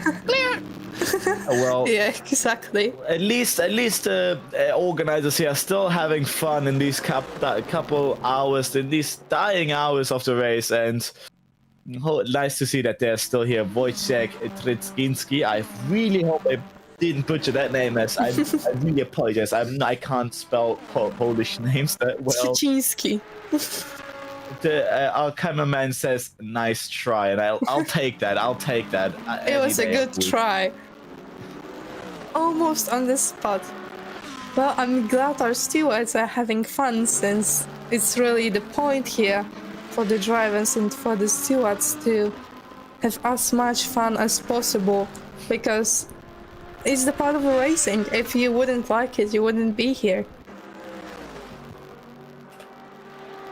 Absolutely. With obviously in racing, the two main things to have are competitiveness, but if you don't have fun, the Formula 4 racing enthusiasts is just not there anymore. That's where you see many racing enthusiasts. If you watch a series, they rather watch something where drivers have fun and not really competitive than competitive but no fun whatsoever.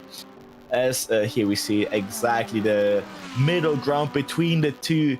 Still very serious racing, but there are still quite a bit of fun inside of the teams with the organizers as well. And us here in the commentary booth, we are also just finding that middle ground between seriousness and also keeping the entertainment up for you viewers, as that is what we commentators have to do, keeping the attention of you viewers here to the race, but also entertain you and keep you informated for as much as possible. Sad to say that we had a few breaks this tonight as well, but now till the end of the race we're going to be here live action with many of our drivers. And if you'd rather have a Polish chat, a Polish language, there is a Polish stream as well running on the same channel. If you'd rather listen to that or preferred language, or if you stay here for the English international stream, is also as well all open for you for your choosing. That is true. I was yesterday at the Polish stream. It was really fun seeing the commentators, really good commentators, I must say. So it was a pleasure for my ears to listen to that. And now watching Apex 1 number, I believe, 61 P10 right now.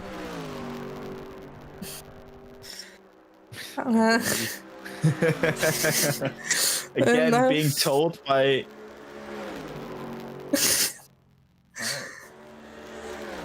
We are being Rocket Simulation now. Being played by our cameraman here, getting fun being said here.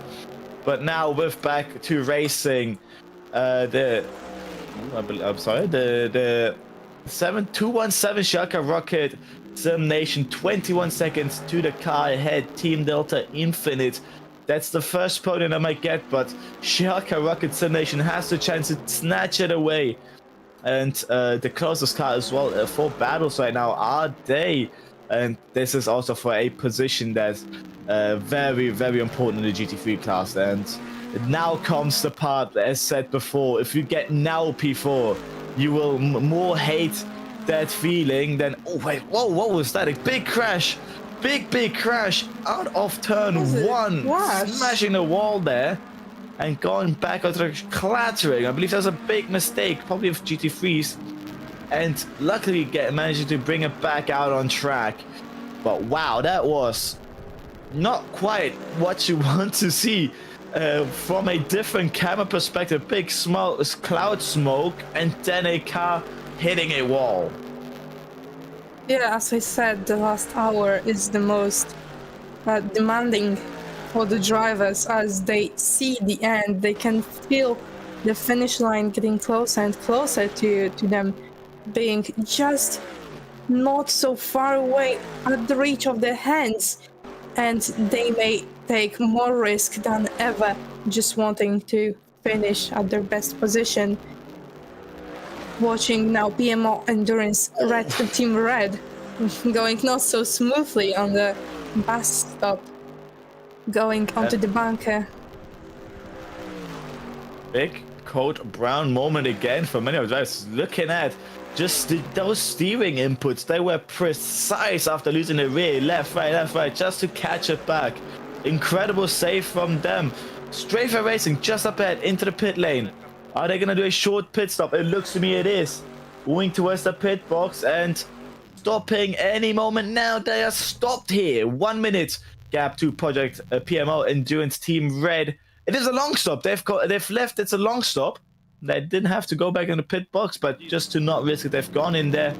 So there's going to be a 4-minute pit stop time for Strafer Racing. PMO Endurance might take that back. And Park Motorsport as well, only being 8 seconds behind, will move up as well. Move Center Sim Nation Racing could be as well in those 4-minute range. But altogether, Strafer Racing will drop just down a few couple positions for their final stint in this race. That is true, as you say. J-Labs Park Motorsports number 907, P21 now. Sometimes it's really hard to see from the leaderboard just what the number of the car is. That's why I sometimes make mistakes, which I'm so sorry about. Beautiful purple livery going onto next turns onto the bus stop soon. Seeing Project A number 161 passing our J-Labs going onto the bus stop. We could see Project A not taking the ideal race line, just more on the grass on turn 1 of the chicane there. Having 16 seconds gap to P20 Strafer Racing team, but as they're pitting, they may have the advantage to jump onto P20. J-Labs Park Motorsport first race as well, the final race of this championship here. They've brought a sister team, usually only competing with their Lexus, that right now is down, I believe, in somewhere, I believe that down in, there we go, 28th. That's a J-Labs 997 Lexus. But here we look at the Strafer Racing car that's right now in the pit lane. Move Center Sim Nation Racing is the next one that could get ahead.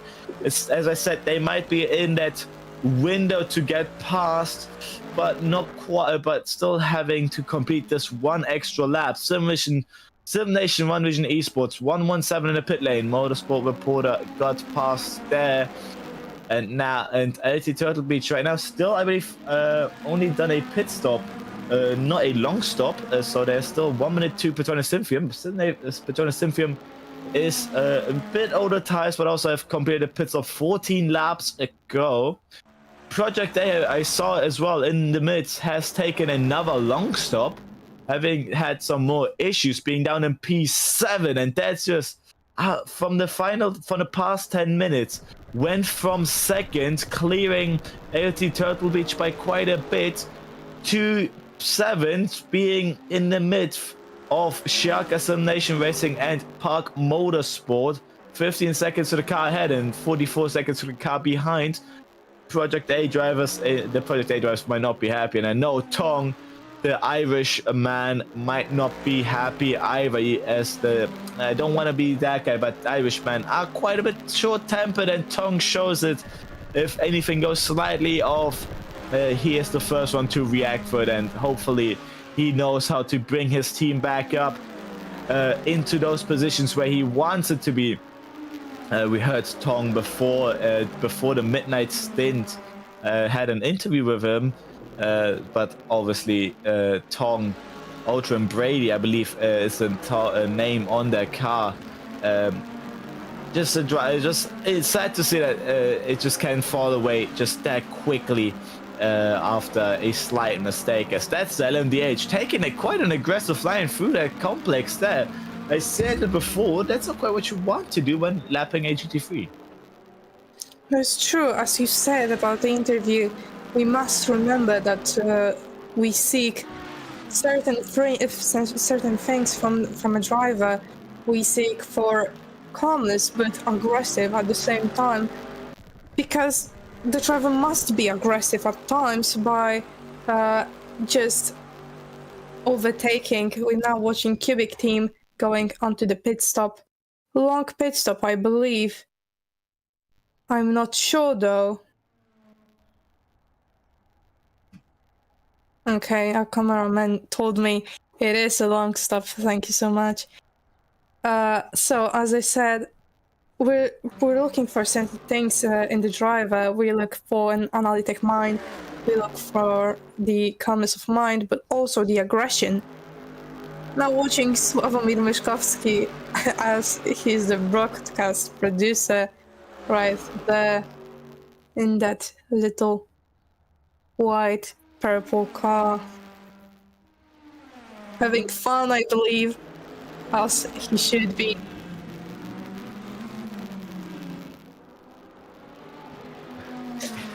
Our cameraman, our broadcast producer, after the 23-hour stream, told us he has so much fun now. I believe he does. Saying some Polish words there. I hope it was not swear words. He told us No. to swear. No, that was not a swear. This is the first drive-through because due to exceeding 12 penalty points during the entire race, another drive-through penalty will be given after they serve this one given at the moment. Number 81 having a drive-through penalty. 2 drive-through penalties, as I heard. Yes, 81. exactly. Not only having one after exceeding 30 penalty points, having to serve another one, and we've just entered the final hour of this 24-hour race. Now the adrenaline is up for everyone, and I believe everyone is just waiting for the timer to tick down, to hit 0 for finally. So everyone can finally say, I've completed my 24-hour race. I'm proud who I am. And to be honest, I just have to say here in the comments booth, I think I heard the cameraman as well being happy. Woo, 23 hours down. Could probably go for another 24 hours with that energy. So here in this race, but I believe the driver's having another mentality, thinking something different. After a long race like this, I think they want to just take a break. Probably go for some food or actually spend some time with their family, or just take naps, as I believe many of the teams here have just gotten 2 to 3 hour naps in between the stints. I sure know that I will go take another good nap with no stress afterwards. But this is going great so far. This 24-hour race, absolutely beautiful just to watch as well. And Luca, sorry to remind you and sorry to cut you off, but remember to set your watch on the right hour. I did have done it after I've noticed that. Why am I getting pinged? Why am I getting messaged at 9:45 when I'm supposed to come in at 10? In the end, it was 10:45, and I went to Britain a few months ago, and I just forgot to switch my watch back to Central European time, and Britain is just 1 hour behind. As they said, I'm in the future, and that is just me being a bit of a stupid mistake, I have to say. But here we go. That's I believe the team position 31, the Project 81 car taking a drive through, and just ahead is the Team Delta Infinite car. Getting as well out of the pit lane, but that was a pit stop. I saw that car being stopped for a long stop. You're allowed to take a long stop, go to the end of the pit lane, then stop until the timer tells you to go. And that's what I saw. This one is for those penalty points. There we go. That's all the penalty points. I believe you said the number 81 car. I believe what was meant was the Project 81 car. Oh, so maybe. The one that we're watching right now has to serve another one.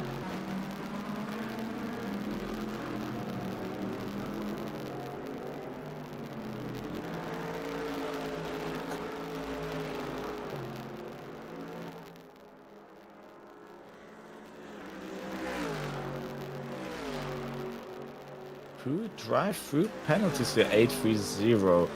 Incredible to sad to say that it's just that is the Project 81 car. That was the first drive-through that they've served, and now one still to go. Up in 31st all overall, but luckily a drive-through does not lose you too much time. You can get back out racing as soon as possible, and hopefully also learning the lesson of clean driving is just preferred in racing altogether. A bit of rubbing is racing is a sentence that is often said, but only when respect is still being shown. As Project A1 here now stops and goes into the second drive-through penalty, serving it here now, and then afterwards they're cleared to race for the remainder of the 56 minutes of this race. As you've said, the clean driving is the most important here, not to cause any issues to the other drivers, not to ruin another driver's race. Now we're watching rivals racing team number 83, Postowski, Chmiela, Koppel, and Wieng in the car, in the team, and OC Racing, Lifeless, Temka, Kentrobi, Elling, and Schneibel. I believe that is what you should read it. Number 98 on the car, fighting right now on the bunker, going straight to the finish line, almost wheel to wheel. Who will be first in this corner? OC having that inside line. What is going on here? Oh, a bit of a contact there, causing OC Racing to just a little of oversteer. Rivals Racing team still at the back, but he will have that outside line. Lifeless is first right now. Will it change after the next corner? It didn't. Lifeless still on the lead with P29. Oh, a bit of a contact there, but nothing happened to the drivers, fortunately. OC Lifeless having that outside line and still maintaining their position. A bit of traffic here and there, so drivers really need to mind what is going on around them, not only to look at themselves as they're fighting. For P29 right now, going on to the first bunker, going after each other. Rivals Racing having a bit of dirt air, which is not the best thing you can do. We're trying to fight someone who will be first on the brakes. Oh, a bit of a contact there, and Rivals into the wall. Oh my goodness, that was, I believe it was their fault. I'm not really sure. My heart rate here has spiked a lot just watching my team here racing, rubbing his racing being shown by these two spectacular teams here. That even if a bit of contact is happening against the race, switchback after switchback happened, but I believe into the bus stop. A bit of miscommunication by both. OC Racing hasn't turned in yet, while Rivals Racing team did turn in. Hopefully, I have to say, hopefully our team doesn't get a penalty. But if they do get a penalty, it might be acceptable as well, as we want to avoid crashes and contact. And if it's a penalty worthy, that it will be decided by the stewards. We are just here to talk about the racing, and OC Racing does go up into 29th overall. But I believe it will leave a sour taste in their mouth after that overtake, as Rival Racing. Yellow bus stop. That's an LMDH at the end of the bus stop. Having recovered again, and now he has gone back up into racing. I believe that was the car there, the blue Endurance team blue car, if I'm not mistaken. It looked to me green on the minimap, but might have been a mistake from me. As back, look at this track. This is how we left it. This is how we joined the track 23 hours ago. Very nice, very bright with the sun. Nice cloudyless sky here on this September weekend. For everyone wondering, about a week ago, a bit more than a week ago, was the 21st night of September. Right now we are on the 29th of September. We entered the 28th night of September yesterday. It would have been quite the joke if this race would have been from the 21st to the 22nd. So entering the 21st night, we could have sang Earth, Wind and Fire's September song. But that was a week ago. Obviously, I did it myself with friends. We did celebrate the 21st night of September. But now back to racing. OC Racing, this on the minimap you can see just a few corner between them and Rivals Racing. So Rivals Racing did not lose too much time out of that incident, but believe they do suffer with a bit more damage. Yeah, at the start they lost 7 seconds to AOC Racing Life, as we're now watching AOT Elmar and Curator Racing Esports. 55 on the car, P26 right now, going onto the bunker. Emerit Racing, number 375 on the car, Obu Jakub Zwiastowski, P25, and Grid Racing 794, P24 right now. I believe there's some Americans in the car looking at the livery. As they say, make America great again or don't.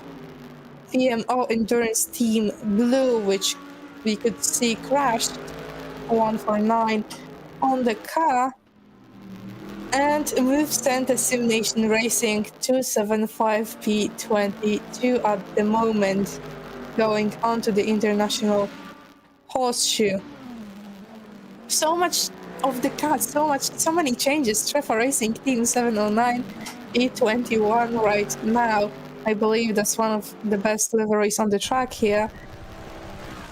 PMO Endurance Team Red, 49 P20 right now, going on to the finish line and onto the main straight.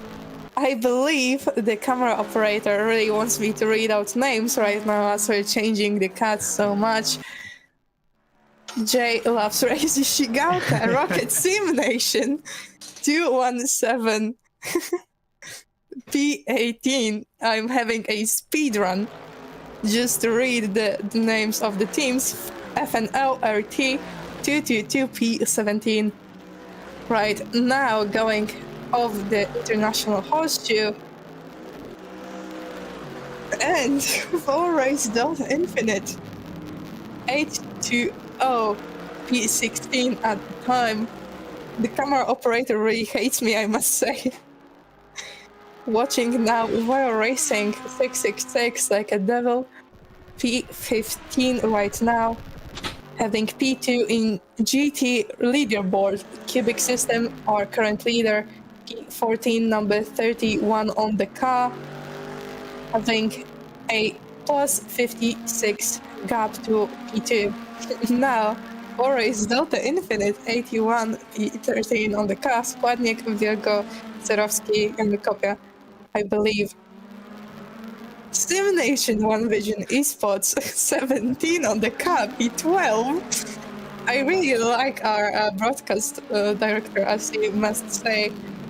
And as you can see, just changing the cars all the time. Next in PLT, 910 on the car, P11 right now. Probably one of my favorite liveries, as we said, reminding of Robert Kubica and Renault back when he was in Formula 1. Apex 161 P10 right now. Oh my goodness, how many chances will there be? We're going up the grid right now. Those were the grid now from P9, 665 Royal Racing. I can probably not pronounce those names, so I will not even try. Then I believe the next car to be shown will be the 97 J-Labs Park Motorsport. The just beautiful purple livery. I have to say the emotions are starting to grow as we're coming closer, ever so closer to the end of the race. Now the 117 Sim Nation One Vision Esports. Looking at those cars, I will always see that Grazie Mille PE. It's starting to get to me. The emotions are starting to grow. Being here from the beginning, and I will be here till the end. 161 Project A, Lasse, Brady, Marco, and Andretta. Then number 16 Schalke Sim Nation Racing. Again, I won't try to pronounce those names, else I'll just embarrass myself here. I've embarrassed myself just enough times today. It wouldn't be fun to do it again here. Then to our top four, Motor Reporter 24, 995, I believe, it's 6, I'm sorry. CLDNF. Hopefully not that final part, hopefully don't repeat, translated to the actual race. And right now, not quite able to fight for that podium position yet, but who is in that podium position is AOT Turtle Beach, 91. Luckily, with that mistake from Project A, managed to fight themselves up to that position again. But not quite what they wanted, as they lost the lead here. But next car to be shown is 175 Patronus Synthium Sim Nation. 5 minutes gap to the 775 Esports up ahead, which is our leading car, leading this 24-hour Daytona race from Project Endurance, the grand finale. Here we see them joining 3 out of 3 races of the season, getting a well, I believe it was a bad race 1, the disqualification race 2, and this is the shot now. This is the chance to redeem themselves, to win the Project Endurance. Last 35 minutes for your last in history mandatory long stop. As we are, this is the Project Endurance 24 hours of Daytona. The long stops will be able to be taken before the 35-minute mark. Afterwards, the pits will be closed, and anyone who hasn't taken their long stops yet will be penalized with, I believe, a 5-minute time penalty to just add on that missed long stop. So whoever still has long stops now, you have to take them now, as in about 10 minutes the pits will close, and taking a long stop then will result in a hefty penalty, or I believe even in disqualification, but I don't believe it will be that harsh. Just don't try to risk it and go for your last long stop round now. Sorry to cut you off, Luca, but I would really like you to watch the steering wheel here. Look at that beautiful picture. Wow. Thank you, broadcast producer. We could see someone's face in there. I'm really curious. Yeah, I'm really curious who it is. I believe that is the owner of the 775 Esports team here. Just beautiful glasses. Actually, I haven't seen it. We've been on board quite a few times with this car. Now that you point it out, I've never seen that. I've noticed the Volkswagen logo in the believe that was a Park Motorsport car, but I've never noticed that sticker on the inside. Is just absolutely easy to you're allowed to change as much on the car as possible. Even on the inside, we saw some good stickers on the inside of some cars, but oh, it's also on the front of the car here. Yeah. Never actually haven't noticed yet. I've been on board with this car quite a few times, and now that you mention it, that's a shocker revelation here for everyone. I must say for myself the most, as wow, still these tiny details still to be seen in the final 43 minutes of this race. Sometimes the details are the most important, I must say. Just having fun, as we just seen, having a bit of a shocker there, but having a good laugh out of it. I was just watching you commentate, and then it just flashed out my eyes, having those white little glasses on. Words, the final 40 minutes.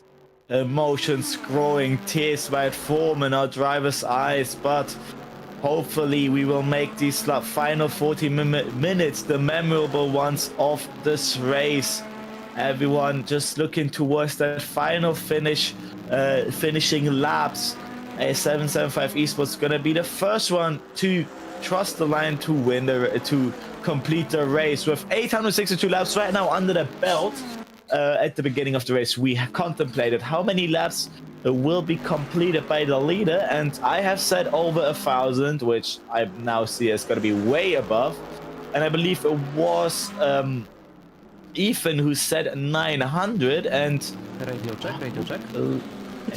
Loud and clear.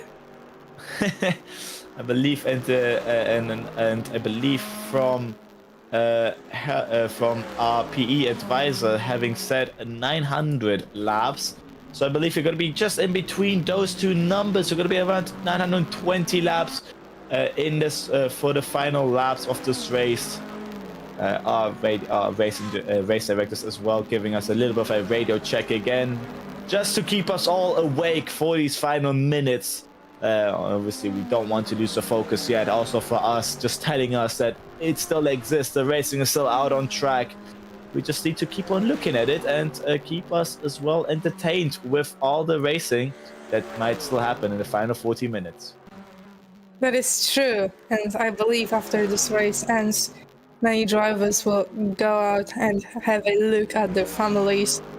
Because as the racers, we don't really see them that much, especially during 24-hour races, just locked up in our rooms to focus on the race as much as possible. We're now watching Cubic System leading the GT pack with number 31 on the car, having 1 minute gap to Voyo Racing, but everything can change any minute now as we're going for the 40-minute mark on the timer, going on to the International Horseshoe.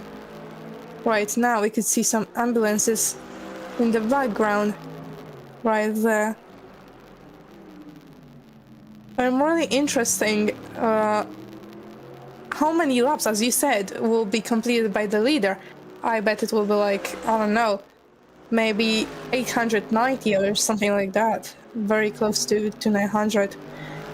I can bet. Well, let's not get into gambling here now, as if betting is on the table, money will be involved, but obviously we can always say what we might expect. As that's a incident, I see one of the big blue dots. I believe that's one of the P21 car having made a mistake out of a bus stop chicane, being stopped for a second. And that is not whoa, the Apex one there going very hot into the bus stop, and that is patience is key here. And the Apex 1 car decided to not have any patience. I want to pass now, and I pass now. Nation One Vision Esports takes a pit stop now. Interstellar goes into pit lane again. Team Blue is in the pits as well, so quite a few cars going for that pit stop now, as long stops are closed at the 35-minute mark, but I believe normal stops are still allowed, if I'm correct here.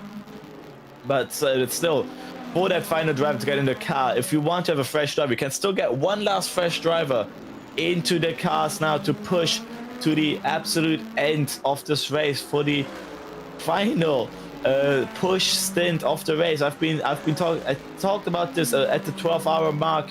I bet that some drivers wanted to calm down a little bit in the middle part of the race and closer to the end to then get that one final push, the final hot laps that they can bring together in this race.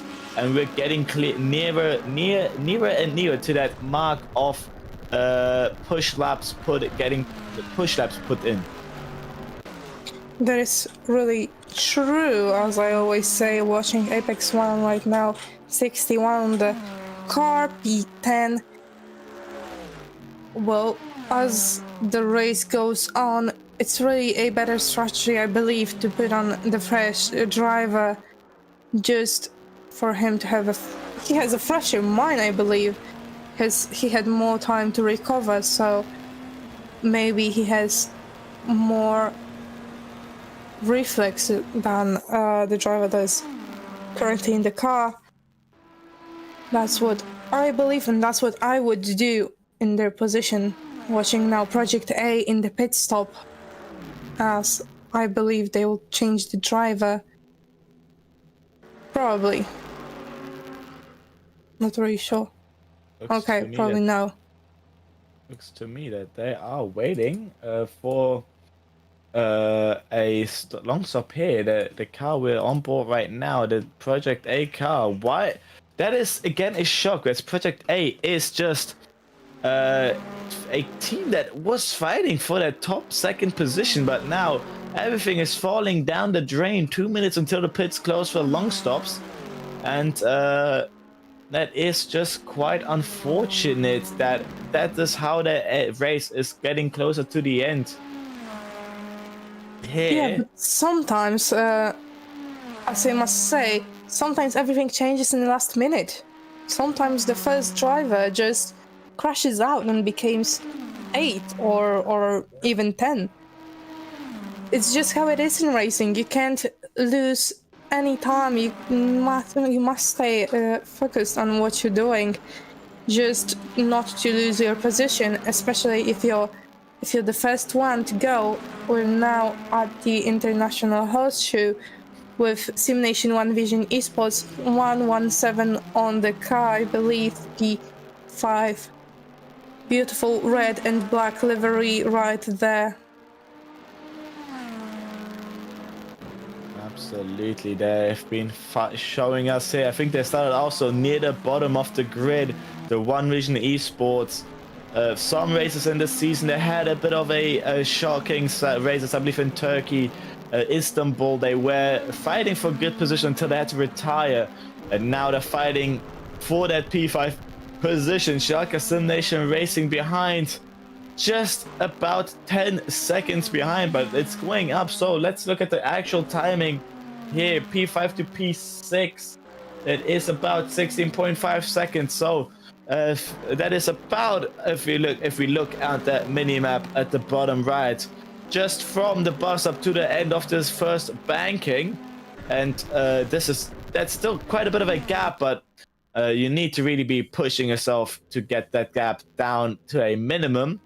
But with this little time left, there's two outcomes. You can push to the absolute end of the race, or you can just decide, I am happy where I am now. I'll just keep on with this pace and keep on going, as this is here right now. I believe the 83 Rivals Racing getting out of the pit lane. As I believe OC Racing will be joining them behind soon. The 98 car, I believe they're just going around the first couple corners. So better pit stop from Rivals Racing, as OC Racing is dropped down back into P30 here in these final couple minutes of the race.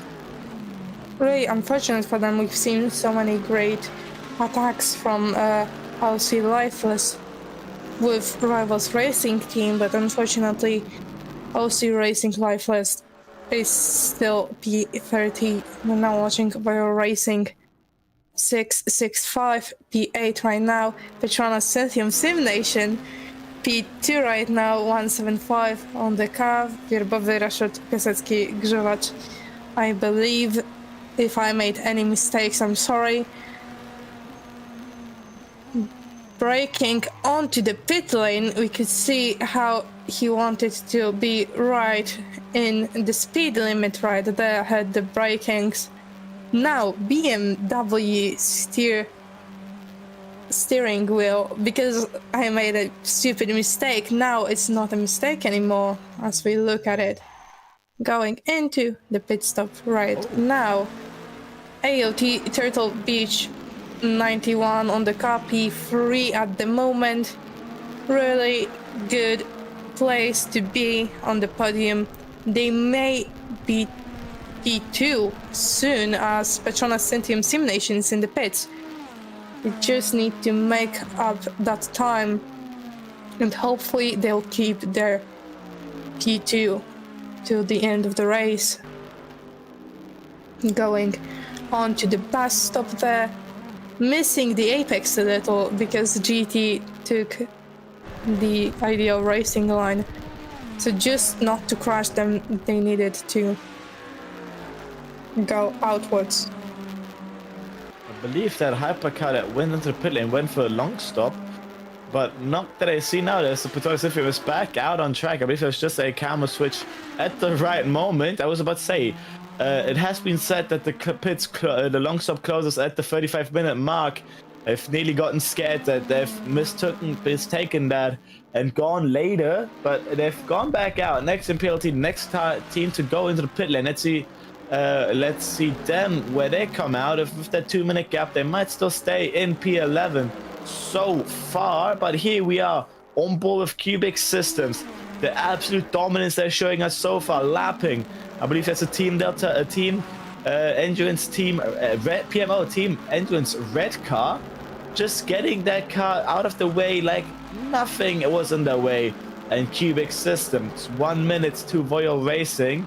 Royal Racing has given them everything today, giving them all the opportunities they had. But Royal Racing was even leading for a few hours with minutes gaps to P2. I believe Cubic System was at one point even down in P5 for a few couple laps. But in the end, Cubic System has played it correctly and is back up into the lead and dominating it so far, giving it, this is my spot, has my name in it, this is where I stay. And for the 30 minutes that are left in this session, they are just gonna be just looking forward to just keeping it out on track. No mistakes lately happening out on track. So every driver has now gotten the mentality, driving fast might not be anymore what I want. Now it's just looking to finish this race. As to finish first, you first have to finish, as 775 Esports lead that in their brain, and also Cubic System. But obviously, if you just want to have a good finishing position, you also need to finish first, and that is what everyone else needs to keep in mind, and that is also what the strategy is looking to be like. Now with Move Center Simulation Racing number 275 P22. Right, now, as you've talked about Cubic System, I'd like to notice how the gap went smaller and smaller, because when we started commentating, Cubic System had a 55-minute gap to 4-race Delta Infinite to the last hypercar on the leaderboard. But now it's only 2 minutes, so it's really a big difference there. Maybe we could see them going into P13, who knows?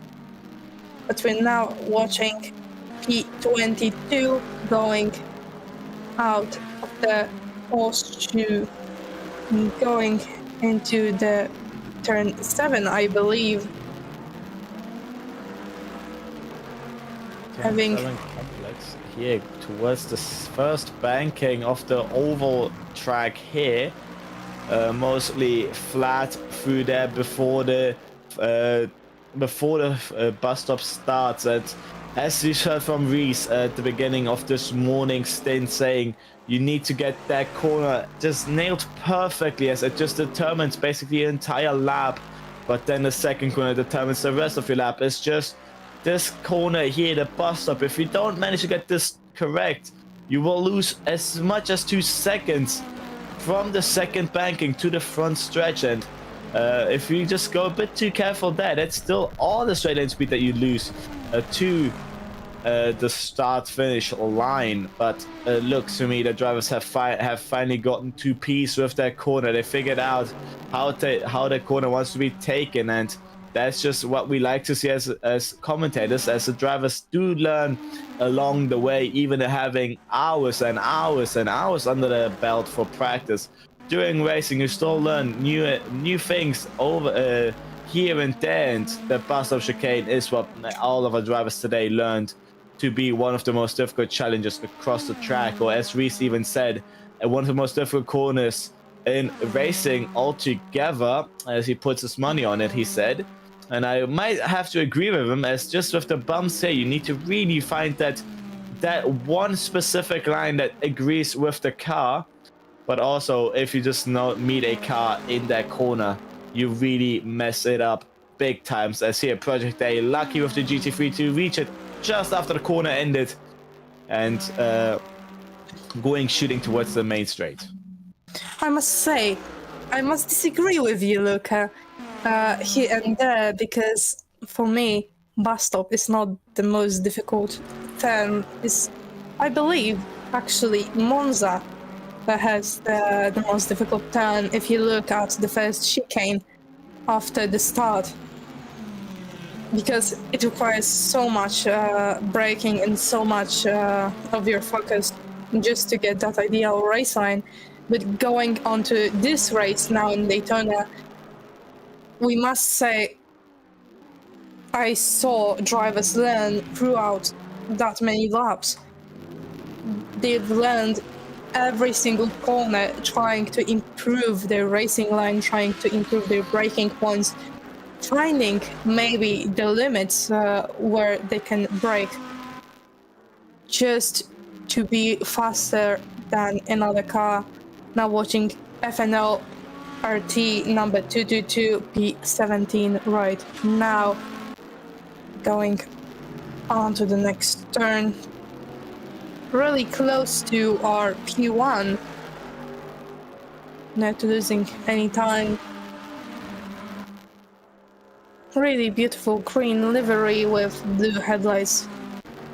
It's just a bit of a contact there. What happened with AOT? Oh, and who is that? Contract course overcast. Wojtan Wubel-Kościk Dziadkowic. What happened there? V3220 on the car. Wow. Bit of contact there. 3 cars into the incident. Hopefully nothing happened to the cars and they can move on. Wow. I believe it was tire lockage from one of the hypercars. I'm not sure though. Who is that? It's Royal Racing going to the pits. I believe. It is. Oh, yes, it is our leader. Too many of the yellow cars. It is our leader, 775 Esports. Thank you, Luca, for helping me with that. We're now watching GT Royal Racing 666. As you see, the liveries are really similar, so it's easy to make a mistake here. As there's, I believe, 4 yellow liveries on the track. Going after turn 6, I believe. The Royal Racing car here was leading our grid here for quite a while, being down in P2, but with 775 Esports taking their stop, normal pit stop, as obviously you're not allowed to take any long stop anymore, has lost virtually no time to the Petronas SimFilm Sim Nation, still 5 minutes. But before the incident in turn 1 of AOT Turtle Beach and a back mark LMDH, it looked to me that the AOT was just a bit too happy on the brakes and just broke a little late, having to avoid, and then the Squadra Corsa just emitting from the right-hand side of the camera, just saying, "Hi, I also made a mistake." Just even if you learn the track of this cars here, you just will still see that the driver's mistake are still bound to happen. As here, Emirates Racing gets close to, I believe that is the AOT Emirates car, Elma car, I'm sorry, the LAT Elma car just up ahead from the bus stop, and that was quite a bit of speed that Emma managed to pull through there. And incredible driving still out here. No one's still backing out from anything. Lap times are still up as they were the entire time, and every driver still draining to looking for that finish line for the one final time. But we still have 23 minutes to go and 23 minutes of hard and pure racing. That is true. We're getting closer and closer to the finish line. I believe everyone is so happy to finish soon, especially our broadcast producer, as we've heard him laugh about 23 hours passing already.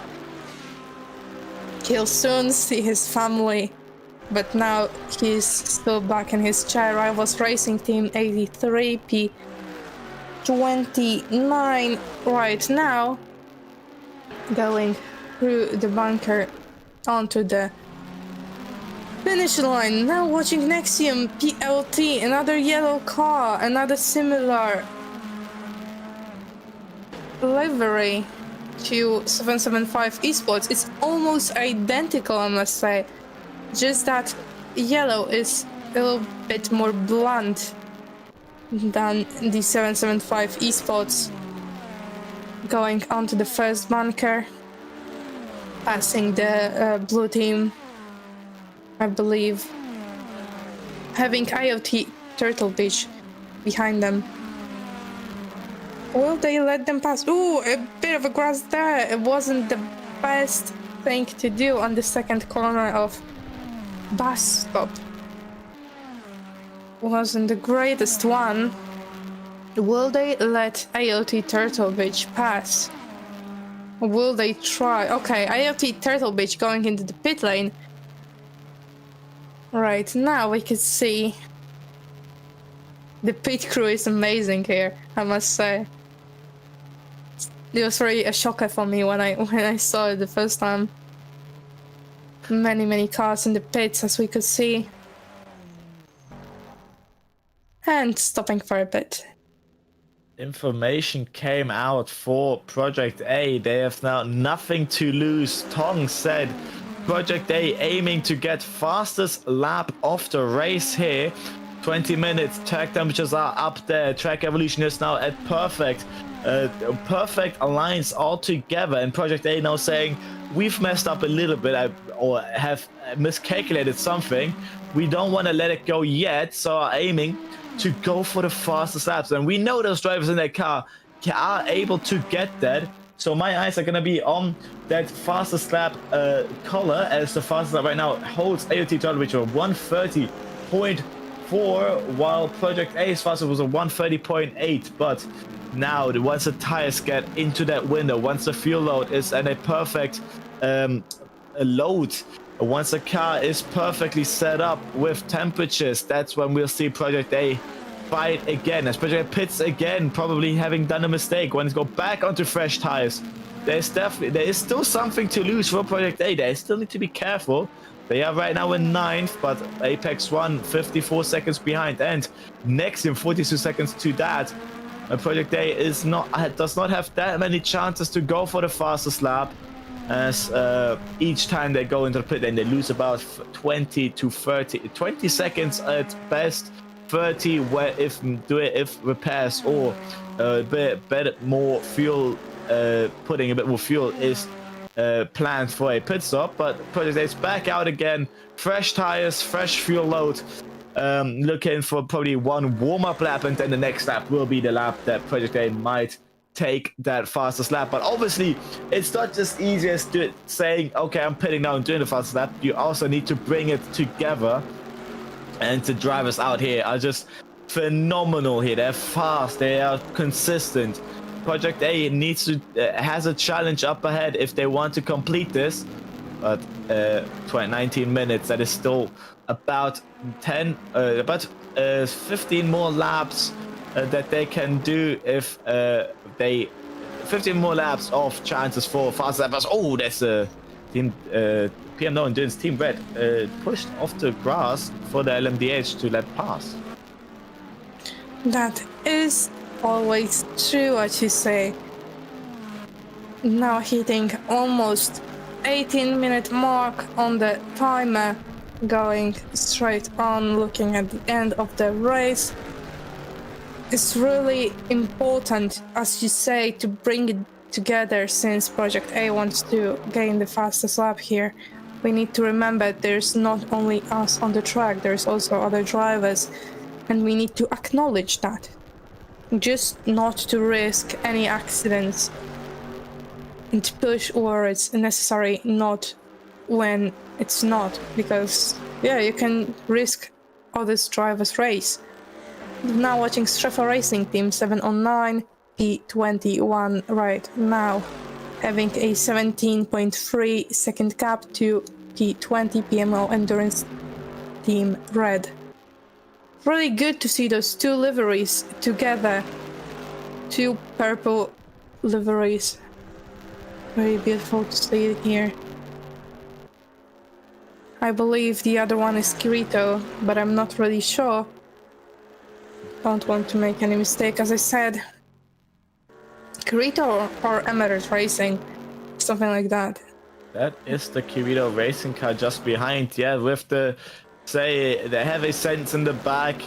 I've now forgotten again what was something Legends Are Born on track or something similar. As that's a nice quote to have said, to have on a car. Obviously, mostly shown to the cars behind, so they have a bit of a motivation to fight through it.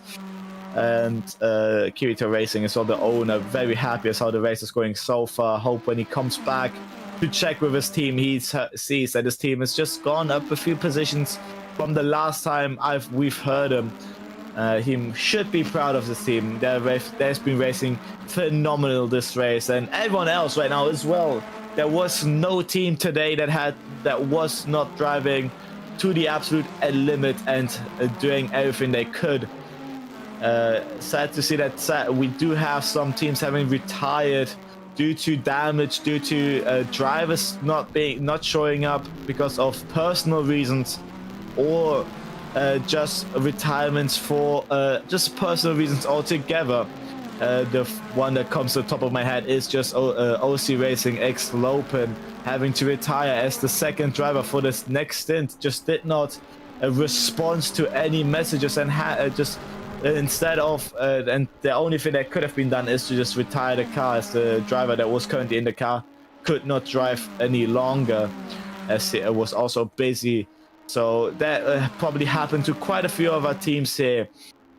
We had 17 LMDH cars out on track at the start. Now we have 13, still a good number of cars. As I've been saying, shockers, LC Racing X Lopen is back on track. That is true. I didn't notice this livery at all during this race. They have left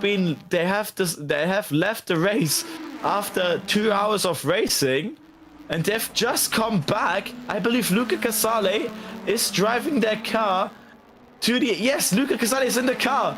Luca Casale does not want to give up yet. He's entered the car, and it's sad to say the gap is about 460 laps to the car in front.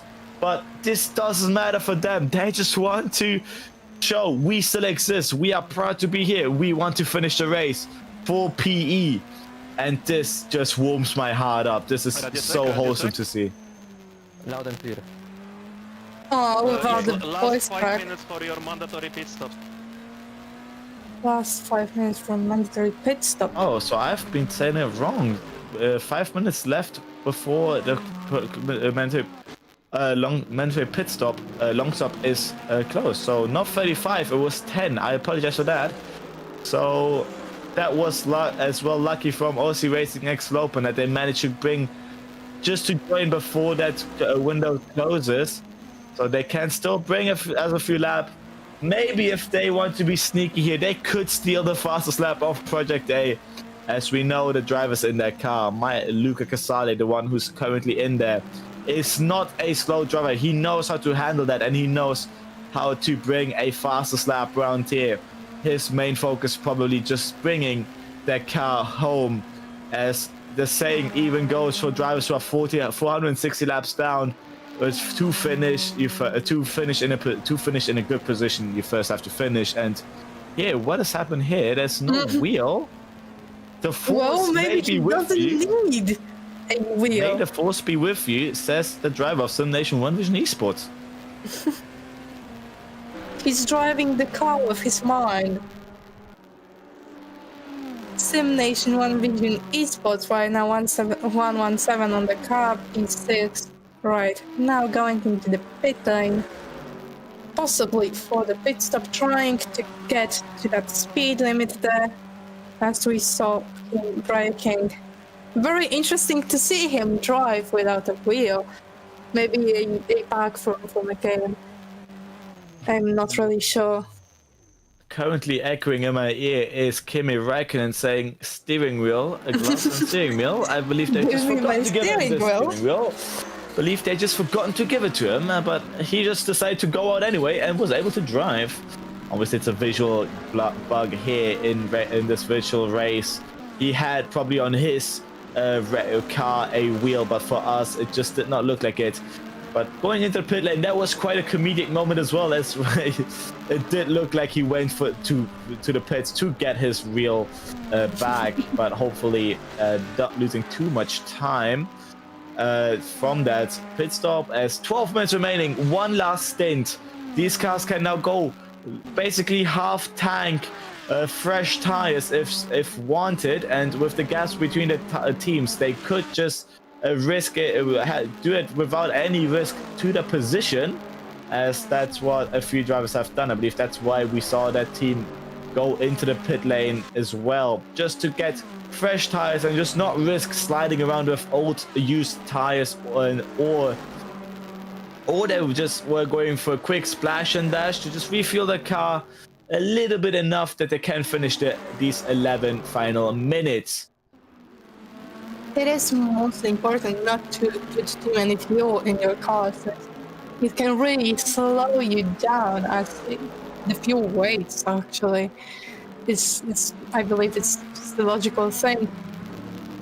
But you need to get as much fuel just to reach that 11-minute mark. And a bit of a tire blockage there from Voyo Racing. 665 on the car, P8 right now. Wonders what happened there. Maybe he missed his braking point too much. Project A161, P10 right now. It's really a sad thing, as you said, seeing them in this position as they were fighting for P1 just a few hours ago.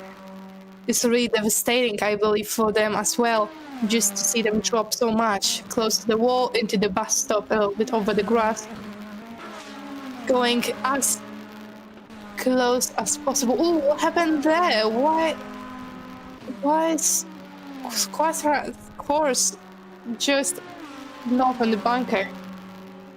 Is he going in the pit lane? No, he's not. Looks to What me happened? they rejoined just after the bus stop, as the rules say. If you rejoin just before during the banking, to rather not risk the car losing it to going onto the banking, just stay on the apron. But when it gets flat, you're allowed to rejoin. You will take a track penalty, a track cut warning for that, but that's just the price to pay for having just a little bit of a shorter lap. Going on the apron, but it's allowed to be on there if you made a mistake. Better than just to switch back. Now closed for your mandatory pit stops. Thank you. Pit stops closed. Pit stops are closed. So now, no one can enter the pits anymore. Now it's a race till the end. Hopefully everyone has planned it correctly. Another car going for the apron at the end of the bus stop. What has happened there? I look at the minimap. I see a dot off to the left. They have rejoined now and are going down the apron, I believe they are. Or maybe they just managed to get it back onto the banking. As right now we're looking at all the Project Endurance Stewards Association's driver. Right now, Wojciech Trzynski. Hopefully I got that halfway right. Yeah, you did. Is just to show that these guys have done an amazing job setting It up is everything here. Beautifully done by everyone. Congratulations to them, and also kudos to them. And it's just, I'm getting emotional here. It's just beautiful to see that a team like this could prepare an event, a beautiful event like this, and just having to say goodbye in about 8 minutes will be the most hurtful thing I've ever done. And so it has to be done. But we still have 8 minutes of pure racing, and let's keep it that way. Low pin, OC Racing X low pin in the back. I'm getting a bit more camera time, just to say goodbye as well.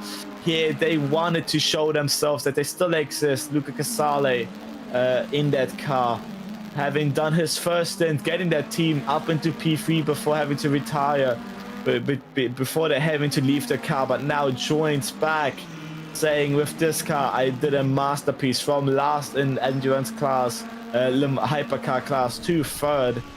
He can't sadly do it anymore. 7 minutes is not enough to catch 460 laps back, but it is just enough time to show just the beautiful racing of, and the beautiful livery of the snappy car. Hopefully this time we can finally complete the duo of Jaws. There is the OC Racing X Lifeless Jaws car, the shark looking car, and Snappy is the Le Mans hypercar,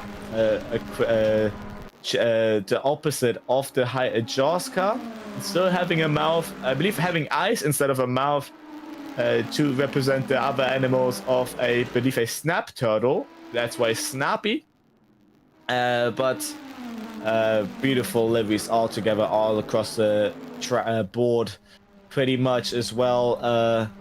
Very creative as well. But Simulation Run Vision Esports is in the pit lane. I believe they're allowed to take a short stop, but don't quote me on that one. Here we see OC Racing X Open. Hopefully we get a frontal shot as well. As the tower had a bit of a scare there, but let's the eyes should just be above those front lights. This is a special livery as well for Daytona here. I believe it is also to represent the goodbye season 4 and season 5 driving, as that says on the rear winglet. As here we have, I believe, the Brazil official team. The drivers that had to retire soon. Here we are.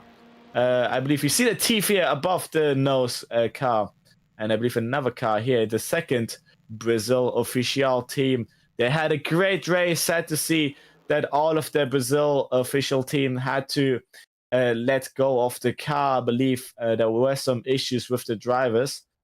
GLS PXN Racing as well retired, and Apex 171 also gone. Kirito Racing Esports had a race. I think they're just there for the pit lane, as they are 38 still.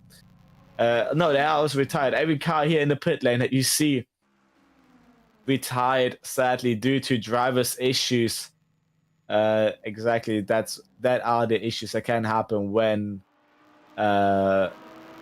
just when you have 4 drivers for a 24-hour race, and just personal issues coming across. Here's the OC Racing X-Lifeless car, then Rival Racing 29th, 28th, 997 J-Labs Park Motorsports, 27th, 21 AOT Elma, 26th is the 55 Kirito Racing Esports, and 25th is the 794 Grid Racing. Thank you, PE.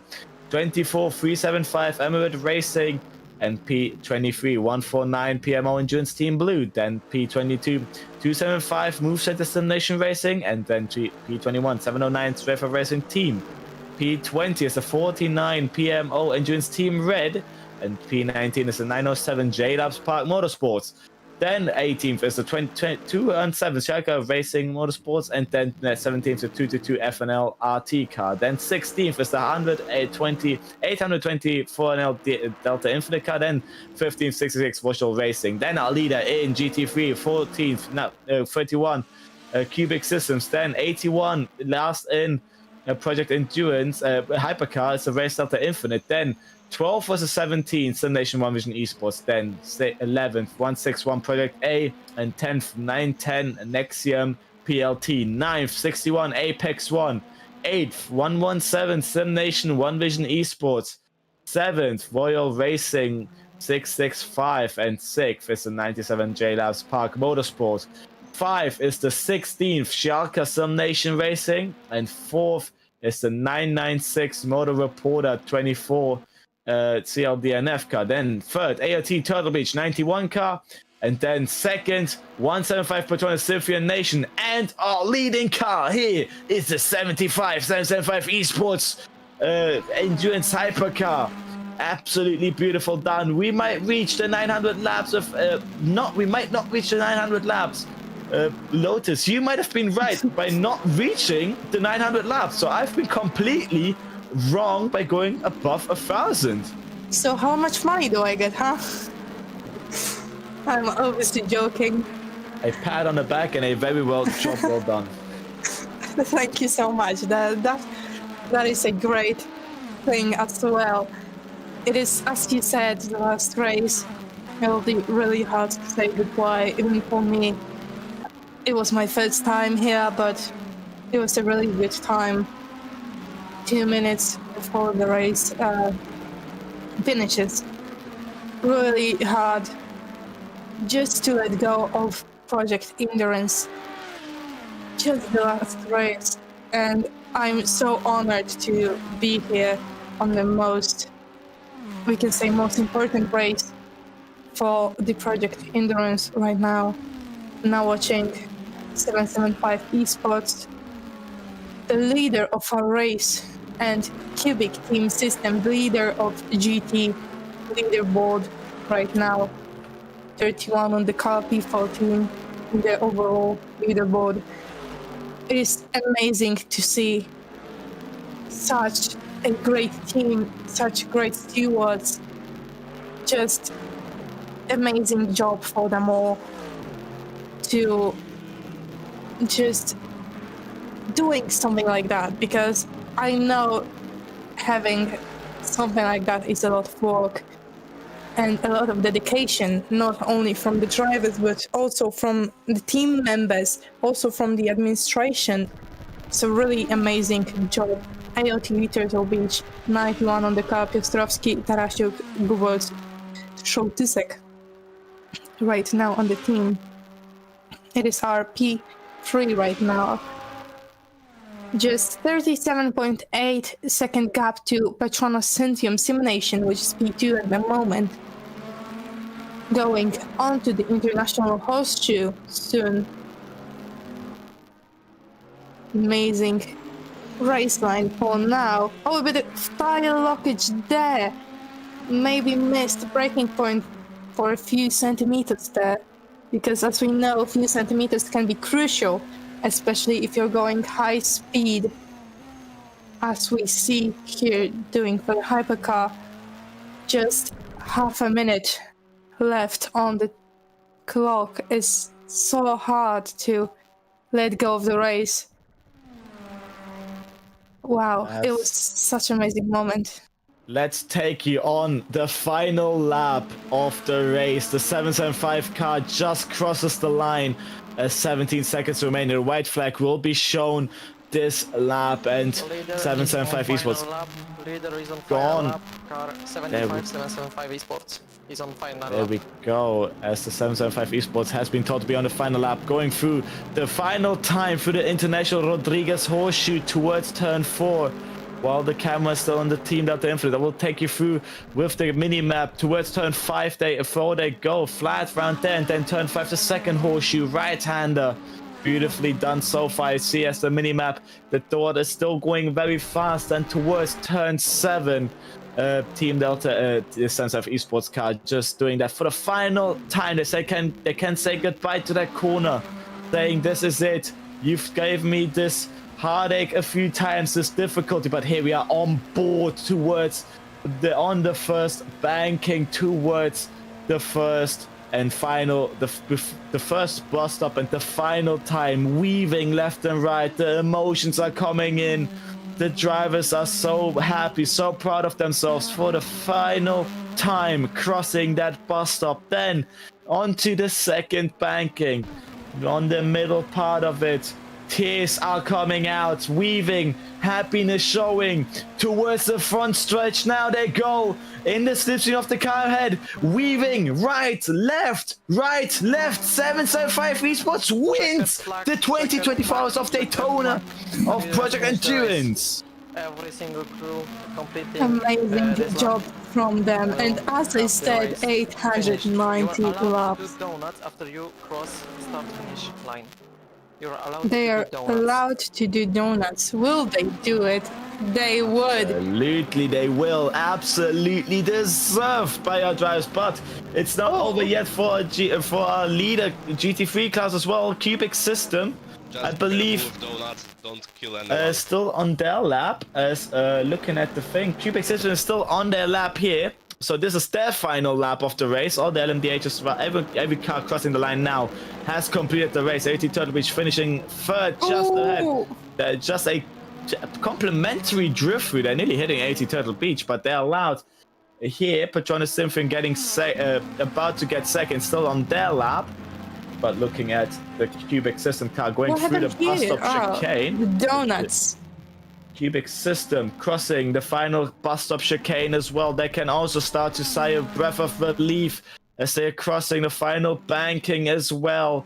On the left-hand side, they're going side by side nearly with another car. I can't quite tell which car that is, but Patronus Symphony Sim Nation gets speed 2 here in Daytona. And just behind, the Cubic System car crosses the line to win in the GT3 class. Incredible work by everyone. There we go. Compliments to every one of our drivers. You've given us a great spectacle, and I have to say one thing. Grazie mille, PE. That is true. Of course, amazing work from everyone on the team, from every driver. It was amazing being here with you.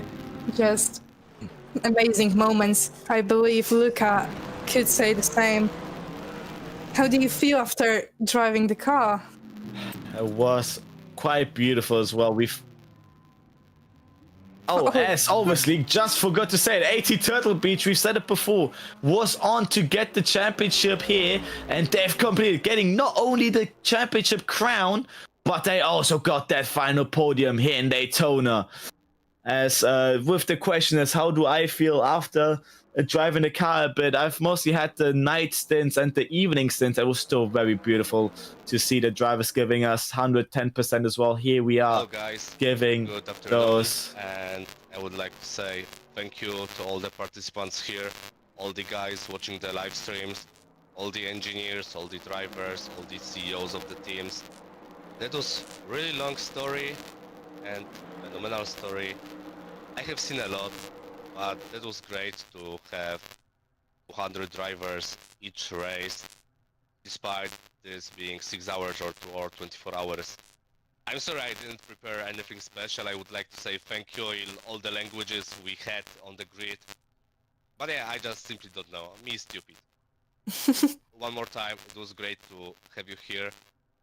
I'm pretty much sure we will meet each other, maybe sooner, maybe later. This time, take your rest. You fully deserve the rest after such a long race. See you guys. Thank you so much. As on the screen now, Project Endurance. Thanks, PE. Last 24 hours of Project Endurance. And it was, I have to say, thanks from my side for everything. Good race for everyone. I don't know what to say more. Just congrats for everyone, and thank you. And I hope see you soon again. Maybe here, maybe in another league. See you soon. Bye. Yeah, just I want to say nothing more, but thank you guys for everything. Thank you for participation. I'm so tired, but I'm so happy that we finished that race, and maybe we'll see soon. Not in Project Endurance, but we'll see what time will come. Yeah, thank you very much. I learned a lot in Project Endurance. I meet a lot of fantastic people, and yeah, I just wanna say thank you. See you soon, I think. Maybe. We'll see. Congratulations, guys. Thank you very much for this very big journey. Good luck in the future. We had to this moment 50 incidents, so I think it's not a very big number of it. Thank you very much. Good luck in the future in your next projects, in your next sim racing journey, sim racing races. Thank you very much. So from my side, I want to also thank you. As you know, you maybe sometimes can argue, we disagree with some things, but at the end, I think we made something big, something great, and I'm really glad that I met all of you. You were amazing people, amazing drivers, so I'm really happy that this part of my life happened in Project Endurance. I also want to thank Kamil for letting me to commentate, to be part of the administration, to work with this amazing people, with this amazing admins. So yeah, thank you so much. And I know we met in some other projects. Hope to see you soon, and well, I'm just not trying to cry. So thank you once again. Looks like it's time for me. My message will be in 2 languages. First one in English, the shorter one. Thank you very much, everyone, for taking part in the league for the last 2.5 years. Even if you started your journey during that weekend in season 3, in season 4, in season 1. Thank you very much to everyone. Thank you for English commentators. You were great guys this season, and it was a pleasure having you there. Yeah, thank you everyone. Thank you for the viewers on the live streams through all those 5 seasons. It was a pleasure having you right here. I hope you have you do well in your future, and yeah, good luck in your life. Dobra, a teraz po polsku będzie troszeczkę dłużej, bo tutaj będzie już konkretna lista. Dla kogo, za co? Podziękowania. Także szanowni obywatele społeczności Project Endurance, bardzo dziękuję wam za wszystko, co zrobiliście, za to, że byliście, za to, że wspieraliście nas, za to, że byliście z nami na dobre i na złe, za te 29 wyścigów, które przejechaliśmy w historii, za te 2,5 roku, za te 262 godziny ścigania. To był naprawdę zaszczyt, że mogłem gościć was u siebie w lidze. I teraz będą podziękowania imienne. Dziękuję Danielowi Jeziakowi za to, że rozpoczął ten projekt. Bez niego ta inicjatywa nigdy by nie miała miejsca, nigdy by się to nie zaczęło. Należą mu się olbrzymie słowa uznania za te 3 sezony pracy pierwsze, które rozpromowały i ustawiły ten fundament dla mnie, dla tej ligi. Dziękuję Simona Ostrowskiemu za też pomoc w tej inicjatywie początkowej z projektem. Mimo że nie robiłeś może najwięcej, to te bopy na początku to była twoja zasługa. No i fajny ziomeczek jesteś do pogadania, zresztą w rzeczywistości w Rzymie też się widzieliśmy, także miło będę ciebie wspominać. Dziękuję Aleksandrowi Garbowskiemu, chociaż on by wolał, żebym powiedział Alex, za też bycie wśród administratorów, za pomoc jako kierowca safety cara, jako race director, jako sędzia. Byłeś świetny. Szkoda, że nie było cię z nami na tej ostatniej rundzie, ale bardzo, bardzo jakby cenimy sobie to, że byłeś z nami przez te 2,5 roku. Dziękuję Kacprowi Sopince, który był z nami na samym początku przygody z Project Endurance, pomagał nam tutaj z tym wszystkim. tym sezonie już trzecim w sumie nie współpracowaliśmy, ale dzięki za ten początek ligi. Dziękuję Kasprowi Milczarkowi za to, że również z nami był w tym pierwszym sezonie, w szczególności ważna postać w tym otwierającym sezonie Project Endurance. Dziękuję Emilowi Stopie, który jest z nami na kanale. Też duża pomoc od Ciebie w drugim, w trzecim sezonie. Fajne momenty w PR Teamie. Także bardzo dziękuję. Dziękuję Aleksowi Rusinkowi za pomoc przy incydentach, za służbę bezpieczeństwa Project Endurance i za pomoc przy CRLC. Dziękuję Dominikowi Lewińskiemu za to, że też byłeś z nami przez pewien czas, mimo że nasze drogi rozeszły się w nie najlepszych stosunkach, to i tak dziękuję za ten czas, który poświęciłeś nam jako Project Endurance i też CRL-owi. Dziękuję Arkowi Karpińskiemu, podobnie jak z Dominikiem nasze stosunki jakby końcowe, w końcowym rozrachunku nie były najlepsze, ale też dziękuję za pomoc z regulaminami, z różnymi dymami, aferkami i tak dalej. Było miło mieć Cię też w naszym zespole przez pewien czas. Dziękuję Borysowi Borys Wierstakow, no nie będę tego odmieniać, bo już o tej porze mózg mi nie działa najlepiej. Dziękuję za tabelki, dziękuję za różne fajne, śmieszne teksty. Zawsze było miło tego posłuchać w trakcie wyścigu, to pomagało zachować taki dobry nastrój. Dziękuję Mikołajowi Kasztelanowi za pomoc z grafikami, za pomoc mi jako race director w momencie, gdy ligę odnawialiśmy i za bycie tutaj adminem ze mną, za pomaganie mi przez te ostatnie 2 sezony. Dziękuję Marceliemu Gorowi, nie wiem czy Twoje nazwisko się odmienia, no Marceli Gor w każdym razie, za komentarz, za to, że byłeś z nami od pierwszego sezonu, że pomagałeś z komentarzem, że pomagałeś z tymi wszystkimi tabelkami, tymi wszystkimi statystykami. Bardzo dużo roboty robiłeś, w szczególności w tym 5. sezonie, bardzo Ci za to dziękuję. Dziękuję Patrykowi Nowakowi za komentowanie w 2., 3. sezonie, za tą pomoc, za pomoc na dyrektorce. Zawsze potrafiłeś posłużyć dobrą radą i to naprawdę bardzo, bardzo cenne jest dla mnie, że byłeś jako też taka znana w polskim speed racingu postać z nami.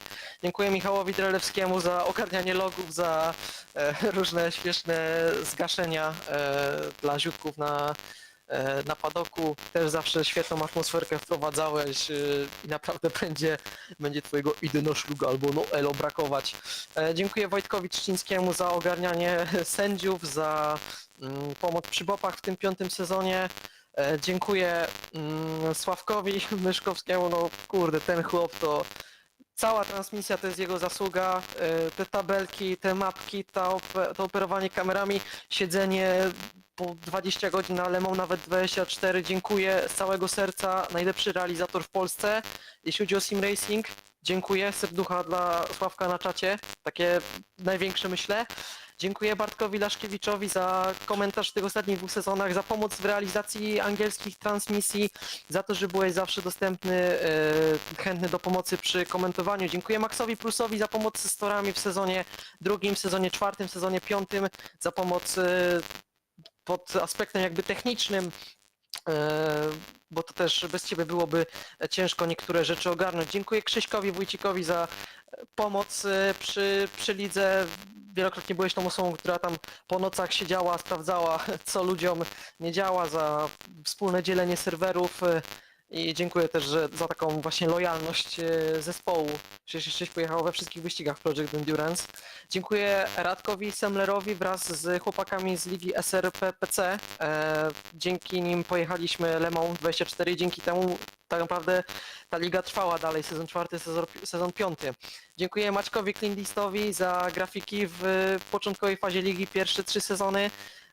Oprawa graficzna to była też jego zasługa. Dziękuję Krystianowi Tyrce za obsługę graficzną w sezonie 4, w sezonie 5. Genialny grafik, polecam i mam nadzieję, że będziesz się przy Maćku Gładyszu rozwijać zarąbiście.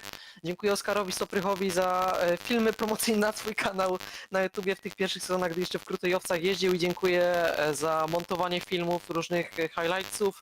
No i teraz ogólne. Dziękuję wszystkim komentatorom, którzy komentowali wyścigi w ramach Project Endurance od sezonu 1 do teraz.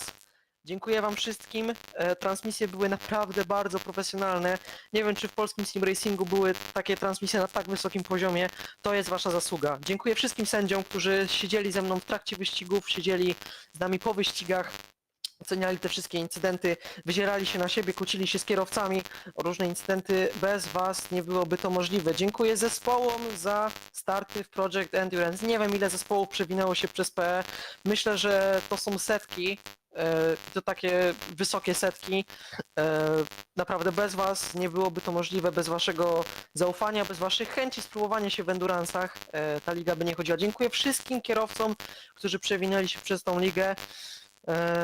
Było was wielu, tak na transmisji w pewnym momencie typowałem, że około 800 osób, myślę, że mogło się przewinąć, może nawet 1000, jeśli chodzi o zawodników. Naprawdę było was bardzo, bardzo wielu. Dziękuję wszystkim za starty. Pewnie tam zaraz na padoku będę musiał się odkopywać z miłych słów od was.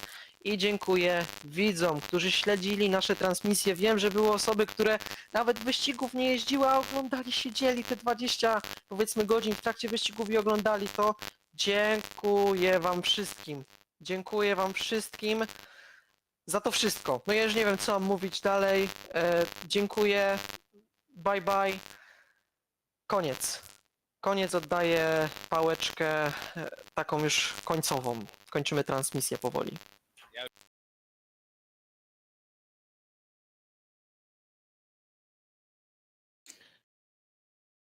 Lotus, you take it from here. I have no words. It was my first race here and the last race here. I'm so emotional. Thank you for the broadcast producer, Sławomir Smyszkowski. It was such a great time being here for you. Sławomir is the GOAT, really standing here for 24 hours, really not missing on anything. Thank you, Luca, for being here with me for those 4 hours when I was commentating. Just, I'm speechless. I'm so emotional. I'm trying not to cry, really. And I believe Luca is too, really speechless about what's happening. Such a great tribute to PE. And even though it was my first race, I will really miss those moments. I will really keep that in mind.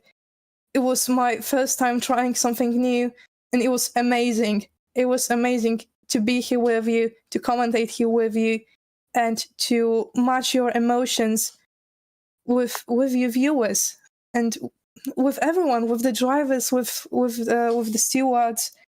It was amazing being here, and thank you so much for this amazing story of Project Endurance. 5 amazing seasons.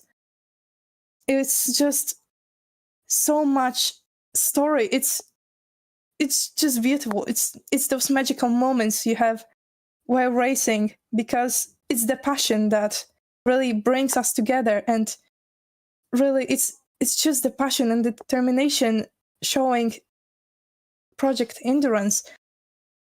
And thank you so much for being here, everyone, every commentator, every driver, every team member, every steward, Sławomir Myszkowski also. Well, I have to say, I've been joined here since season 5, at the beginning of season 5, and it was just a pleasure here watching y'all, watching the racing, commentating, and in the end, also having a stint in Portugal. And today, it was very beautiful. I'm so happy. I'm so thankful that you guys invited me here and allowed me to be a commentator here. And Sławomir, absolutely same words from Lotus. You have been incredible camera work here, cameraman. And I said it before, my final words are going to be grazie mille PE. You guys have brought us some amazing races and some emotional moments. And for myself as well, I felt myself growing as a commentator as well, just commentating over these beautiful races. Thank you so much.